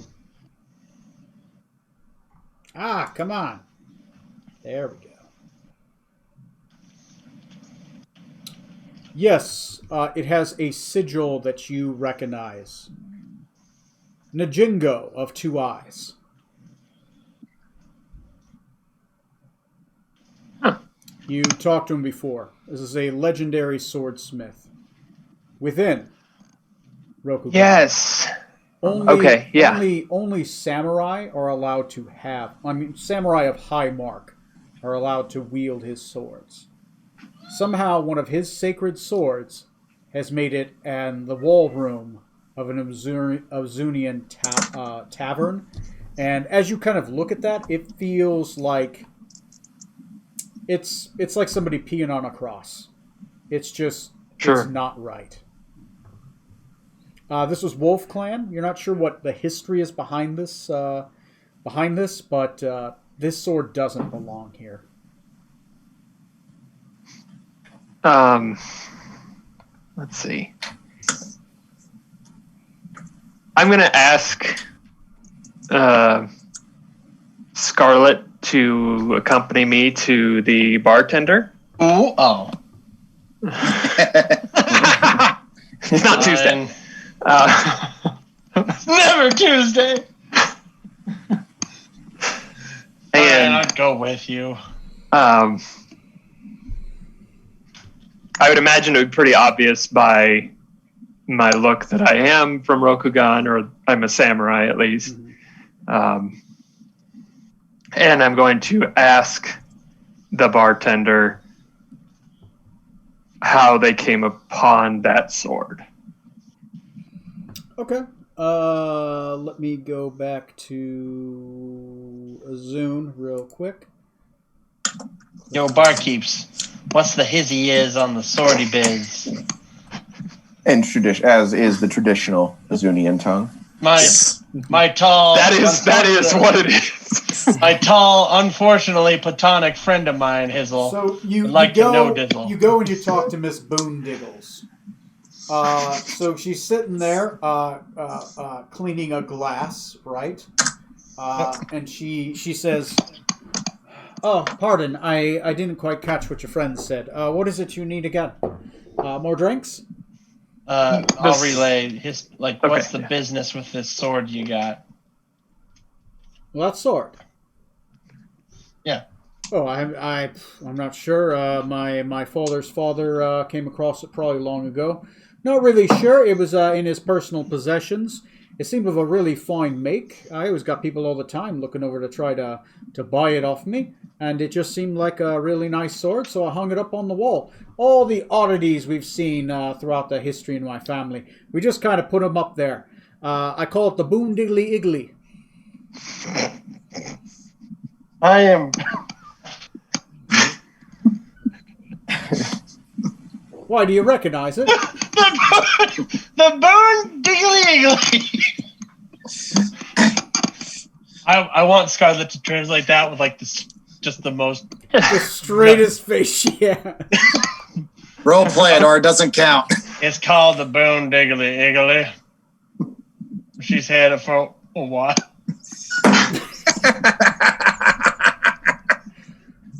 Yep, that's a Boon Diggly.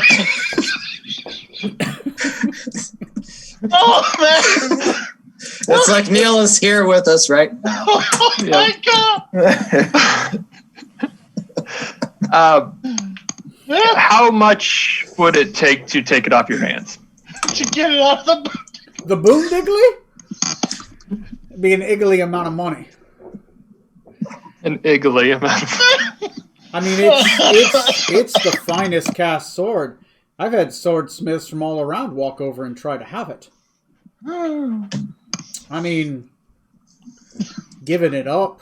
I mean, it's been on the wall for a long time. I mean, obviously, it's taken some space.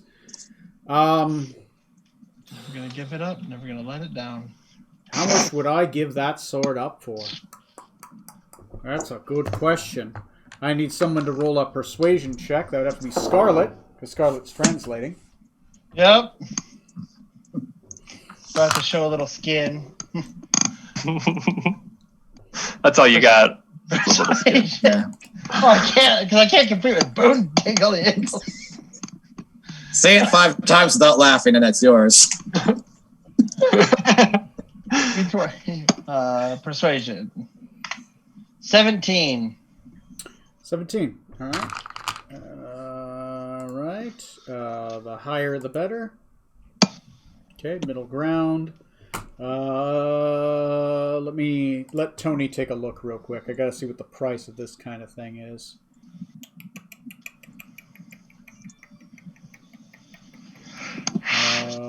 I will be right back. I'll still translate, but I'll be right back. Yeah. Go for it. I just gotta look this thing up real quick. All right. Sorry, I'm switching on OneNote, and OneNote's taking a minute. You're okay. Something of this range would be there. Selling it on the wall. She will say, well, willing to give it up for, we'll say an even 17,000 copper.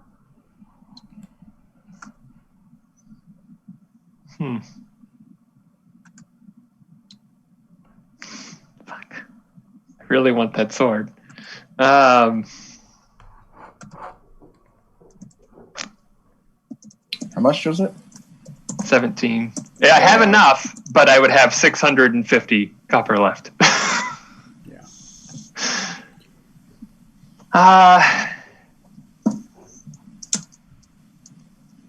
You know what? Yeah. I'm going to do it. Okay. Buying a sword for 17 grand. Buying a sword for 17 grand. God damn. God damn. Okay, you put that much copper on the table, and she just looks at the bag, and she looks at you. She looks back at the bag, and she looks at you, almost as if she was saying it jokingly, and she's like, all right. This is a story. She's going to grab the sword off the wall. As she grabs the sword off the wall, you notice that it's chained to the wall, right? It's not like, you just pick it up and run. It's like it's got a chain on it. Like she grabs like a thing, unlocks it, unlocks the case, unlocks it, pulls it out, relocks the case, walks back over with the sword, and she hands it back to you. Let me make the sword real quick. So while everyone else is doing that, give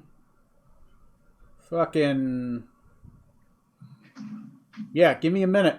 Give me a minute. I'm gonna have to make this thing real quick. Anybody else want to do something while I make a thing? I'll fill in the captain here. I did get in touch with representatives of the gearmongers whom John Nibley worked for. They should send someone out to speak with me tomorrow after staying here tonight. Figure they may possibly even be able to get us connections to faster transportation, if not teleportation, in exchange for this info.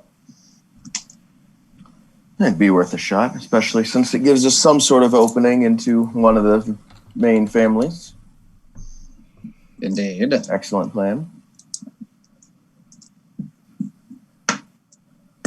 Waiting here, though.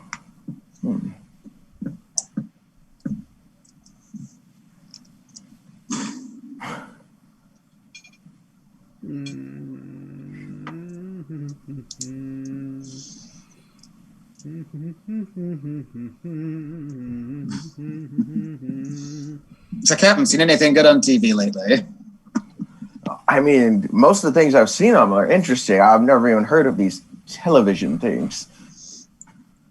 Indeed. I've long heard of this home box office that has been very popular throughout the land. There's this comedy show, I think Game of Thrones, pretends to try to be like a fantasy setting. It's highly inaccurate.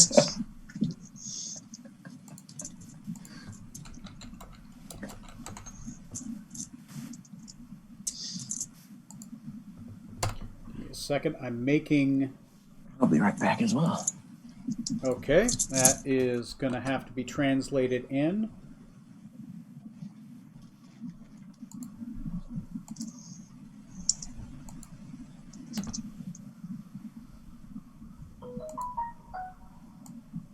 Okay, there we go.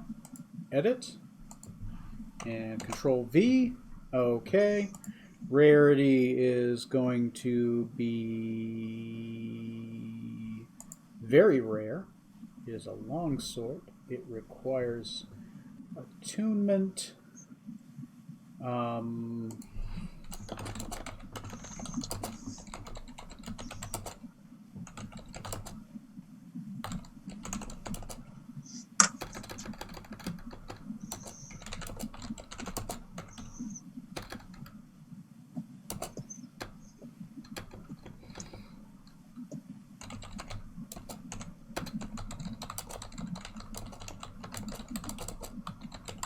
That's going to be the attunement description there. This black blade sword is called the mysterious arcane alloy with a wolf's head upon its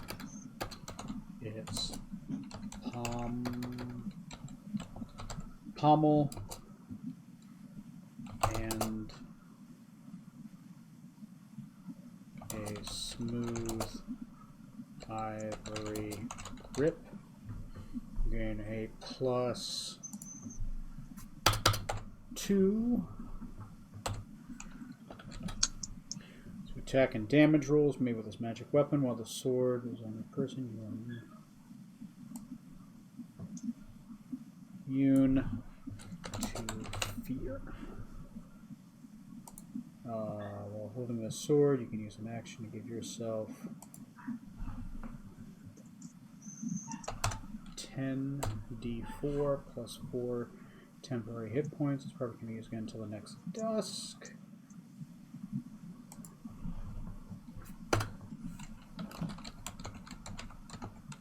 Polymorph. While attuned to this blade, you can turn into a dire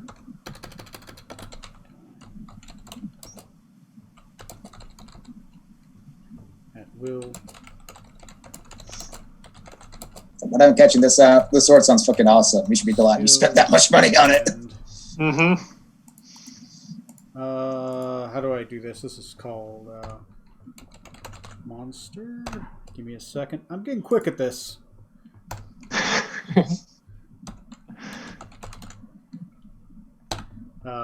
Here, if you want, Strom, while I'm looking up this, go look for an item that looks like this sword. It's a long sword. It's going to be finesse based, oddly enough. But it's going to be like, it's going to look like a wolf's like sword, right? Just look for a sword that's wolfy and send me a picture of that. Okay.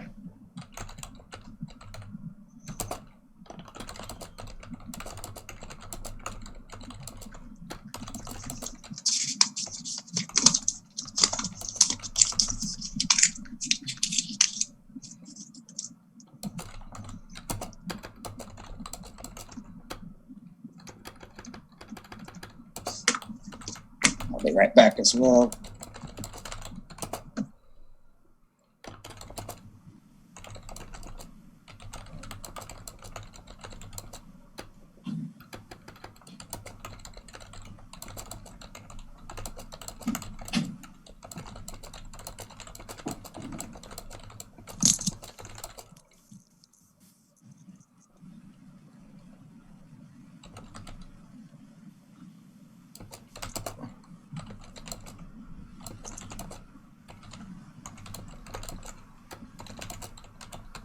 All right.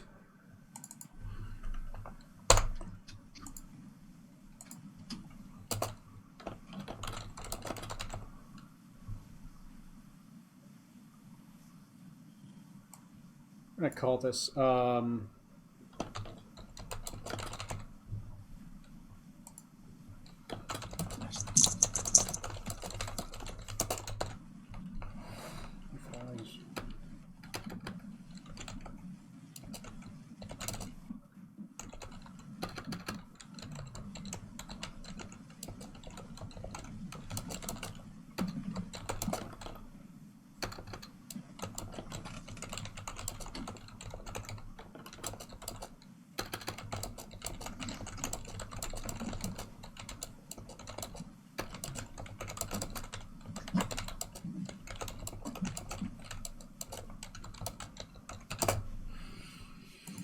There's a lot more furries than I expected. Oh. Nice. What'd you call it? I'm looking up a wolf samurai sword just to see, and there's a lot of furries. Boy. Any snippets you can do that don't have dicks on them?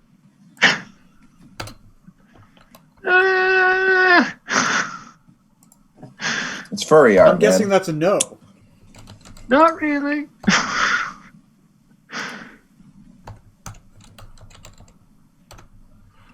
When you hit a creature with a There's some pretty cool actual swords. I kind of want to see if I Yeah, can find go for like that. one that's drawn, but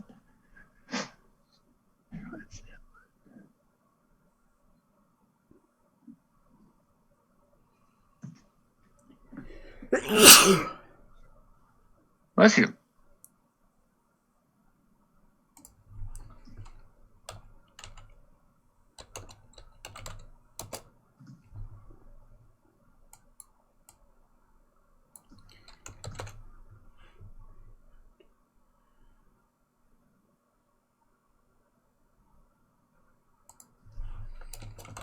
Okay, I found one that I think will work.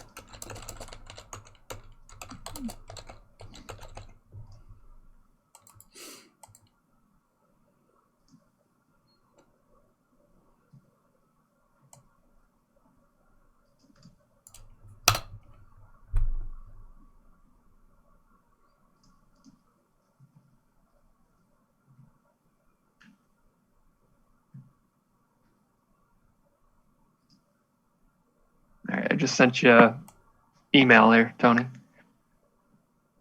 Okay. Target is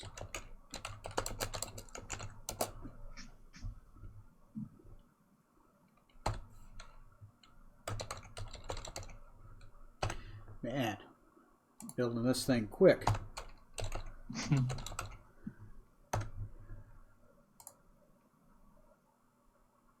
/ condition.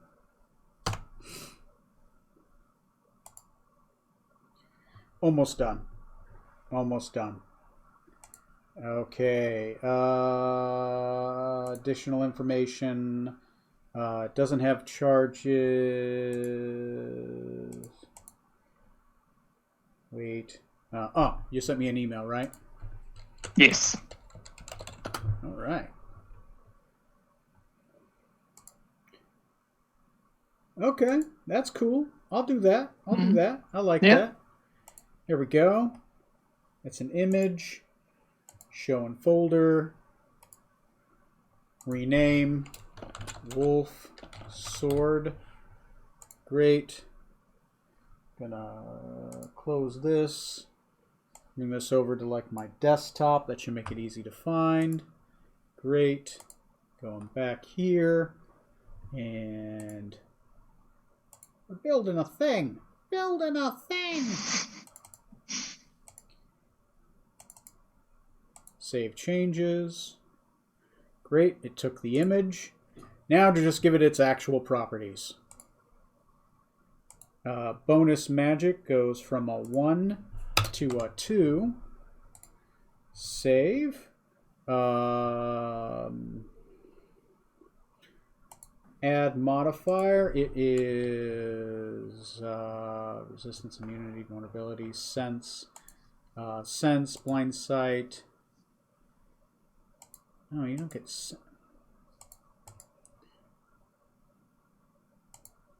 That's not a advantage. Perception. Additional details. Scent. Okay. Adding modifier. Carrying capacity, stealth, ranged, weapon property, finesse. Cool. And adding a condition. No. Cancel. Spell.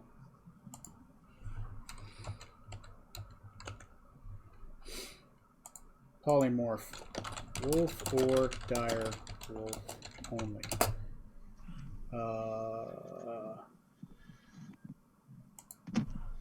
Hello. Okay. Let me make sure I didn't fuck up this ability. Okay. It does a bunch of stuff. It does that. It does that. It does that. And it is an attunement weapon. It has a dark blessing. Edit. Ooh, you know what I should do? No. I think that's on the thing, right? I don't know if there's an ability that does that. Oh, here you go. There you go. I can add a spell. Oh fuck! What's the name of the spell? It's the one where you heal yourself. It's called False Life. False Life. Cast at 9th level. Save. Edit. Charges 1. Save. Great. There we go. Has charges. Number of charges 1. Reset is long rest. And save. Okay. I'm going to add this to an NPC's character sheet. I'm going to see if I fuck this thing up. So let's see if it actually works. Let me just add this to this random dude. Cool. Oh shit, what was the name of this weapon? It had like an O with an underscore on it. Shit. I don't even know how I look for this thing. So like Okami something. Yeah. Can you go to Homebrew and then go to My Homebrew Creations? Yeah. Oh, you got the sword? Oh yeah. I'm building it. For almost all of my money. He dumped 17K into the thing. Yeah, Tony's been making it for a while, and it sounds like it's gonna fucking break the game. That's how OP Matt's gonna be here shortly. No. I'm okay with this. It's neat. It's neat. Let me go to Kill the bad guys with it, not us. my homebrew collections. This is going to be type is going to be a magic item filter, and it starts with an O, but it's got like an underscore at the top.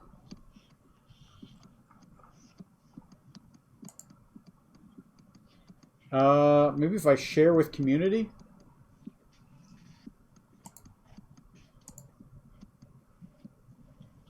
Okay. Cool. Oh, maybe if I... He's probably not rogue cleric. Fuck, he's probably not proficient. My characters... Let me choose somebody who's just proficient with weapons. Fucking... Bunch of goddamn wizards. Bunch of goddamn wizards! I need a fighter. Not a Okay, phrase there you we go. hear This often. guy. Highest initiative possible is what I called this guy. Passive initiative of plus 31. I was just toying around, seeing how high I could get it. It's a lot. With advantage. Wow. You can get an advantage. You can get an initiative as high as a passive 31 with advantage. That's crazy. I know, God. right? It is. That's a monster. So I'm going to call this a weapon. And... Shit. Let me see if I can find this weapon. So, anyway, this is the name of the weapon, if you can find it. I might have to rename the thing. Wolffang.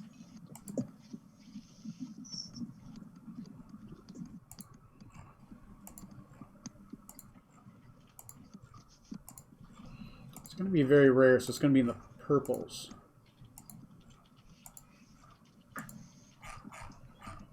So Trey, well, we finished this awesome sword Matt just got. Let's fill you in on this very eventful game we've had so far. I can't seem to. You've done a find great this job pulling the cart. Can you find it, Strom?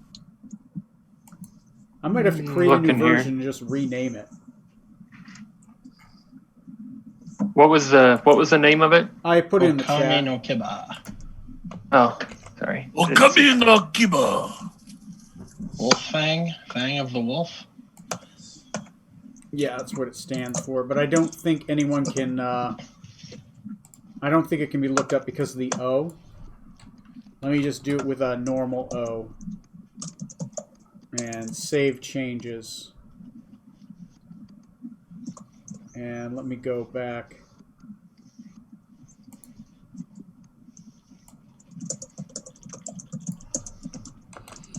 And see if I can, after I do that, if I can find it.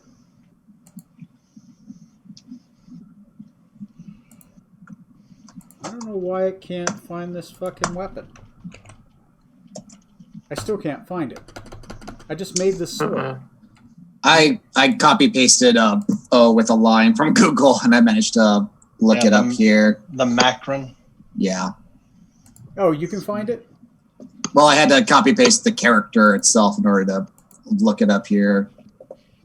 With Dark Blessing, Wolf Form, Disheartening Strike. Does that sound right? Yeah. Here. Copy paste that O into the search bar and it should come up. The fuck isn't it coming up for me? Let me see. Equipment, manage. That's what I get for using a character. Oh, it says How dare you? It says I still can't find it. No search possible. Didn't you change the name of it? Did you I remove made the? another copy of it with just a normal O. Oh. Yeah, see, I can't find it either if I searched that way. Paste. Excuse me. Nope, nothing. Man, you found it. The fuck? Come on, Tony.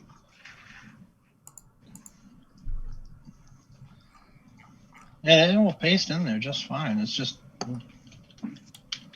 economy. Oh, come on. Oh, filter. I wonder if I have to. Weapon. Nope. Now I can't even find it in my homebrew creations. What the fuck?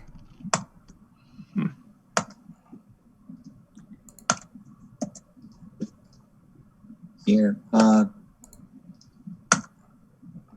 Found two. I just added both of them to my equipment on my character sheet. I don't know if that helps at all. If you want to look at it from there.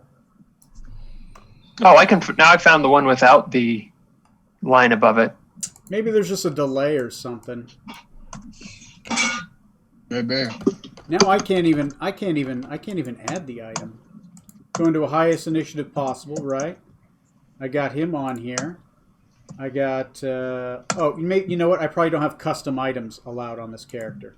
That's probably why I can't fucking find him. Edit character, homebrew content. That's why I can't find it. I suck. You have to activate homebrew content probably to find it. Frustrating. Now it's popping up with the O under it, so I can find it now. Yeah, with the macron. Yeah, that was That's the name of it. It's called a macron. When it's a line over a letter, it's called a macron. It's so go ahead and look for that. As long as you have custom items added under your edit or your character sheet, you can see it. Has charges, great. Features and traits. Let me look at spells and make sure it does it right. False life. 1d4 plus 44. Yeah, fuck it. That works. Alright. What does it look like under you, Strom? Let me see what it looks under you.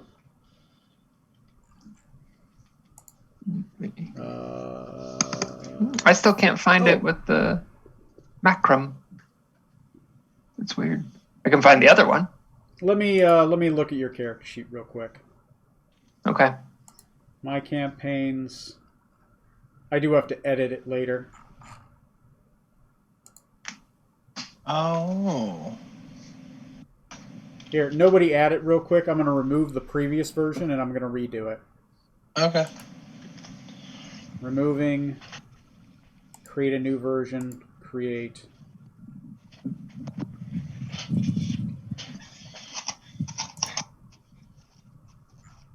Ah! I thought this was going to be quicker. It's taking longer. Anyway, hey Trey, what's up, man? We're making things. Meeting. Well, good for you. Oh, now I can't even search for it in my own fucking...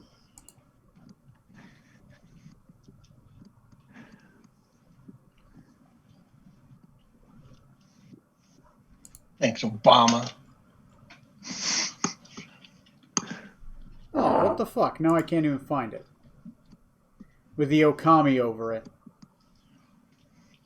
Private never submitted. Edit.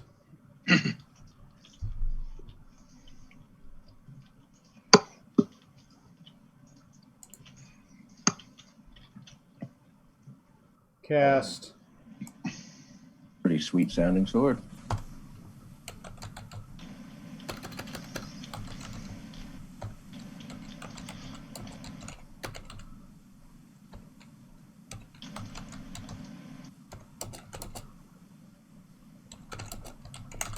There we go. That makes more sense. There we go. Once a day it can cast False Life at 9th level. Damn. Is it searchable too? I'm about to put it up there. Share with community. Share. Okay, so you can go ahead and look for it under this, and I'm going to go remove all the other versions.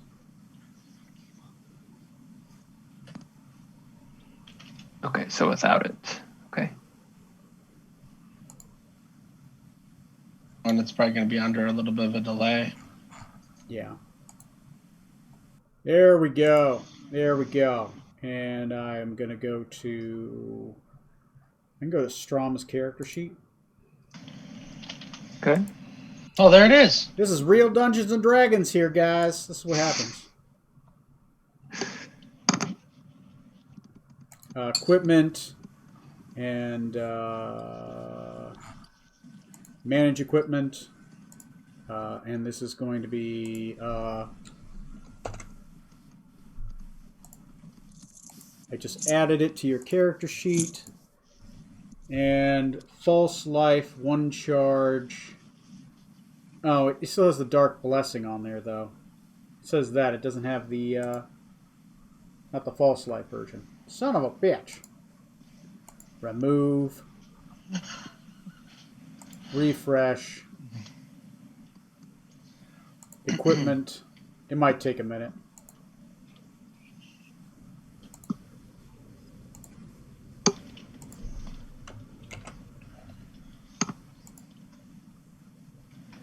Yeah, screw it. I'll just add this one to your character sheet until the other one decides to come up. So there you go.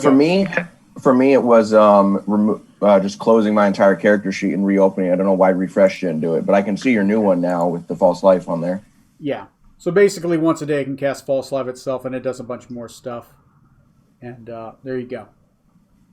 It does. Right, it does cool. a bunch of stuff, and it's a finesse-based weapon. So we'll see if that breaks the game. Hopefully not.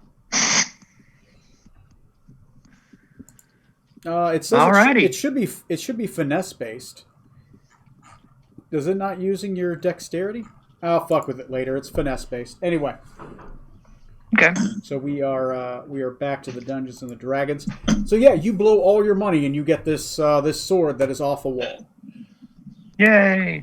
Yay! Worth it. So, Trey, here's what we've accomplished so far. We managed to travel out of the mountains that we were in previously when we got through the gates. Took some kind of hairy polymorphs into eagles trying to fly cover distance. It was kind of rough. The first town we came across with all kinds of just weird, very few people in there, people who couldn't remember stuff that they should have, and just overall a very bad vibe that was starting to fuck with our memories too. So we then took a cart up to the sort of like hub city in Azun where like a whole bunch of different roads meet up, and we took a Zeppelin to the walking tower city of Azun, which is where we are now. We're at a tavern, staying at a tavern currently, where tomorrow morning we'll be talking with someone relating to that town we came across and hopefully get some kind of faster transportation to Rokugan or to our ship possibly. Right on.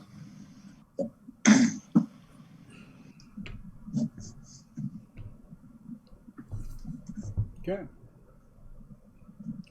So you guys are in a giant walking mechanical city with gas-powered gas-powered stuff everywhere. So if you guys were interested in anything technology-wise, this is the one place to do it. So you guys are currently in the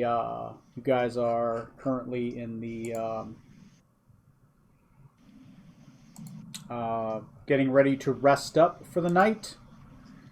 You believe sometime tomorrow morning, Decadic, you will more than likely be contacted by a member of the Gearmonger family.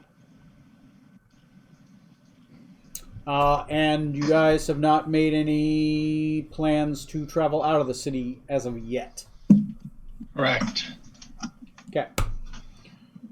So, what do you do? It is nighttime. Do you guys have anything else you guys have planned for tonight? Nope. Not that I know of. All right. I'm going to use the bathroom, and I'm going to call it the next day. I'll be right back in 2 minutes.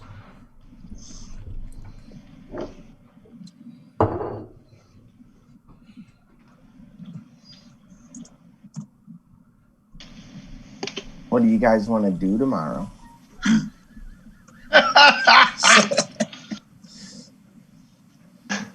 Meet with this fam. Yes. get and some. look into traveling. That town was fishy. Thanks for letting us know. Can you give us transportation far away from it? Yeah.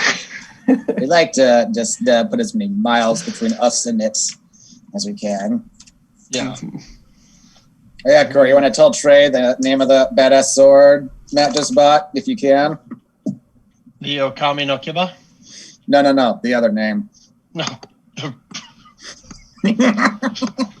No, I can't. I hate you. I can't say without one. So this badass samurai sword Matt just bought, the tavern owner referred to it as the Boon Diggly Iggly.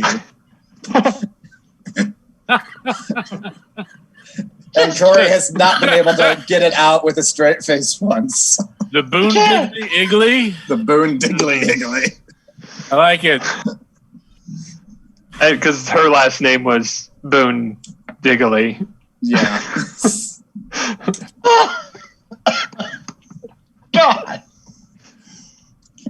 You know that's what we're gonna call it from now on, Strom. Regardless. Yeah, of the full name. I'm totally on board with calling it the Boon Diggly Iggly. I'm gonna put that in the note of the weapon. Actually, I'll boot. Go ahead. Captain, command Strom to attack with the Boon Diggly Iggly. Iggle his diggle, Strom. Okay. I think I know what we're doing on Tuesdays now. You have my sword, you have my bow, and my Boon Diggly Iggly. and my Boone Diggly. Yep, you did buy the Boondiggly Diggly, so there you go.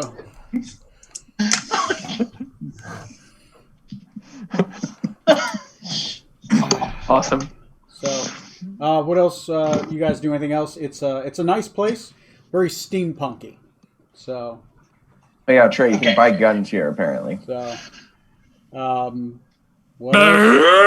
Like I said, Trey, this is the place where technology exists. If you are technology interested, this is the place. That's why I said that. Okay, so Yes. the day passes. It is the next morning.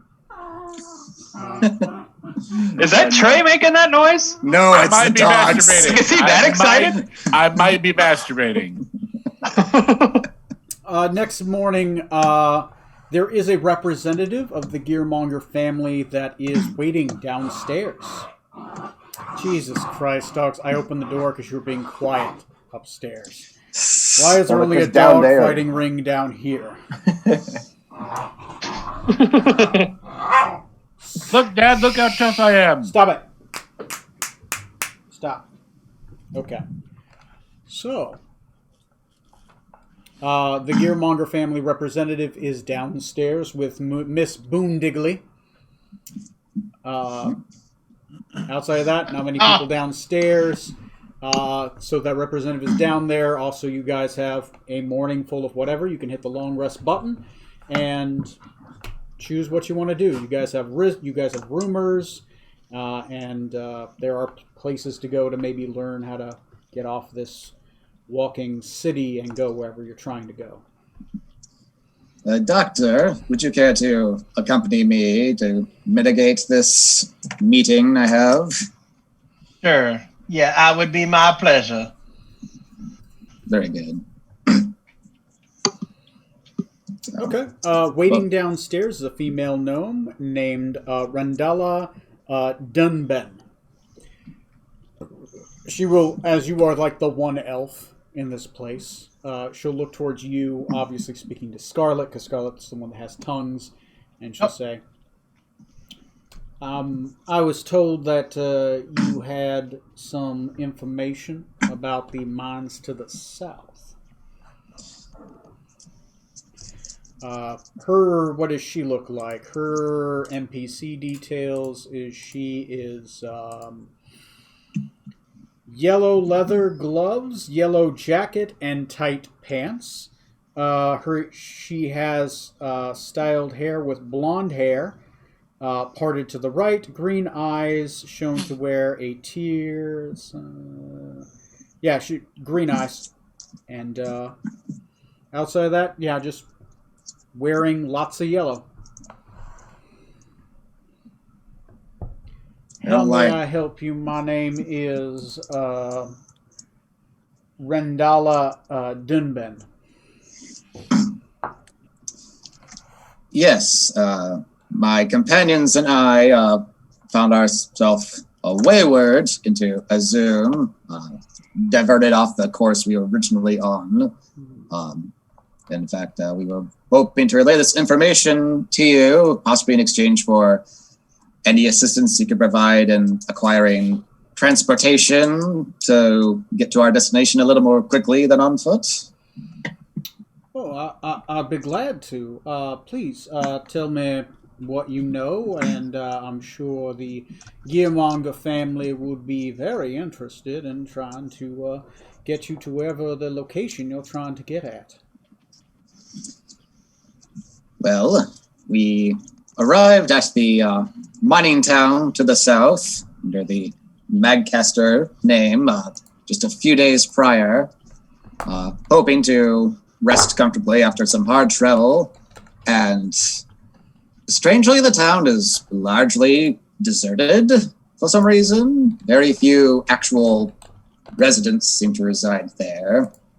There seemed to be some magical effect controlling what they could remember.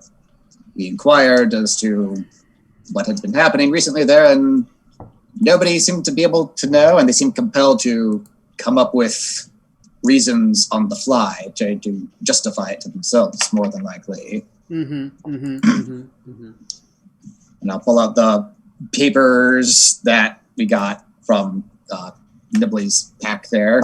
At the tavern, we did come across the belongings of this John Nibley, who it appears was working for the Gearmongers to investigate what had happened to the town since the mines had dried up, yes? Sadly, we did not find him or where he may have gone off to. It's possible wherever these missing townspeople are might be the same place he is at.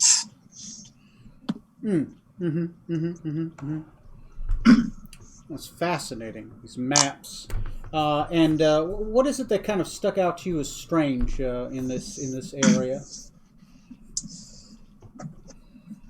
Well, the fact that it was so sparsely populated, the few townspeople there mentioned that usually there's an influx of miners coming and going to deliver goods and also rest, and yet they hadn't had anybody arrive, I think, at all for the past couple months, it seems like. Well, is there anything else that you'd wish me to bring to the Gearmonger family's attention? They were looking into this matter, and they are very interested in any of your findings. Yes, we did not stay long for fear that whatever was affecting the town would likewise affect us and possibly fall under whatever sways held over the town. I'd warn you that whatever is happening there seems to be a very powerful magical effect. If you have any powerful wizards, sorcerers who can shield people from being possibly brainwashed even, I would recommend sending a large contingent to investigate the town. A lone agent like John probably would be lost. Oh, Magisters, yes, they do exist somewhere. Not so much in Azun. We depend on technology, not magic. But it is good to know. Well, I gotta say, we were expecting John back quite a while ago. Well, not too long ago, actually. We would have expected him in about a week, but we were eventually going to expect him back. I assume from your description we're not going to expect him back. We did send him off to investigate. From my understanding, she pulls out a little ledger. She makes some writing in it. She closes that back up. Well, but since you've returned back with his findings, you get his fee. It's 2,500 copper pieces in total. She pulls out a bag full of 2,500 copper pieces. And you do have our thanks. I suppose the Gearmonger family is slightly within your debt. Minor favor. I believe you are looking to get somewhere. I heard a few of you last night were talking about transport. Yes, we are wanting to make our way to Rokugan. If you have any transportation there, preferably if, I don't know if you have any teleportation capabilities in the city to more instantaneously transport us. Otherwise, passage on an airship heading to Rokugan would probably be equally appreciated.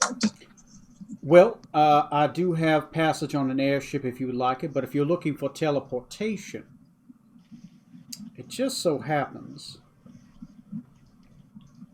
that I may have teleportation for you. You said Joso, right? Yes, that is our ultimate destination this time. I can't quite get you to Joso, but I can get you to...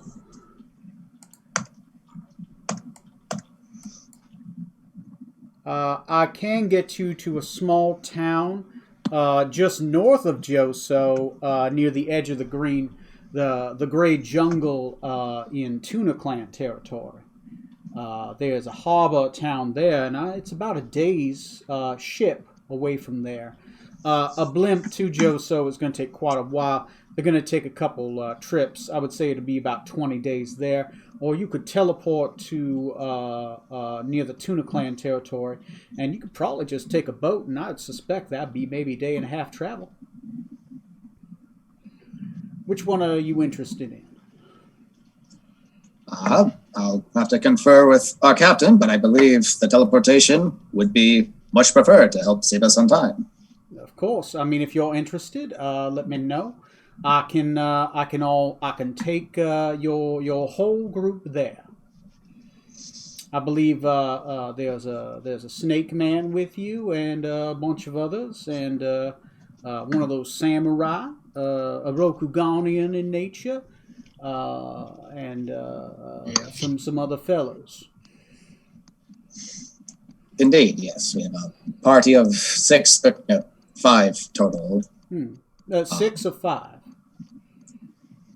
We have a companion missing that we're looking for, but at present we have 5 people traveling with us. What companion is this? Maybe I can put an ear out for him.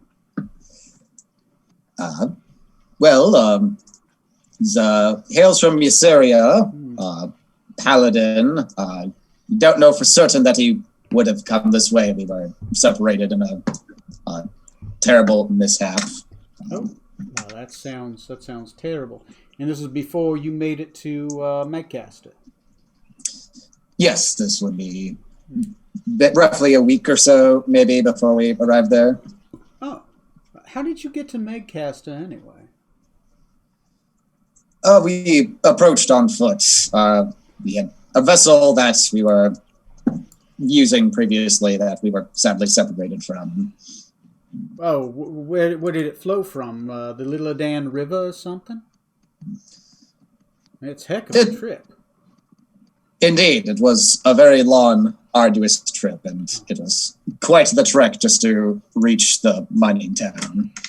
Well, I'll inquire with my people, and I'll have some kind of circle ready when you're ready, if you're ready. We'll say 3 hours from now. I think that should be enough time to prepare. Okay. She cleans off her boots before she leaves. She grabs her yellow coat and she walks on out. And she'll say, "I'll be back meet back here in about 4 hours." Very well. All right.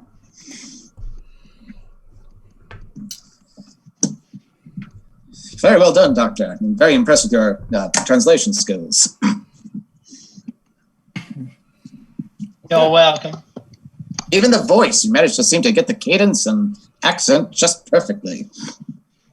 Do nothing but please. So, what do you guys do?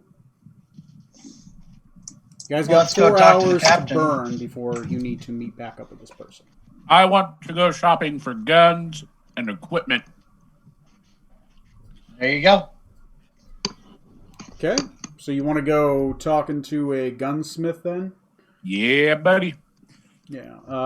So everyone else had already gone to the alchemist shop, the general store, the shield smith, and the only place you guys haven't gone is the jeweler's shop and the mage's shop. So I guess the mage shop is basically the tinkerer's shop, right?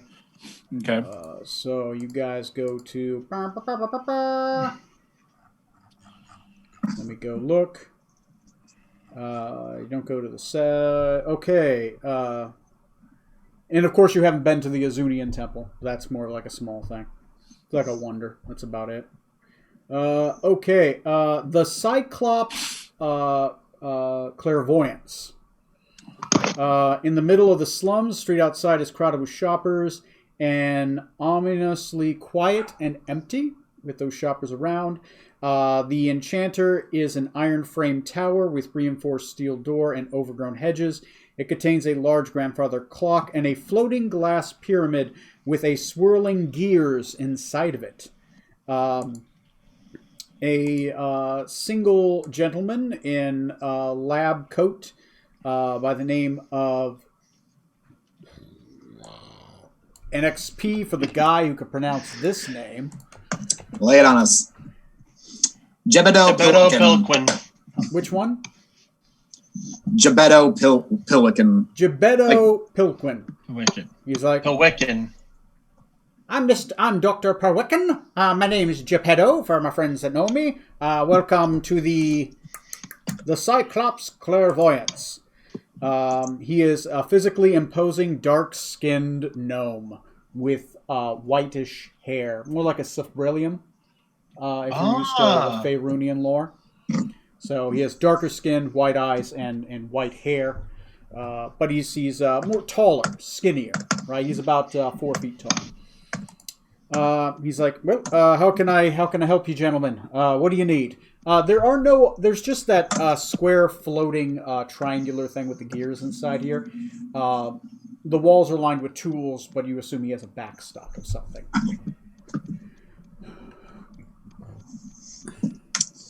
What are you gentlemen interested in? Do you happen to have any firearms or explosives? Here, I see you are a tinkerer. Okay. And I wish to at least see what you have.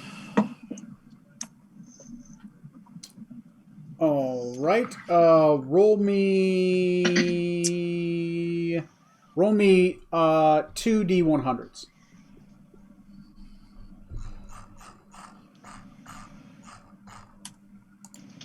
Uh, 26 and a 70. So between 26 and 70. Starting at 26. Let's see what he has. Well, I do have a few things that might catch your eye, but you're looking for things that go boom, or you're looking for things that go bang. Am I correct in assuming this? A little bit of both. You know, show me the gamut. What you got? Damn it. Trying to. I put a link in here. Where the fuck's that link?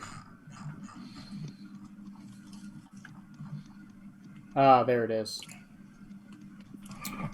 Well, I got a couple things that go bang.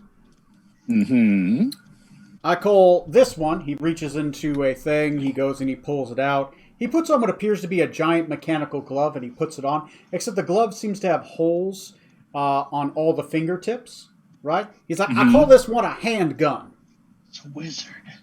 He basically puts on this giant mechanical glove and like, okay, well, the boom boom is this one, and then each one of the other ones is a different kind of gun. This one's a grappling hook.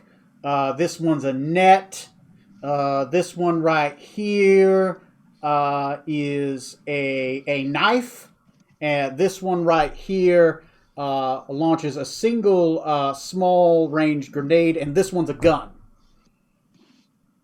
I see. And each What is the finger- reload on that gun? The reload on this one, it only contains 4 shots at a time. I see. And the reload time is quite slow. It is a handgun, but each finger does something different. I see. Interesting. Nice to see all sorts of different calibers here. What else have you got, sir? All right, there are 5 things he has. Let me roll to see which ones he has.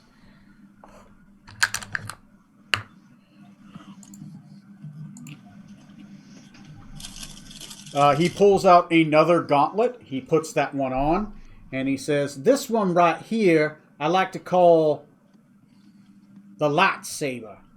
Closes his fist. As it does, a sword made of electricity explodes from it. Ooh. Right. 3 times a day, you can cast this, and it will. It holds a charge. The charge takes a couple days to charge up. You got to pump this crankshaft right here a bunch of times. But as you do, whenever you close your fist and you turn it the right way, this sword of electricity will explode from it. And you How can long does the blade last? last 1 minute. I see. It is attunement, by the way. All these items are attunement. Okay. Very interesting. And some of your other items, sir? He has 3 others. This one right here, he'll pull out robotic arms. If you ever lose an arm, you can strap one of these babies on, and it works as your arm. It's a robotical replacement for a limb. I also have legs. I am working on the torso, but I've yet to find somebody who survived without having a torso. Right. It seems all the important organs are in the torso. Right. It's very difficult to test it. Interesting. All right. He pulls out another thing. I call this one. He holds up what appears to be a gun with 2 sides on it, and there appears to be a grappling hook arrow on each side. I call this one the Gap Closer 2000. You hold it like this, and you squeeze. As you do, it shoots out an arrow with a rope attached to it to both ends, and then you can grab onto it and just swing across large distances. Oh, that is a nifty contraption right there. That one is interesting. And I believe you have one more item to show me, sir. Yes, I have one more item. I do have to roll. All right.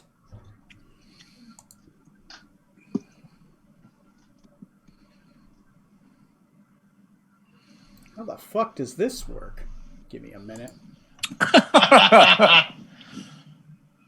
No, it's a good weapon if that's the problem. If the DM goes, what the fuck? What does it do and how much damage? He pulls out what appears to be a rifle. He's got a gun! Except this rifle seems to have a glass tube in the middle of it, or a crystalline tube. And it appears to have a very large middle that seems to spin, and sparks come off it.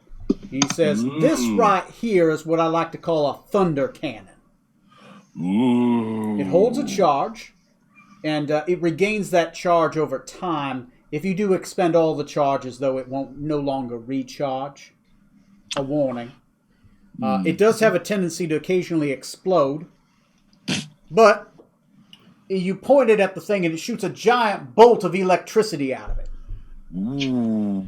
Keep away from Captain. Rutherford's eyes are kind of glazed over as he's looking at this thunder cannon. How much is this one? The thunder cannon, I have to take a look. Let me go look at my D&D Beyond for its equivalent.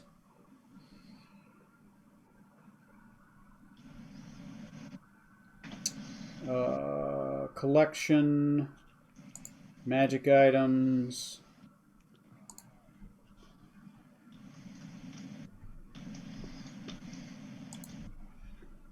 Let me sort by name.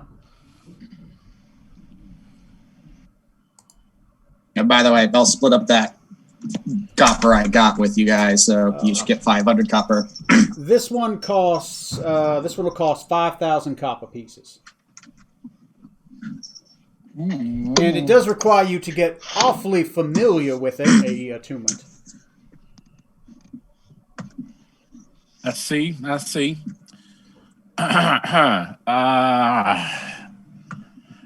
Rutherford's kind of like eye fucking this thunder cannon right now. Oh, He's wait, just- never mind. I'm looking at the thunder cannon. No, I'm sorry. It costs 10,000 copper pieces, and you don't have to be familiar with it. It does not require attunement, but it costs 10,000 instead of 5. Does somebody want to loan me 2,000?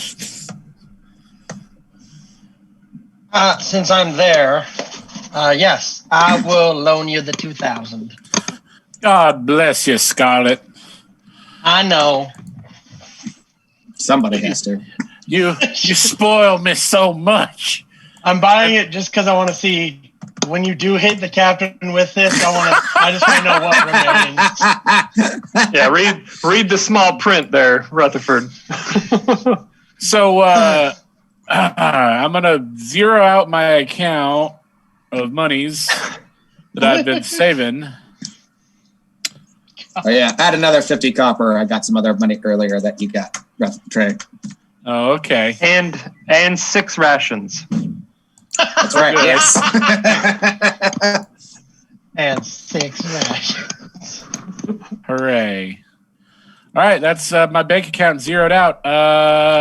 Give me the thunder cannon. Give me a second. I have to make it. Okay, I got that one. Okay, that's kind of cool. Ignore the text on it. Actually, I wonder if I could just pop this out and just take a snippet of it. Damn it. There we go. I could just take a snippet of it. Give me a second. I'm going to grab my snipping tool. How dare you? I'm going to take new. You are not a qualified gardener. Do this. We owe Scarlet $2,000. Yep. Save as Thunder Cannon. Yes, I want to save over that image. You guys are pretty lucky that I don't charge for healthcare. Not in money, at least.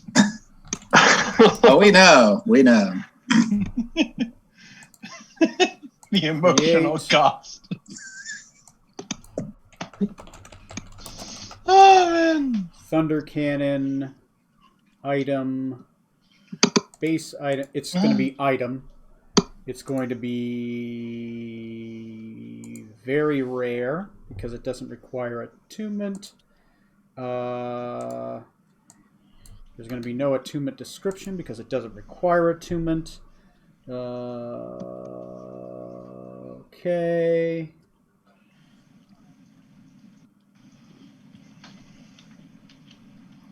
You expend the one's last charge. It is destroyed. Okay. And adding a file to this to make it give it a look. And I think that's everything. Save changes. Let me look.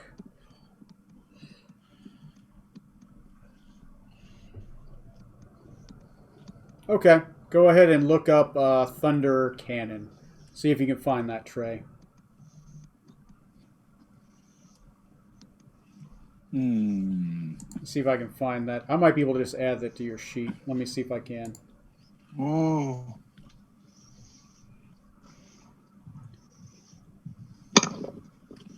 Is it all one word?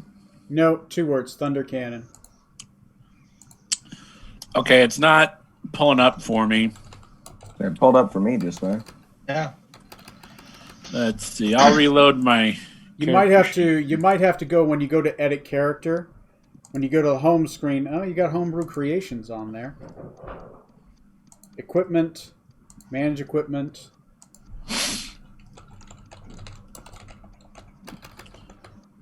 Just do Thunder Space C, and it might come up. I might have a restriction on this. Let me make sure it doesn't have a restriction. Conditions, no conditions, no modifiers, no additional, weight. It shouldn't have any restrictions. Very rare. Requires it not, doesn't require too much. And you guys can see it, right? I can see it. Yeah, I can look it up. I made the item. Why can't I see it when I pull it up? Because D&D Beyond hates you tonight, Tony. That's why. There's Arcane Cannon. That's not what I'm looking for.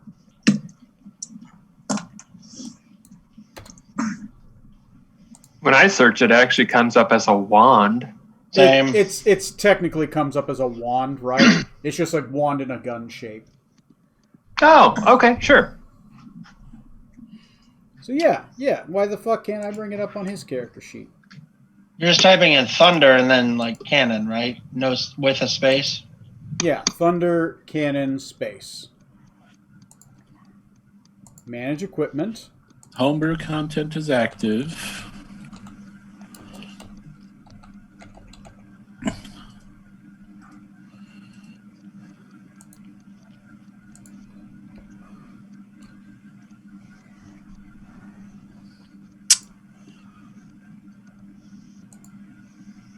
Huh.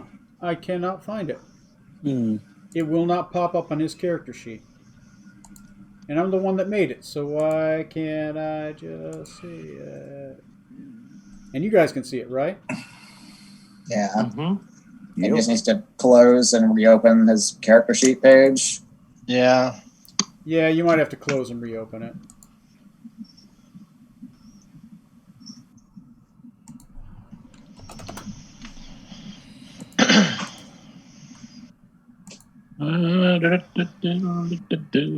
My campaigns.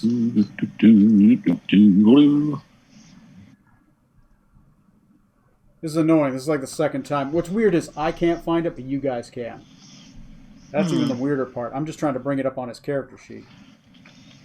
Yeah, I'm still not able to pull it up when I've closed the window and reopened it. So weird. Very.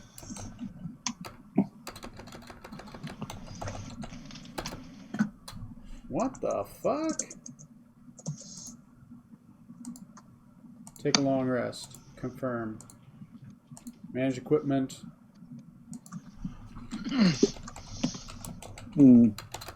Weird. Custom items. Oh, there's an area for... No. Add custom item. Inventory. No. Weird. Okay, whenever it comes back, Thunder Cannon. Here, somebody add it to your sheet real quick. I'm going to look at somebody's sheet when they do it. See if they can pull it up. I just added it to mine. Okay. Well, this is weird. Welcome to Real D&D, guys, where we scream at D&D Beyond. The guy who created the item cannot see the item for other people. Rabble. Rabble. Okay. Somebody watch Chowder. I loved that show. It says definitely an interesting show. It says copy of Wand of Lightning Bolts. When I look at it on your character sheet, what do you see it as? Thunder Cannon Wand. Yeah, it looks just like Thunder Cannon, like you said. Yeah, seriously, like, I'll show you Decadic's sheet. Like, it looks like... It's so weird. Like, I'm looking at share screen... like... Oops, sorry. Hit the wrong button. See that? Copy of Wand of... What? But it doesn't look like that for you, right? You're seeing, No. Yeah. Mine says Thunder Cannon and it's in purple. Yeah. And it's Yeah. a wand. It says wand, very rare, and everything else is the same. It doesn't have lightning bolt and the charges on it though. Fucking D&D Beyond is losing its mind right now. That's weird. That's really, I blame Jesus. really, Yeah. really Oh, weird. okay. So when I add it to my sheet, I get the image and the lightning bolt and the charges now. But Okay. how come I can't look it up? I don't know, man. That's weird. This is the It's second time it's stupid. done that. Oh. Oh well, I'm gonna add it to your sheet. I guess is the copy of. Let me add it. That is really weird. Nobody else buy any custom items tonight. We're cut off. No more. Yeah, no more custom Aw. items. All right, there you go. Here, and you I'm the don't. only one who hasn't spent a shit ton of money. All right. So Trey, I've added it to your sheet. Go ahead and refresh. It's probably going to say copy of Wand of Lightning Bolts until D&D Beyond unfucks itself. Okay. Until then, I've got it on there. So there you go. All right. Yep, there it is. Okay. So you guys have that. Do you guys want to do anything else? There's a jewelry shop and there's a temple, and I'm sure there's a homeless child you guys haven't punched yet. I mean, Well, now that you mention it, I did have a crazy idea earlier, but I don't know if it's something you've actually prepared for yet, Tony. What is it? Scrying upon Smoot to see if we can locate where he is. Oddly enough, you do you want to burn the spell and make the attempt? Sure. Let's do that. I like that. Sure.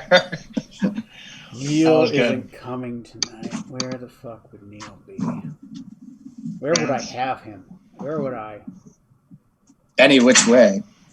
Oh, that's like gold. But loose. Oh,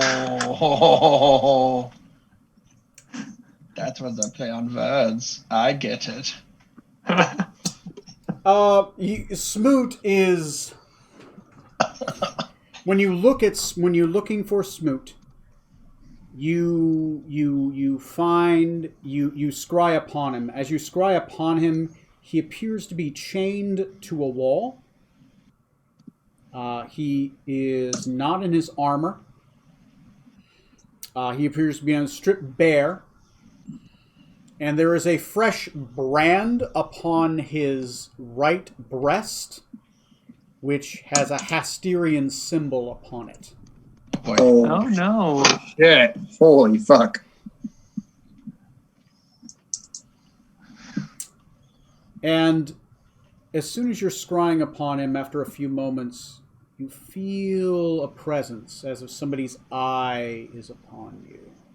Oh boy.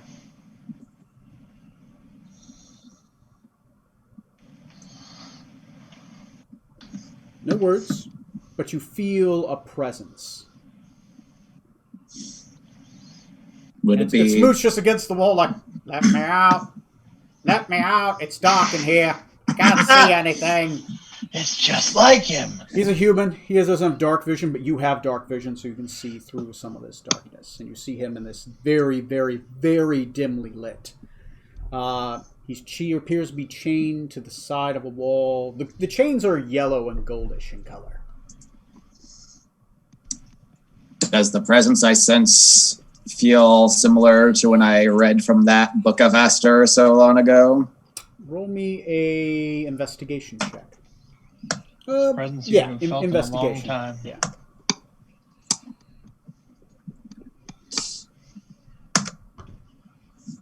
Ooh, 11. 11. It's tough to tell. It does feel familiar, but it's not overbearing like that presence is. It's more subtle.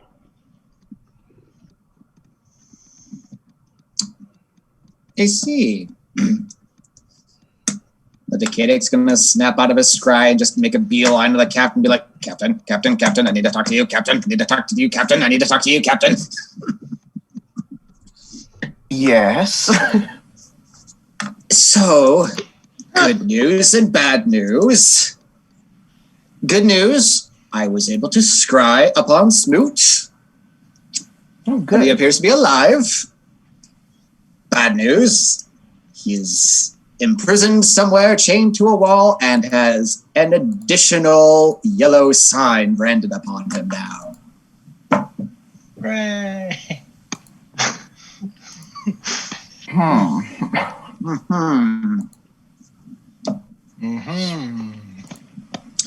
That's really hard to. I don't know how we're going to find him then. Indeed. I presumably could attempt to contact him via sending, though when I scried upon him, I did feel a presence that wasn't scrying upon me per se, but was aware of me, it appeared. So who knows if we could directly contact him.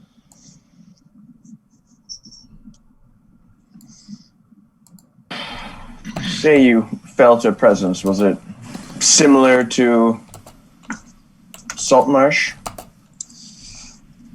It is difficult to tell. It wasn't quite as strong as that, but who knows what other entities have similar powers to our yellow friends.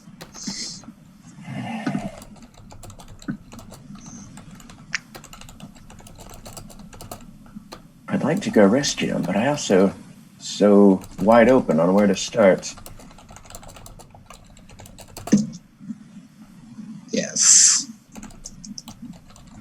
In the meantime, you can get teleportation to, not directly to Joso, but nearby. You can contact the ship and tell them to make beeline directly to there to meet us.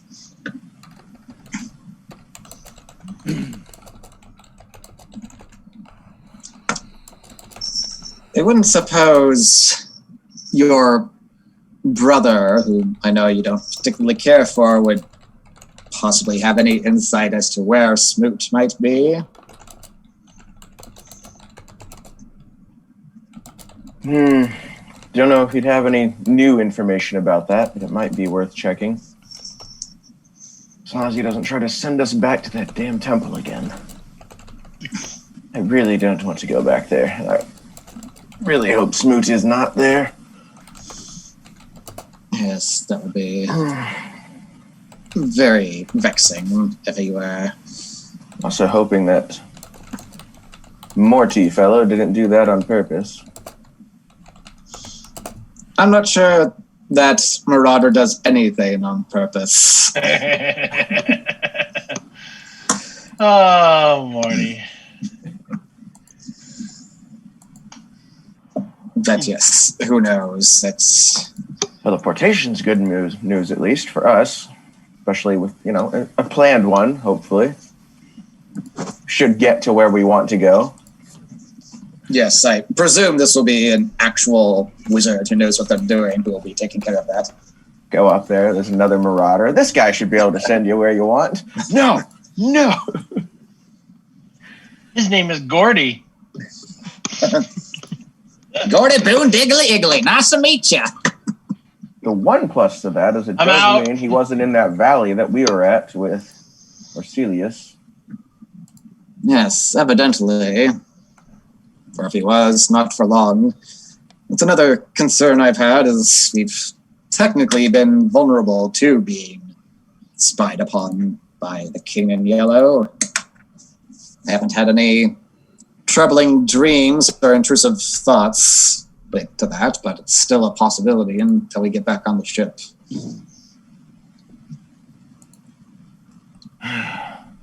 Well, we'll have to try to figure out what to do about Smoot. For now, though, with no idea of where he's going, we should take that teleport and get out of here. At least make it to Rokugan. Indeed. They have no further business here in this city. Whenever everyone else has finished their preparations, I'm good to go. Okay. So you guys go back and just wait for Randala Dunban, right? Depending on how long we have, poke around town a little just to see if we can find any sign of a Haster cult here. Or Haster followers. Okay. So I wonder if they've spread out to here or not. Yeah, I'll admit I freaked out a tiny bit when you mentioned she was wearing a couple yellow articles of clothing earlier. Hi, yes, yeah. By the way, before I teleport you, have you heard the good word of our Lord? Oh, yes, I remember your friend now. I sent him there myself. Want to follow? That'd be a dick move. That'd be a dick move. No, man. Hysterical. So when you were talking to her, you guys didn't get the feeling that she was a Hasterian cultist. Thank Jeebus. Yeah, they tend to not be particularly subtle. I think that's against their religion. Right. The subtlety. I mean, yeah. Roll an investigation check, I guess. I mean, we're just going around town asking people if they've seen the yellow sign. What do you guys? How are you looking for Hasterian cultists in the middle of this city? Well, like we said, they don't tend to be very subtle. So Right. So you're just basically gathering information. You're kind of just doing that. around. Have Scarlet figure out there's Any- a temple to any- like Haster or America, maybe. Okay, yeah. Just Yeah. go give me a Probably surface America. level investigation check, right? If anyone is doing what his brother was doing and, proselytizing on a street corner somewhere. Right. Yeah. Anything obvious? Go ahead and make that roll.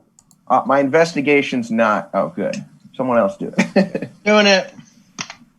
Well, it's not a 17. dog pile. You choose a champion. So we'll restart that. Somebody dedicate themselves as the investigator, and I'll allow advantage since they're receiving help. So who's Not it. I think Wizard Boy should do it. Master Yeah, it's Arcanist. his question. He does it. okay? Yeah, go ahead and roll Wizard boy. twice.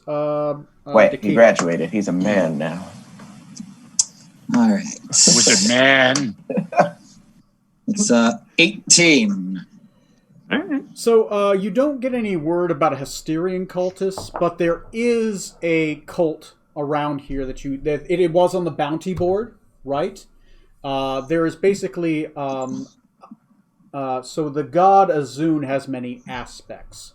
One of those aspects is named Change. He is the god of decay, necrosis, things breaking down and changing.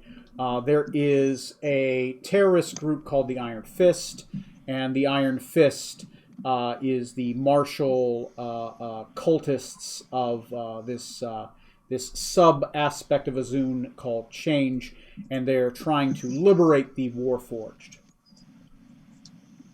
Oh. So there are Warforged in the city who are possibly members of the Iron Fist, and they are causing terrorist acts around. So there is basically a bounty for Change cultists.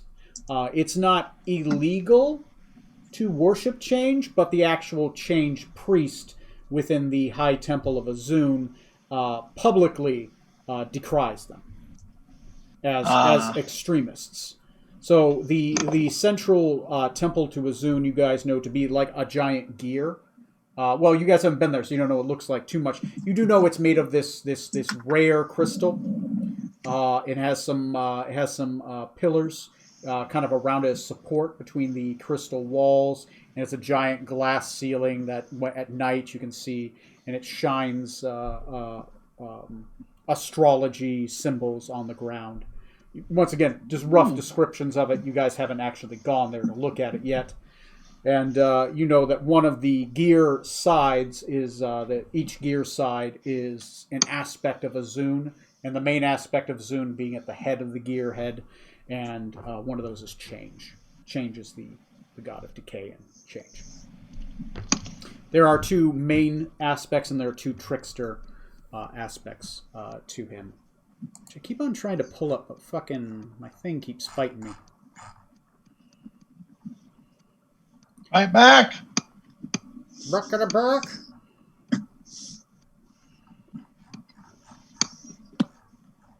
Can I even pull it up?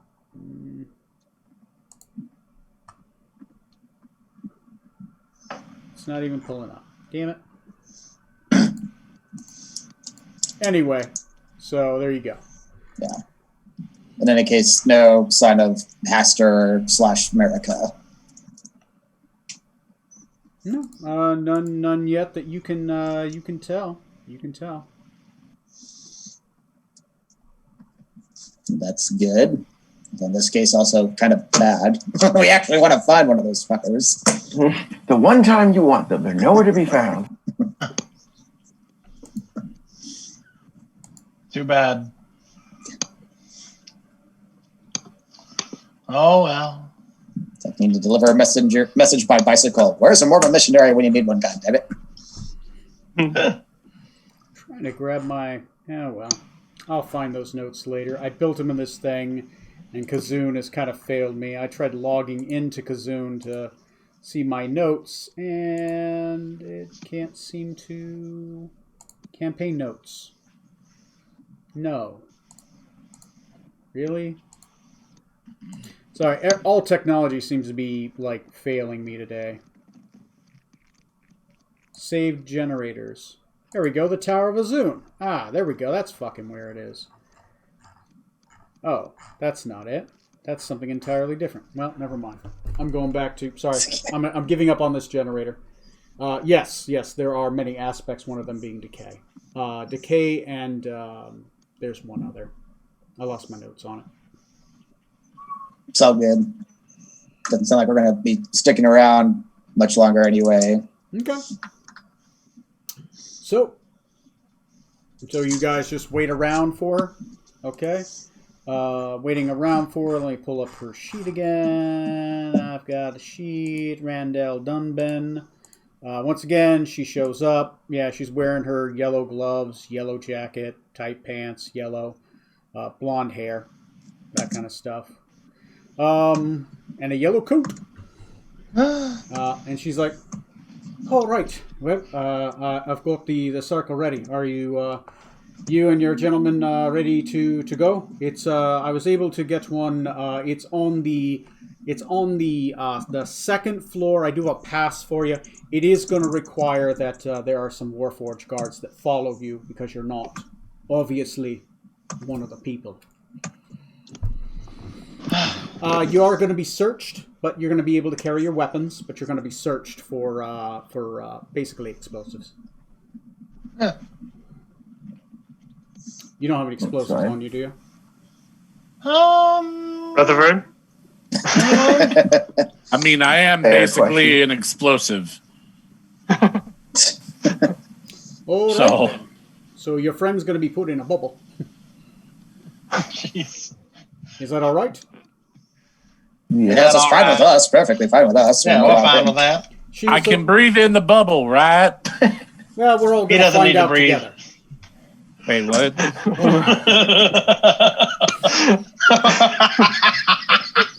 So eventually you guys are brought up towards the second floor. Before you get there, a couple Warforged flank Trey's character. There are 4 with her. 1 ahead, 1 behind, and 2 by Trey's character. The 2 by Trey's character, they pull out what appears to be this interesting bluish orb, and they hit Trey's character with it. As it does, a bubble of force surrounds him. And he's encompassed inside this bubble of force. Can I breathe?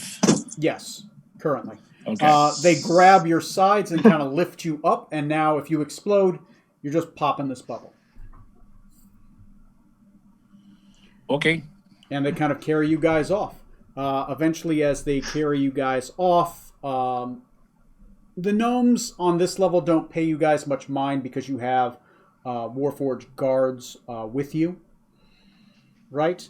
And they kind of bring you towards a small central building. It's a small iron tower off to the eastern side of this second platform. You pass many streets, iron buildings, glass. Literally think like a downtown, right? These are buildings that are square. They're very unfamiliar to you. They have glass windows. They have sliding doors that seem to open when people walk by them. That kind of thing. Very alien. And lots of steam. Obviously, nonstop steam just seems to be pouring out of the floor plates. So it's slightly misty, not quite Silent Hill, but, you know, like a good in-between. Eventually, you find your way towards this building. The doors slide open, and you are brought inside. The bubble is taken off of you, Trey. So now, Rutherford, you were able to breathe the whole time, but you are now Okay, cool. out of this bubble. She takes you. There's no one else in this building. The Warforger's still with her. She turns around and she takes you up one floor. And on the second floor of this building, on the eastern side, you guys see a runic floor plate, very similar to a teleportation sigil. Please step on there, and I'll activate the incantation over here. She's standing at what appears to be like, if this was a teleporter bay, she's standing at where like the teleport guy would be. I have to be down.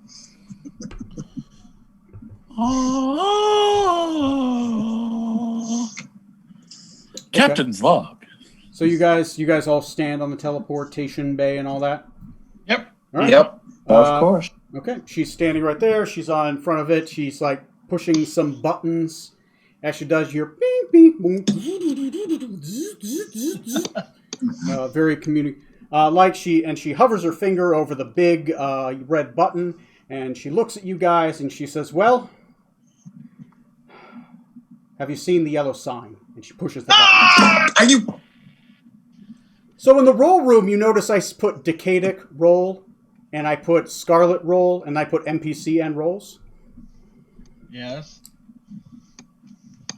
That was her deception. God damn it. Oh, for God's sakes. Oh, fucking. Yeah, I had to roll that one because I'm like, yeah, they could figure it out. Should roll pretty good. I found it funny you guys joked about that too. I'm like, Anyone in yellow is bad now. Yes, going forward, kill anyone on sight who's wearing yellow. God damn it. Okay, so now that we've done that, I'm going to take a quick break. Let's say 10 minutes. You guys are going to wake up you guys are going to be teleported into an interesting room. Just a big, empty room. Fucking unbelievable. You guys are going to find yourself there.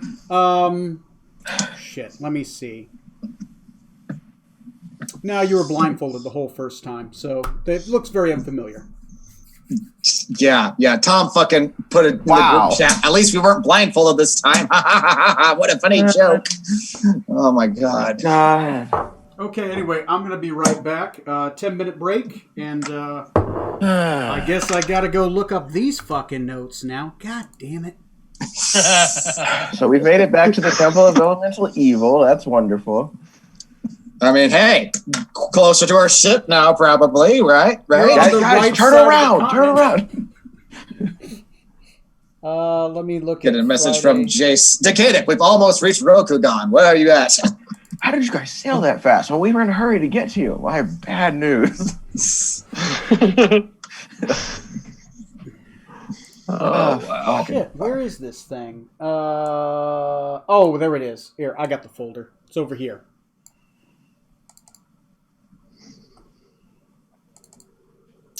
Where would be this room? It would probably be on the second floor, right? Yeah. Yeah. Or the first floor, maybe. Who knows? I mean, no one knows to be right next to where the final boss is. You might as well just plunk us right down there. Who's that entering through the room? Oh, is that some goat noises I hear? And great. Oh, God, I forgot about that. God damn it. I don't wanna. And that's also assuming that we'll even have our weapons. Well, I hope there's not some kind of teleport that strips us of our gear. You- Just come there. We're just naked in the room. You do Scarlet's have over- all your weapons on you. I'll be right Okay. back. Okay. Let's take a 10-minute break. Oh my God. And Yeah. we'll see how this goes. After these messages, we'll be right. Right back. God damn it.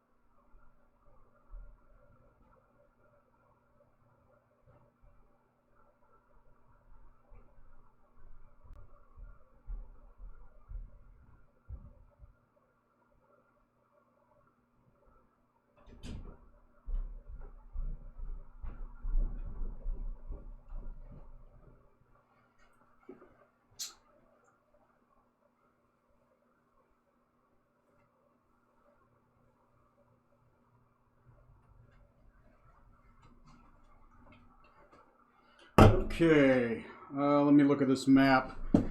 You are in room 14.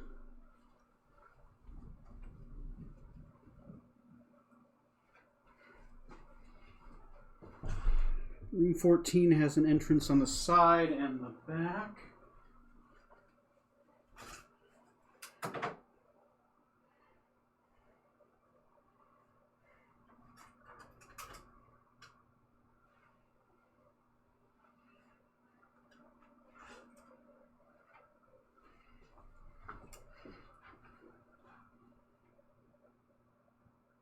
Okay, here's room 14. Great. And that is a teleportation room. Hello, Sif. How you doing, little girl? Huh? Where's your sis? Hanging out alone?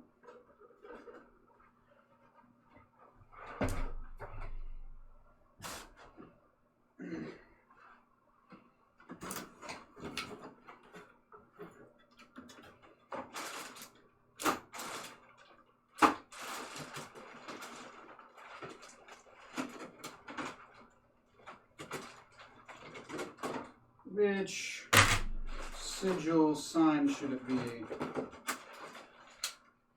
After these messages, let me see. Which one looks kind of yellow? This one has a yellow montage on it. Yeah, let's do that. There we go.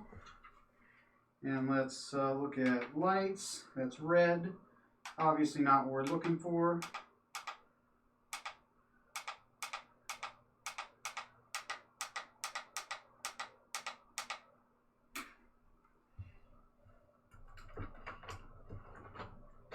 Okay, there we go.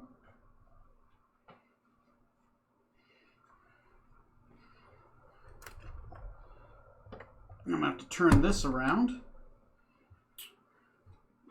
Let me uncheck this.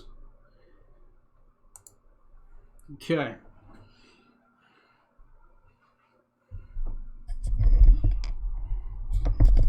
Let me flip the cameras over. So how you doing, Trey?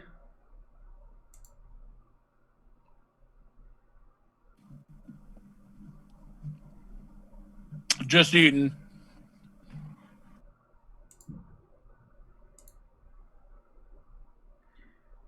There we go.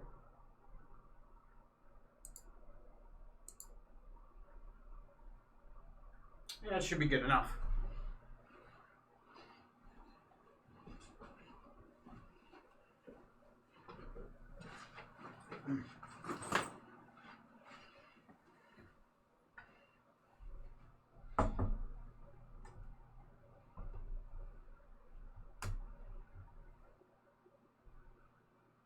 Okay. Yeah, I was kind of sad too. Like, oh, they're going to totally catch this one because Decadic rolled like a 17. He's got a +3 to his insight. She only beat him by 1. That sounds about right. That sounds like us. It's all right. It happens. I didn't think we'd be back here. I didn't really prepare for this, but you know, that's how the cookie crumbles. Okay.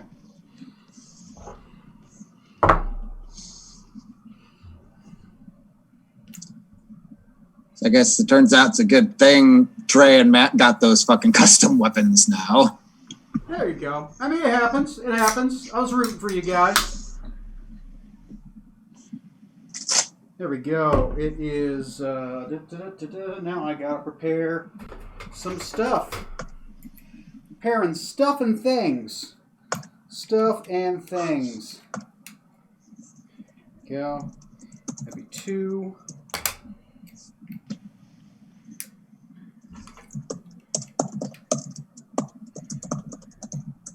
Anyway, I guess this will make things lively.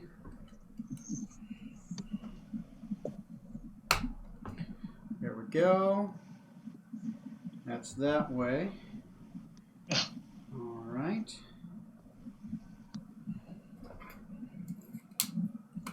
Gotta use all my new Dungeon Forge stuff. Anyway, let's grab who's here. We got the captain.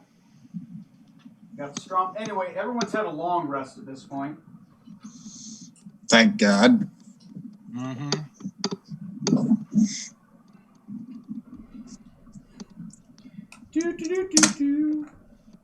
Did a Zoom at least seem fun?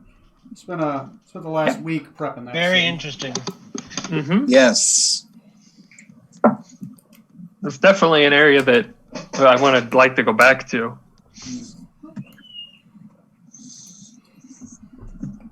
So, what do you think would have happened if we'd gone with the Zeppelin ride instead of the Insta Teleport? Actually, I had Tap plans for midair. the Zeppelin ride as well. Like, sure, the Zeppelin's right through this door. Just step on this teleport pad. No, it wasn't that. There was something else that was going to happen. Keyword is had. Had plans. Yeah, I have lots of plans. I didn't exactly like so far. I have not expected you guys to do half of what you're doing right now. Yeah, after these messages. That's where you get for giving us too much wiggle room. I know, right? It's your fault. It's my fault, huh? Yeah. See how it is. You're the one presenting the options to us. Yeah. I only have myself to blame. Me and Obama. Absolutely. I miss Obama. Well, we'll have crazy old man Biden in office, maybe, if Trump doesn't somehow pull off his coup d'etat, his very unconstitutional and very illegal coup d'etat. Yeah, he's Both trying to words commit a that have coup. meanings he doesn't Not know. very good at Yeah. it, but, he's trying. Yeah, it won't happen, but the fact that he's still trying. Yeah. Anyway, okay. Let me know when everyone's back. Still waiting on Tom. Okay. Not a huge deal. By the way, if you want, have that monster health sheet ready. Oh, yeah, we know. No, this is our first rodeo. This isn't even our first time at this location, probably. True. I should probably grab. I don't expect us to make it all the way through this tonight. There's so many meanings that could possibly have. Ah, I hope you guys survive, because if not, all this writing I've done is for naught. And we got to find a. Well, no, you're back to your other ship. Never mind. Yeah, we got backup Awesome. characters. We're just gonna die, and our crewmates are like, you know what? Fuck those guys. They've been gone forever. guys, Not hear me out. responding to We any go of my out and become messages. pirates. I think we should sail to that Temple of Elemental Evil. Captain wouldn't let us check it out. Sounds fun. Yeah. Elemental evil sounds fun. Those are- I'm the captain now. Let's sail. Woo! Man, I was sitting here too, and I was thinking, like, she's giving us a teleport for free. Did I miss something? Did someone pay and I just missed it? Because that seems like an expensive thing they wouldn't just hand out.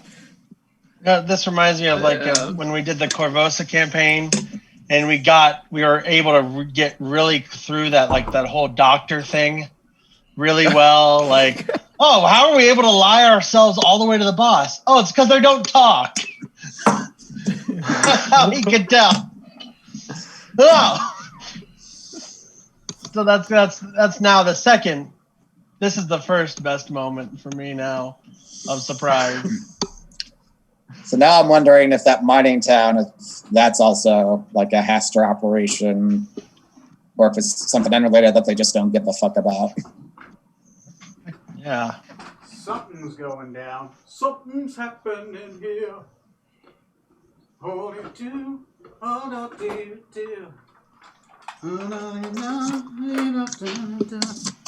Here we go. Let me know when everyone's here. We're all here. Everyone's here. Everyone is Oh, here. good. Everybody stop, wait, what's that sound? Everybody look what's going down. There's one of these here.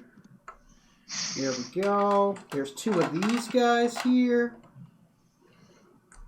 There we go. Bidoo-doo-doo-doo. All right, and there's a whole lot of these guys here. Give me 1 second. I just have to grab something, and I will be ready to roll. There we go. There we go. She'll work. Yeah, she'll work. There we go. Da, da, da, da, da. Okay, so you guys find yourself in Area 14. Oh, man. Which Not Area 14. Is that where the aliens are? Yes, exactly. Fuck. I do not want to get probed. Speak for yourself. Temple of Elma, who you will first floor? They're going to go that far. They might as well fix all the problems I have. I mean, if that's where they want to go to do it, fine. But they better fix everything else going on. Can you check for polyps while you're at it and you're up there? Just something I always worried about. Okay. And fix that whistling noise. I don't know what it is, but just fix it. Okay, so I've got. I just open my mouth and it Storm. just happens. I think this is everybody. So Yeah, that's you almost. guys find yourselves here. You guys are in a teleportation room. There are small holes in the walls, and there are sigils of the yellow sign along the walls as well. There appears to be a hallway entry to your. You're gonna assume. I'm just gonna call this west, and to your south. Okay. To your south, the hallway ends at a door, and it appears to curve around to the to the west. It curves around to the south. There's a door. So is dark, light. There is dim light, dim yellow light that seems to protrude from holes in the walls and in the cracks of the walls. It seems to glow through the cracks in the walls, this yellow light, as well as the light in the teleportation circle below you. So I'll let you know when it's dark. If not, it is light, and I'll let you know if it's dim light. Okay. But so far, you don't hear any noises, and no one seems to be attacking you. Oh. I will cast Mage Armor on myself immediately. Okay. Is there any noise at all? Roll me an investigation check. Let me know what the number is, because I can't quite look at that area. 16. 16. You hear a little bit of noise to the south of you, on the other side of that wall. You're not sure what it is, but there's definitely a noise. I would like to move closer to that door and see if I can figure out what it is. Okay. And I'll say I think I hear something. Okay. You So, get closer. out loud so everybody. Roll a perception check, and I will roll a d20 to see what's in that room. And because of my sword, I have advantage on perception checks. So I got a natural 20. Nice. Nice. Oh, and specifically, I haven't put down its hearing and smell. Ah, okay, good. They're the Good to senses know. of a wolf. Cool. But it is hearing, so you do get the advantage. Your eyes Alrighty. now, by the way, are yellow. If you've attuned to it. Oh God, he's become one of them. Oh no. not like glowing yellow, but like wolf-like yellow. Oh, while he's doing that, I'm also going to get my sword out and ready.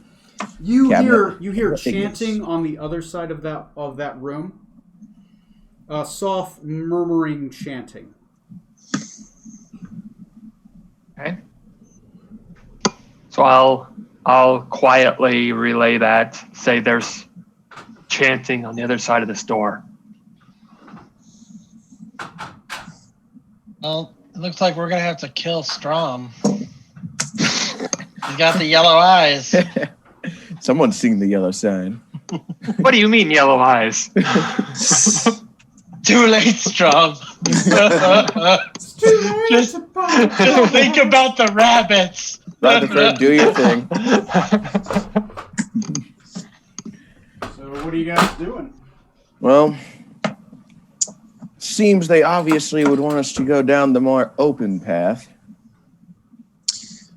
Since there's no point trying to be subtle, I'm going to send a message to Smoot. See if he responds, if he happens to be here in this area. Okay.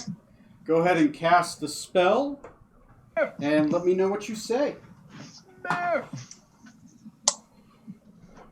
Smoot, it's the crew.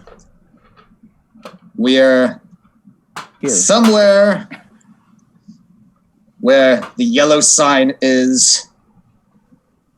Are you imprisoned at the Temple of Elemental Evil?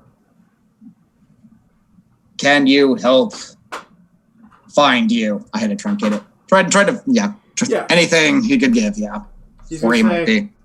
I have been captured. The Hesterian cultists. I'm not sure where I'm being kept. It's dark. They took all my things. And I think they burned me. I'm gonna guess I might just be there.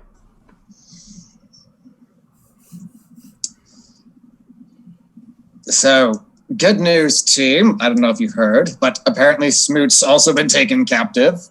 Good chance he's probably here too. So, we should probably look for him as well and trying to escape from here.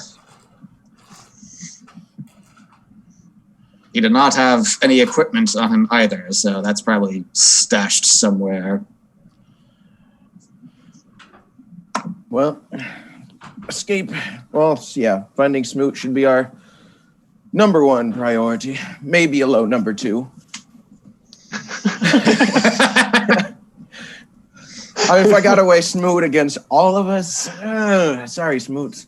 I mean, at the very least, we should find the sword. There's still a bounty for that we could turn in, right? True. At least find his gear. Leave Smoot there. Yeah, they won't. It'll be fine. Okay. So So- If he's dead, we could just take his body to Alon. he's where the lot dead, yeah.